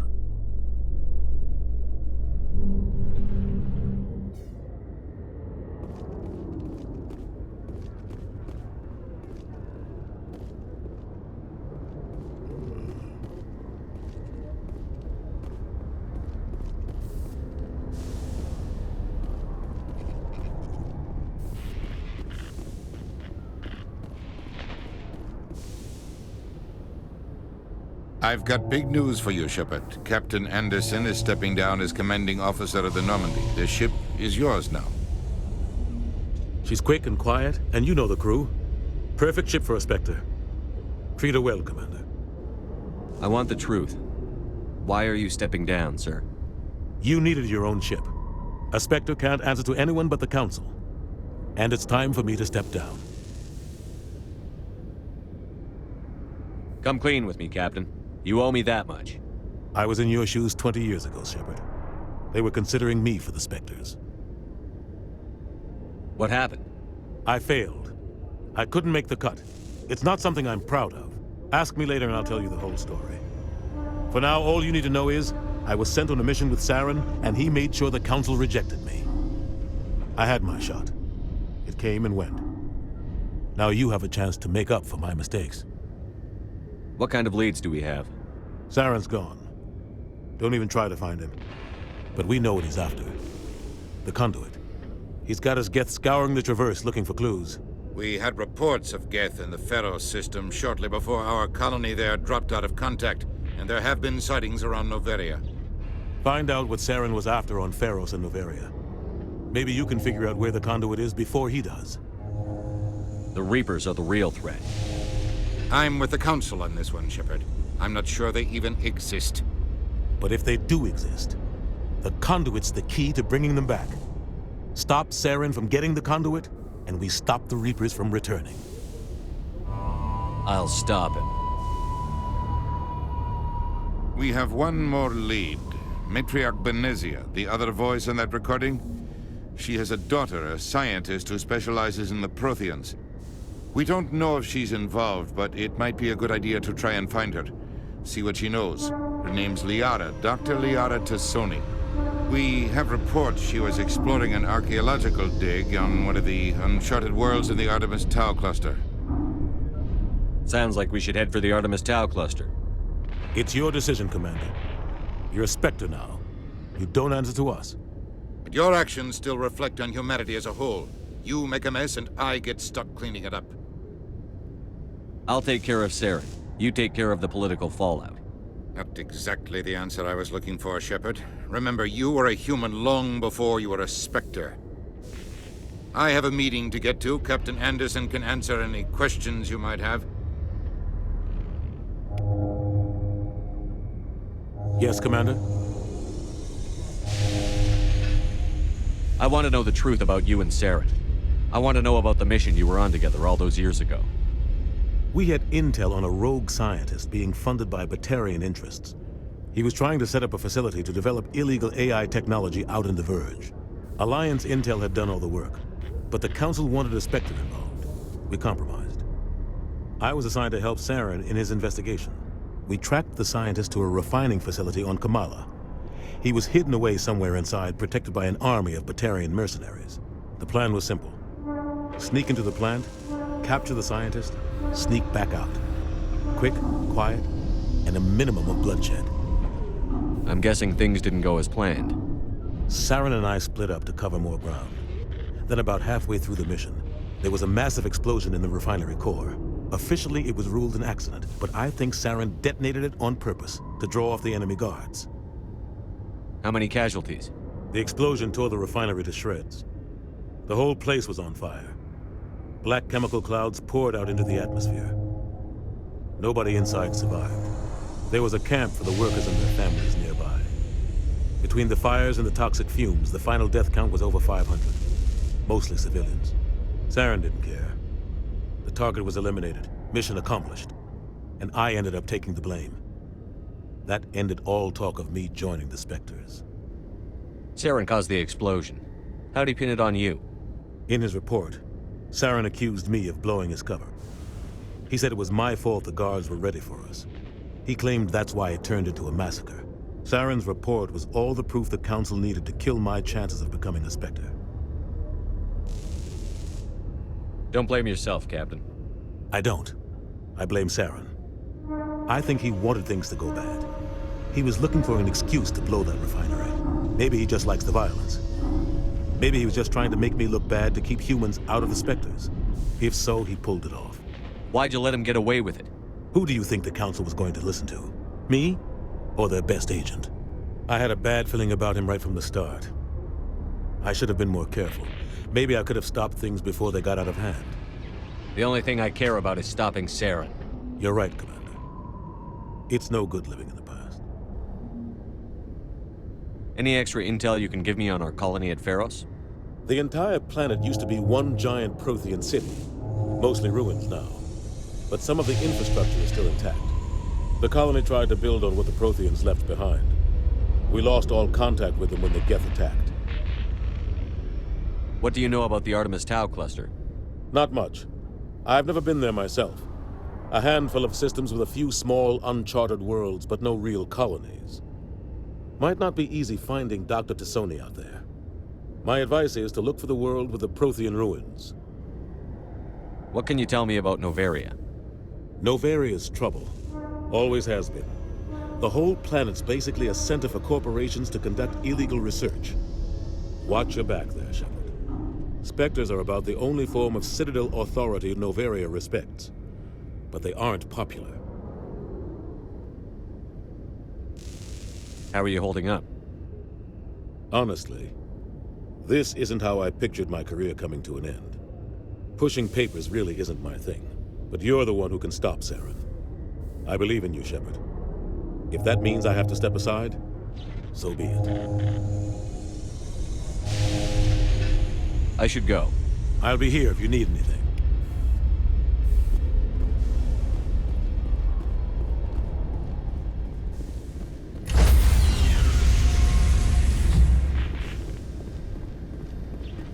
Stand by, shore party.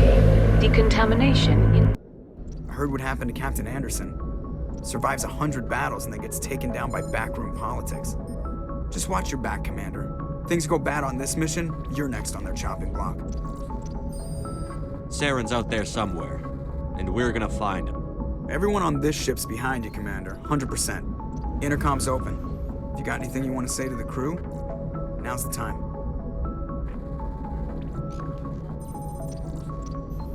Listen up, Normandy. This is your commander speaking. We have our orders. Find Saren before he finds the conduit. And I refuse to let anything get in the way of that mission.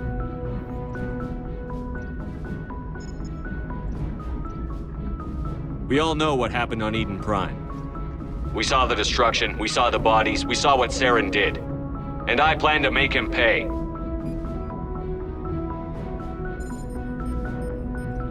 The Council wants to ignore this. That's no surprise. They've never helped us in the past. No reason they'd start now. But we don't need their help. We can do this on our own. Our enemy knows we're coming. When we go into the Traverse, Saren's followers will be waiting for us. But we'll be ready for them, too. This is the most important mission any of us have ever been on. The fate of an entire galaxy is at stake. We will stop Saren, no matter what the cost. Well said, Commander. The Captain will be proud. The Captain gave up everything so I could have this chance. We can't fail. Yes, sir.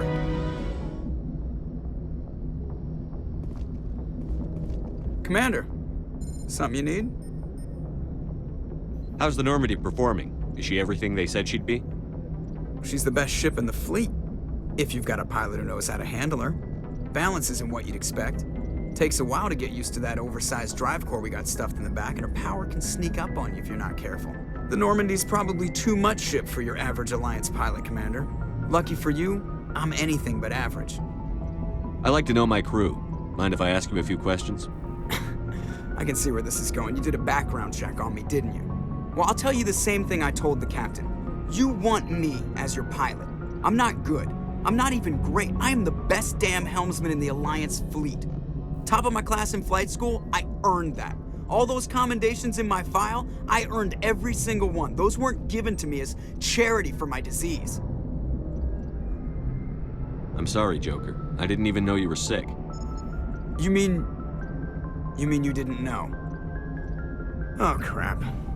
Okay, I've got Vrolik syndrome, brittle bone disease. The bones in my legs never develop properly. They're basically hollow, too much force and they'll shatter. Even with crutches and my leg braces, it's hard to get around. One wrong step and crack! It's very dramatic. But I've learned to manage my condition, Commander. Put the Normandy in my hands and I'll make her dance for you. Just don't ask me to get up and dance unless, you like the sound of snapping shin bones. I need to know more about this Vrolik syndrome if I'm putting my ship in your hands. Yeah, of course you do. It's an extremely rare condition. Nobody knows exactly what causes it. Genetic, maybe. It's treatable, but there's no cure. They classify my case as moderate to severe. I was born with over a dozen fractures, hip, thighs, ankles. My bones were already breaking in the womb. 100 years ago, I wouldn't have survived past my first year. Lucky for me, modern medical science has turned me into a productive member of society. You're not gonna break a bone trying to fly the ship, are you? I don't fly with my feet, Commander, so I'm fine as long as I'm in this chair. I gotta be real careful when I get up to take a piss, though. I can do my job as well as anyone on the ship. Better, actually. So don't worry about it. I'm not trying to make you uncomfortable. Let's talk about something else. Whatever you want, Commander. Why does everyone call you Joker? It's a lot shorter than saying Alliance Flight Lieutenant Jeff Moreau. Plus, I love to make little children laugh. I was just thinking how much you remind me of Santa Claus. Look, I didn't pick the name. One of the instructors in flight school used to bug me about never smiling. She started calling me Joker, and it stuck. Why didn't you ever smile? Hey, I worked my ass off in flight school, Commander. The world's not gonna hand you anything if you go around grinning like an idiot. By the end of the year, I was the best pilot in the academy, even better than the instructors, and everybody knew it. They'd all got their asses kicked by the sickly kid with the creaky little legs. One guess who was smiling at graduation? How'd you end up joining the Alliance? Look, if you're looking for an inspirational tale of the crippled kid overcoming impossible odds, you're gonna be disappointed. My mother was a civilian contractor working for the Alliance. I basically grew up on the Arcturus station back when they were building up the fleets. Spend all that time around Alliance ships, there's a good chance you'll end up going to the Academy. I have to go. All right, see ya.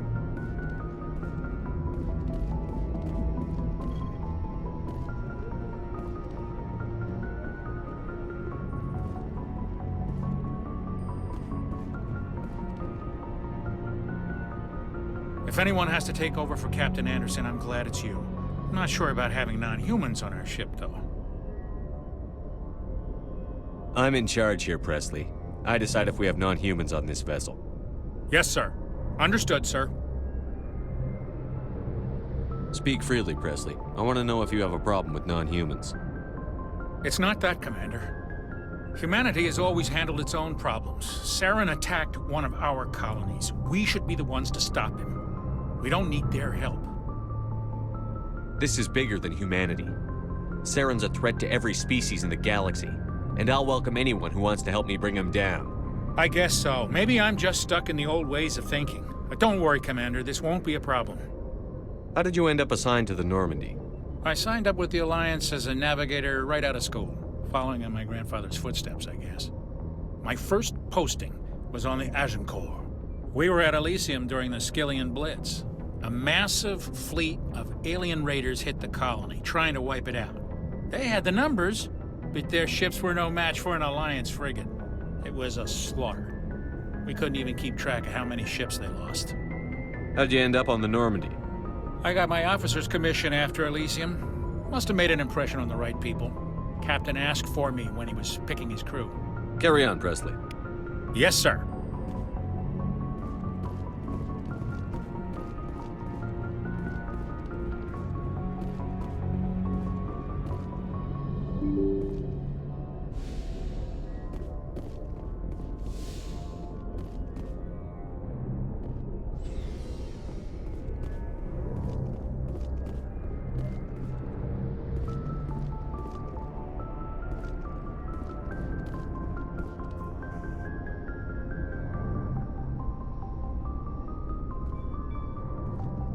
Anything you need, Commander? What's your opinion on the last mission? I don't see how we could have done things any better. At least not without getting to Eden Prime sooner. And we were on the scene faster than any other Alliance ship could have been. Just trying to get a sense of where the crew's at. Thoughts? I've wasted enough of your time for now, Commander. We'll have time for personal debriefings later. We'll talk another time, Lieutenant. Commander?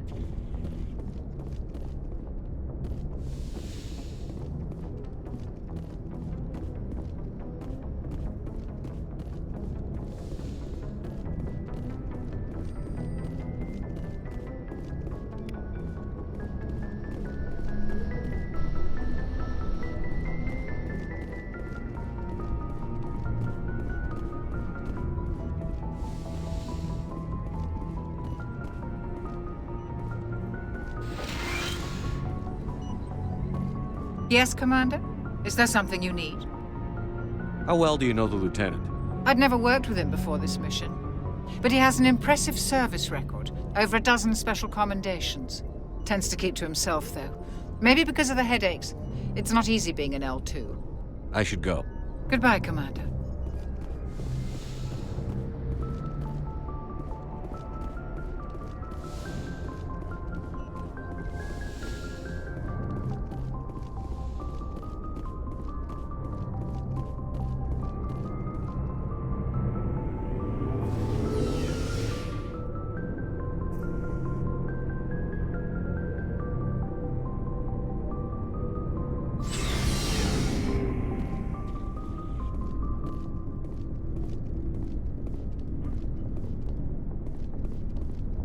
Hey, Commander.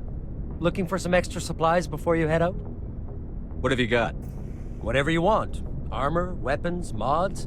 It's not standard Alliance issue, but that's not necessarily a bad thing. Well, as long as you don't mind paying for it. Why should I pay you for my weapons and armor? My stuff doesn't come from the Alliance. I have to purchase it myself, and it's not cheap. Hell, the licenses alone have set me back more than I'd like. But no licenses, no goods. Without the goods, I'm out of a job. What are licenses? Why do you need them? Manufacturers sell licenses. Each license allows me to buy and sell a certain brand of products. I already have several basic ones, but you'll need to buy more if you want me to bring in different brands. Many of the best licenses are hard to get, but they're well worth the cost if you can find them. What do the different manufacturers offer? There are too many for me to keep track of, but each license will explain what it's good for. How often will you get new items? Well, that depends on how many licenses you've purchased, but I'll rotate items on a regular basis regardless. And anytime we land someplace with a big enough port, I'll buy, sell, and trade whatever I can. Check back often. I need to move items quickly, so only the most basic items will be stocked consistently. Let's see what you've got. You bet, Commander.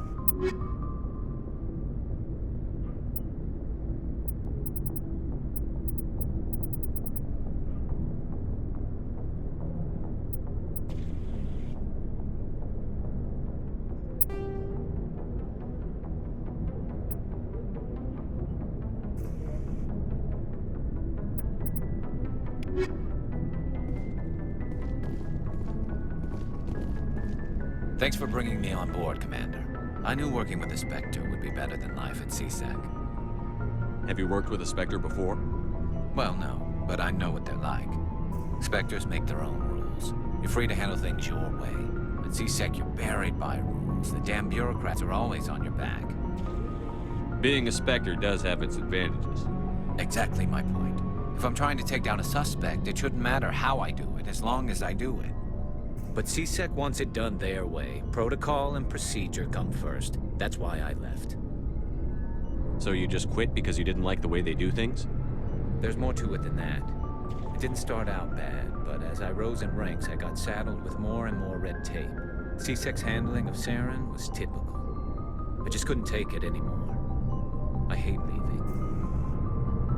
It's not the end of the world. You'll have tougher decisions soon enough. Yeah, I suppose you're right.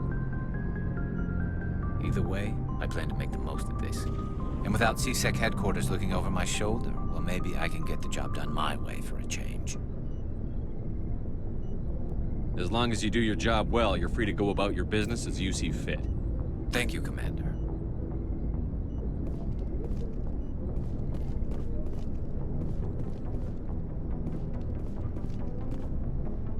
Commander? What's your opinion on the last mission? Kinda wish you'd got there sooner, Commander. No offense, I appreciate the rescue. I just wish...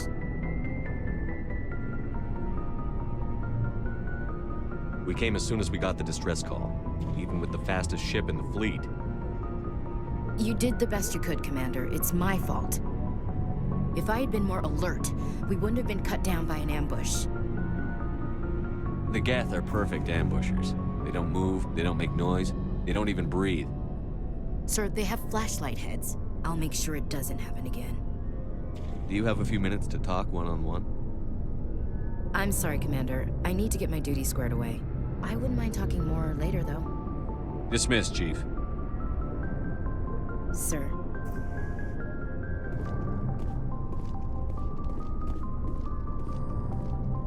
Nice ship you've got, Shepard. What can I do for you? What's your story, Rex? There's no story. Go ask the Quarian if you want stories.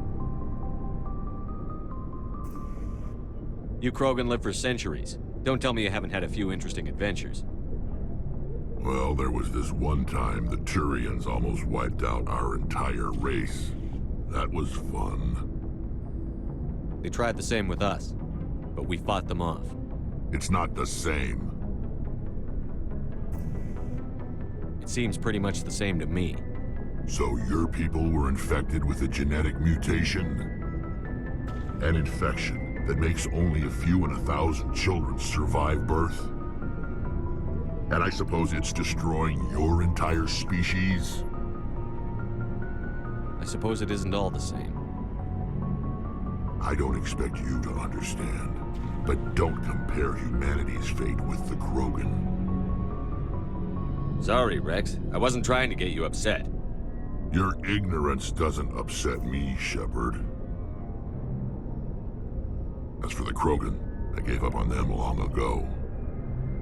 The genophage infected us, but it's not what's killing us. What can you tell me about the genophage? Ask the Solarians if you want details. They made it. All I know, it makes breeding nearly impossible. Thousands die in stillbirth, and most never get that far. Every Krogan is infected, every one. And no one's rushing to find a cure. Why don't the Krogan try to find a cure?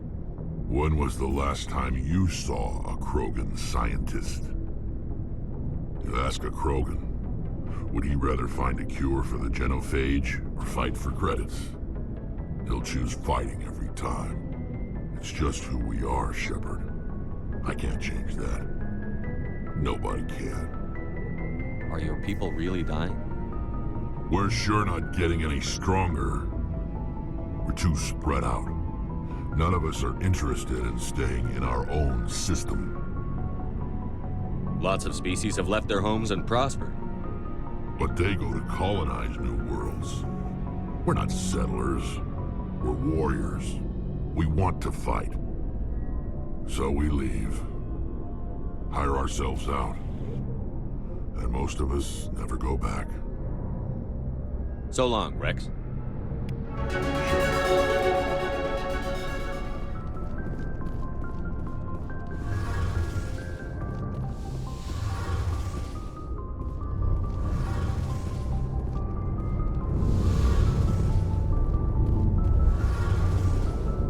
Hey, Commander, you know that Quarian, Tali?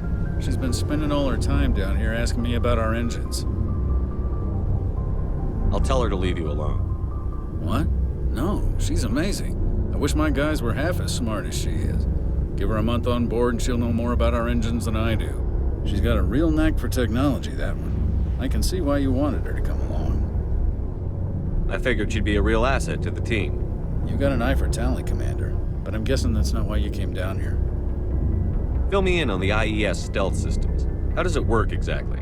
You can't hide a ship out in space. They emit too much heat and radiation. Too easy for sensors to pick them up, unless you find a way to capture those emissions. So our stealth systems trap the energy we give off in storage sinks built into the ship itself. No emissions to give away our location. Eventually the sinks have to be vented. More than a few hours silent running and they overheat. Cook us inside our own hull. There's no way for anyone to detect us? A visual scan can still pick us up. Anyone looking out a window can see us plain as day. But you have to be pretty close to get an actual visual out in space. Most vessels rely on scanners. As long as the stealth systems are engaged, they can't see us. Not unless we accelerate to FTL speeds. Why doesn't it work with faster-than-light travel? Cranking up to FTL blue shifts our emissions, pushes them into frequencies too high to capture in the sinks. As soon as we make the jump, it's like setting off a flare.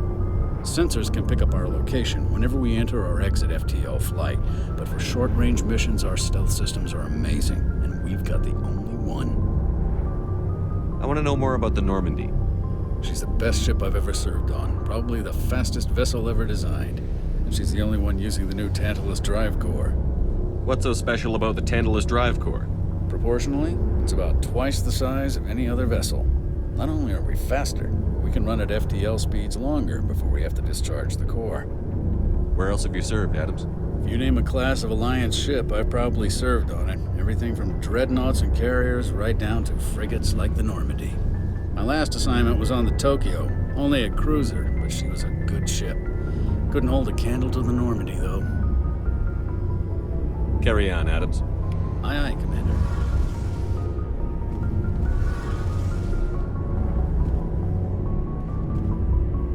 Your ship's amazing, Shepard. I've never seen a drive core like this before.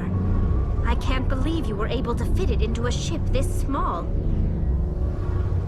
I'm starting to understand why you humans have been so successful.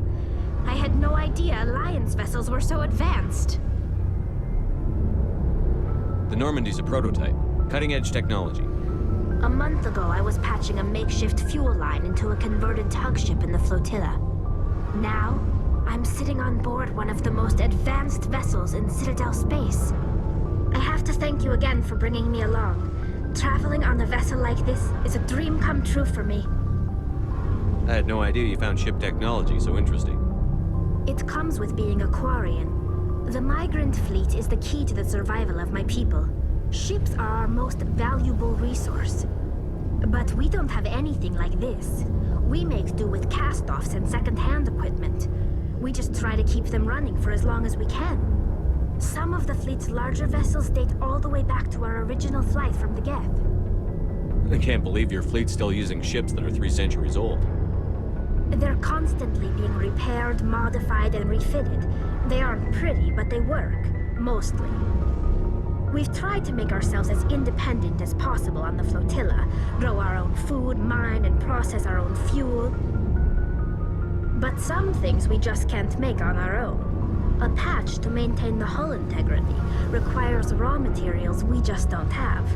That's why our pilgrimages are so important. I want to know more about the pilgrimage. When my people reach maturity, we leave our birth ships and seek acceptance with a new crew. It's necessary to maintain genetic diversity among the fleet. But no ship wants to accept someone who will be a burden on them. So, to prove our worth, we embark on a pilgrimage. We set out alone, leaving the flotilla and our families behind us. We only return once we have found something of value we can bring back to the fleet. This is presented as a gift to the captain of the respective ship we wish to join. If the gift is accepted, we are welcomed into the crew. Can a captain choose to reject the gift? That doesn't happen often. Most captains are eager to increase the size of their crew. It increases their own standing in our society. Even when a gift is not particularly valuable, the captain usually accepts it out of a sense of tradition. However, there is a stigma to presenting a substandard gift. It's not the best way to make a good impression on a new community. Most pilgrims don't return until they find something worthwhile. I can't believe they just send you off alone. It's not like they just cast us out. Before we leave, we are given lessons in how to survive outside the flotilla, and given gifts to help us on our journey. We also receive implants to fight off sickness and disease. Generations of living in an isolated and highly controlled environment have left our immune systems weaker than most. By the time we leave the fleet, we are well equipped for the pilgrimage. This is a rite of passage for all Quarians. If it were dangerous, our numbers would suffer.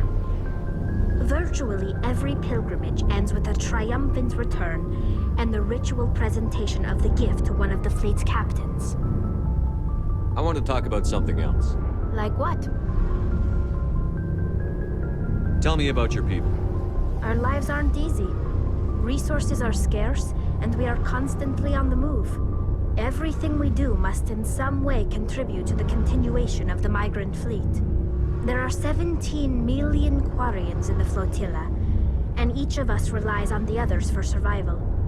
The bonds among my people are strong.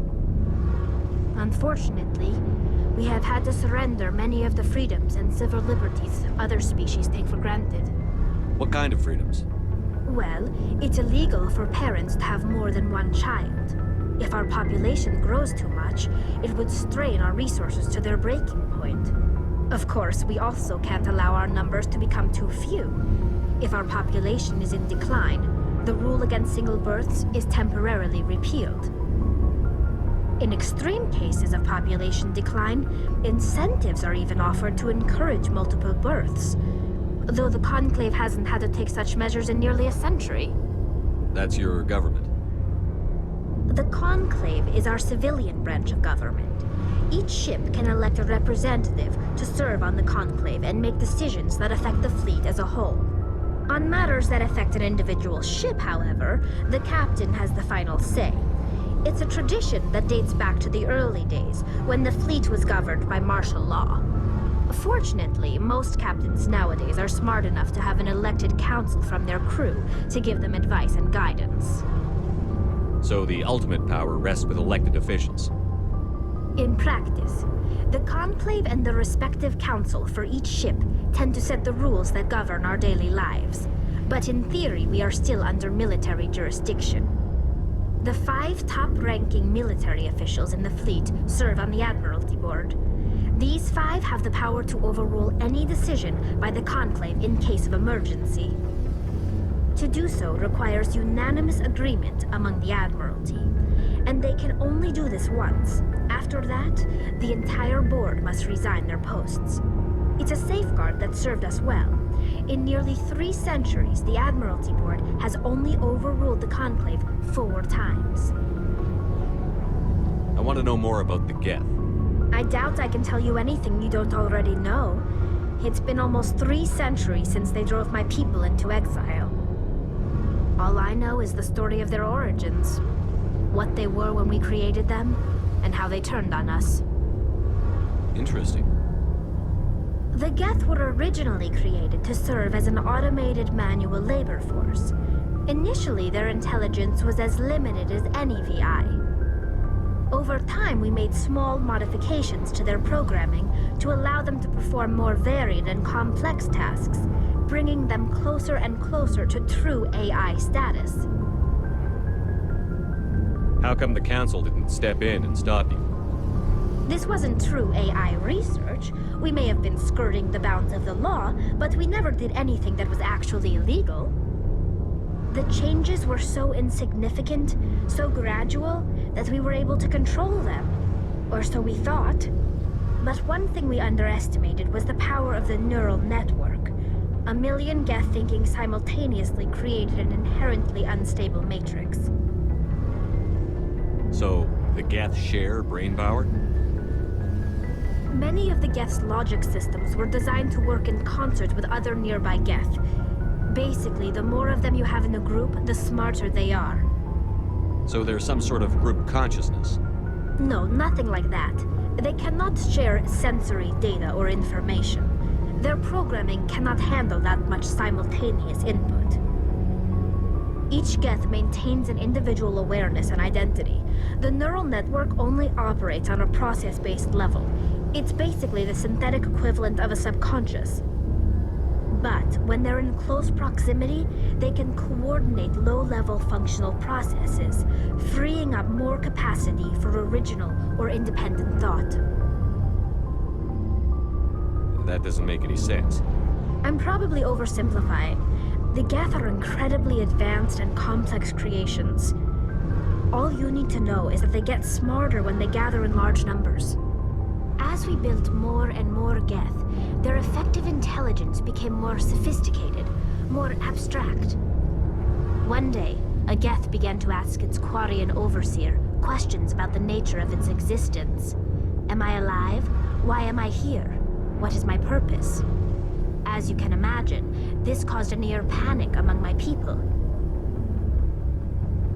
I don't see what's so bad about those questions. The Geth were created to engage in mundane, repetitive, or dangerous manual labor. That's fine for machines, but it won't satisfy a sentient being for long. The Geth were showing signs of rudimentary self-awareness and independent thought. If the Geth were intelligent, then we were essentially using them as slaves.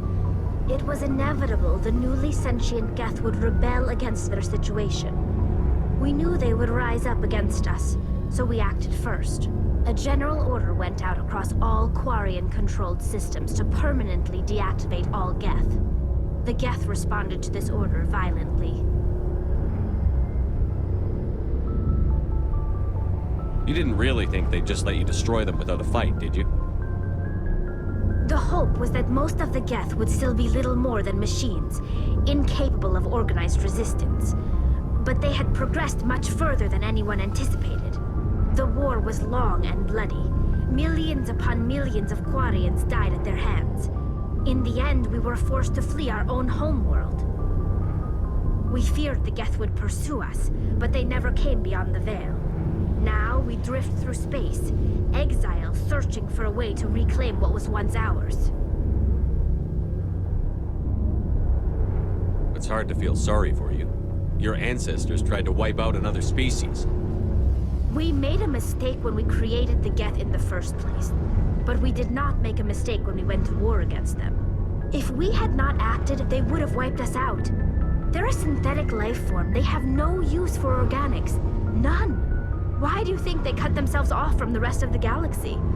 Why do you think they've killed every organic being who's ever tried to contact them? They didn't kill Saren. What does that tell you? The Geth are not innocent victims in all this. They're the enemy.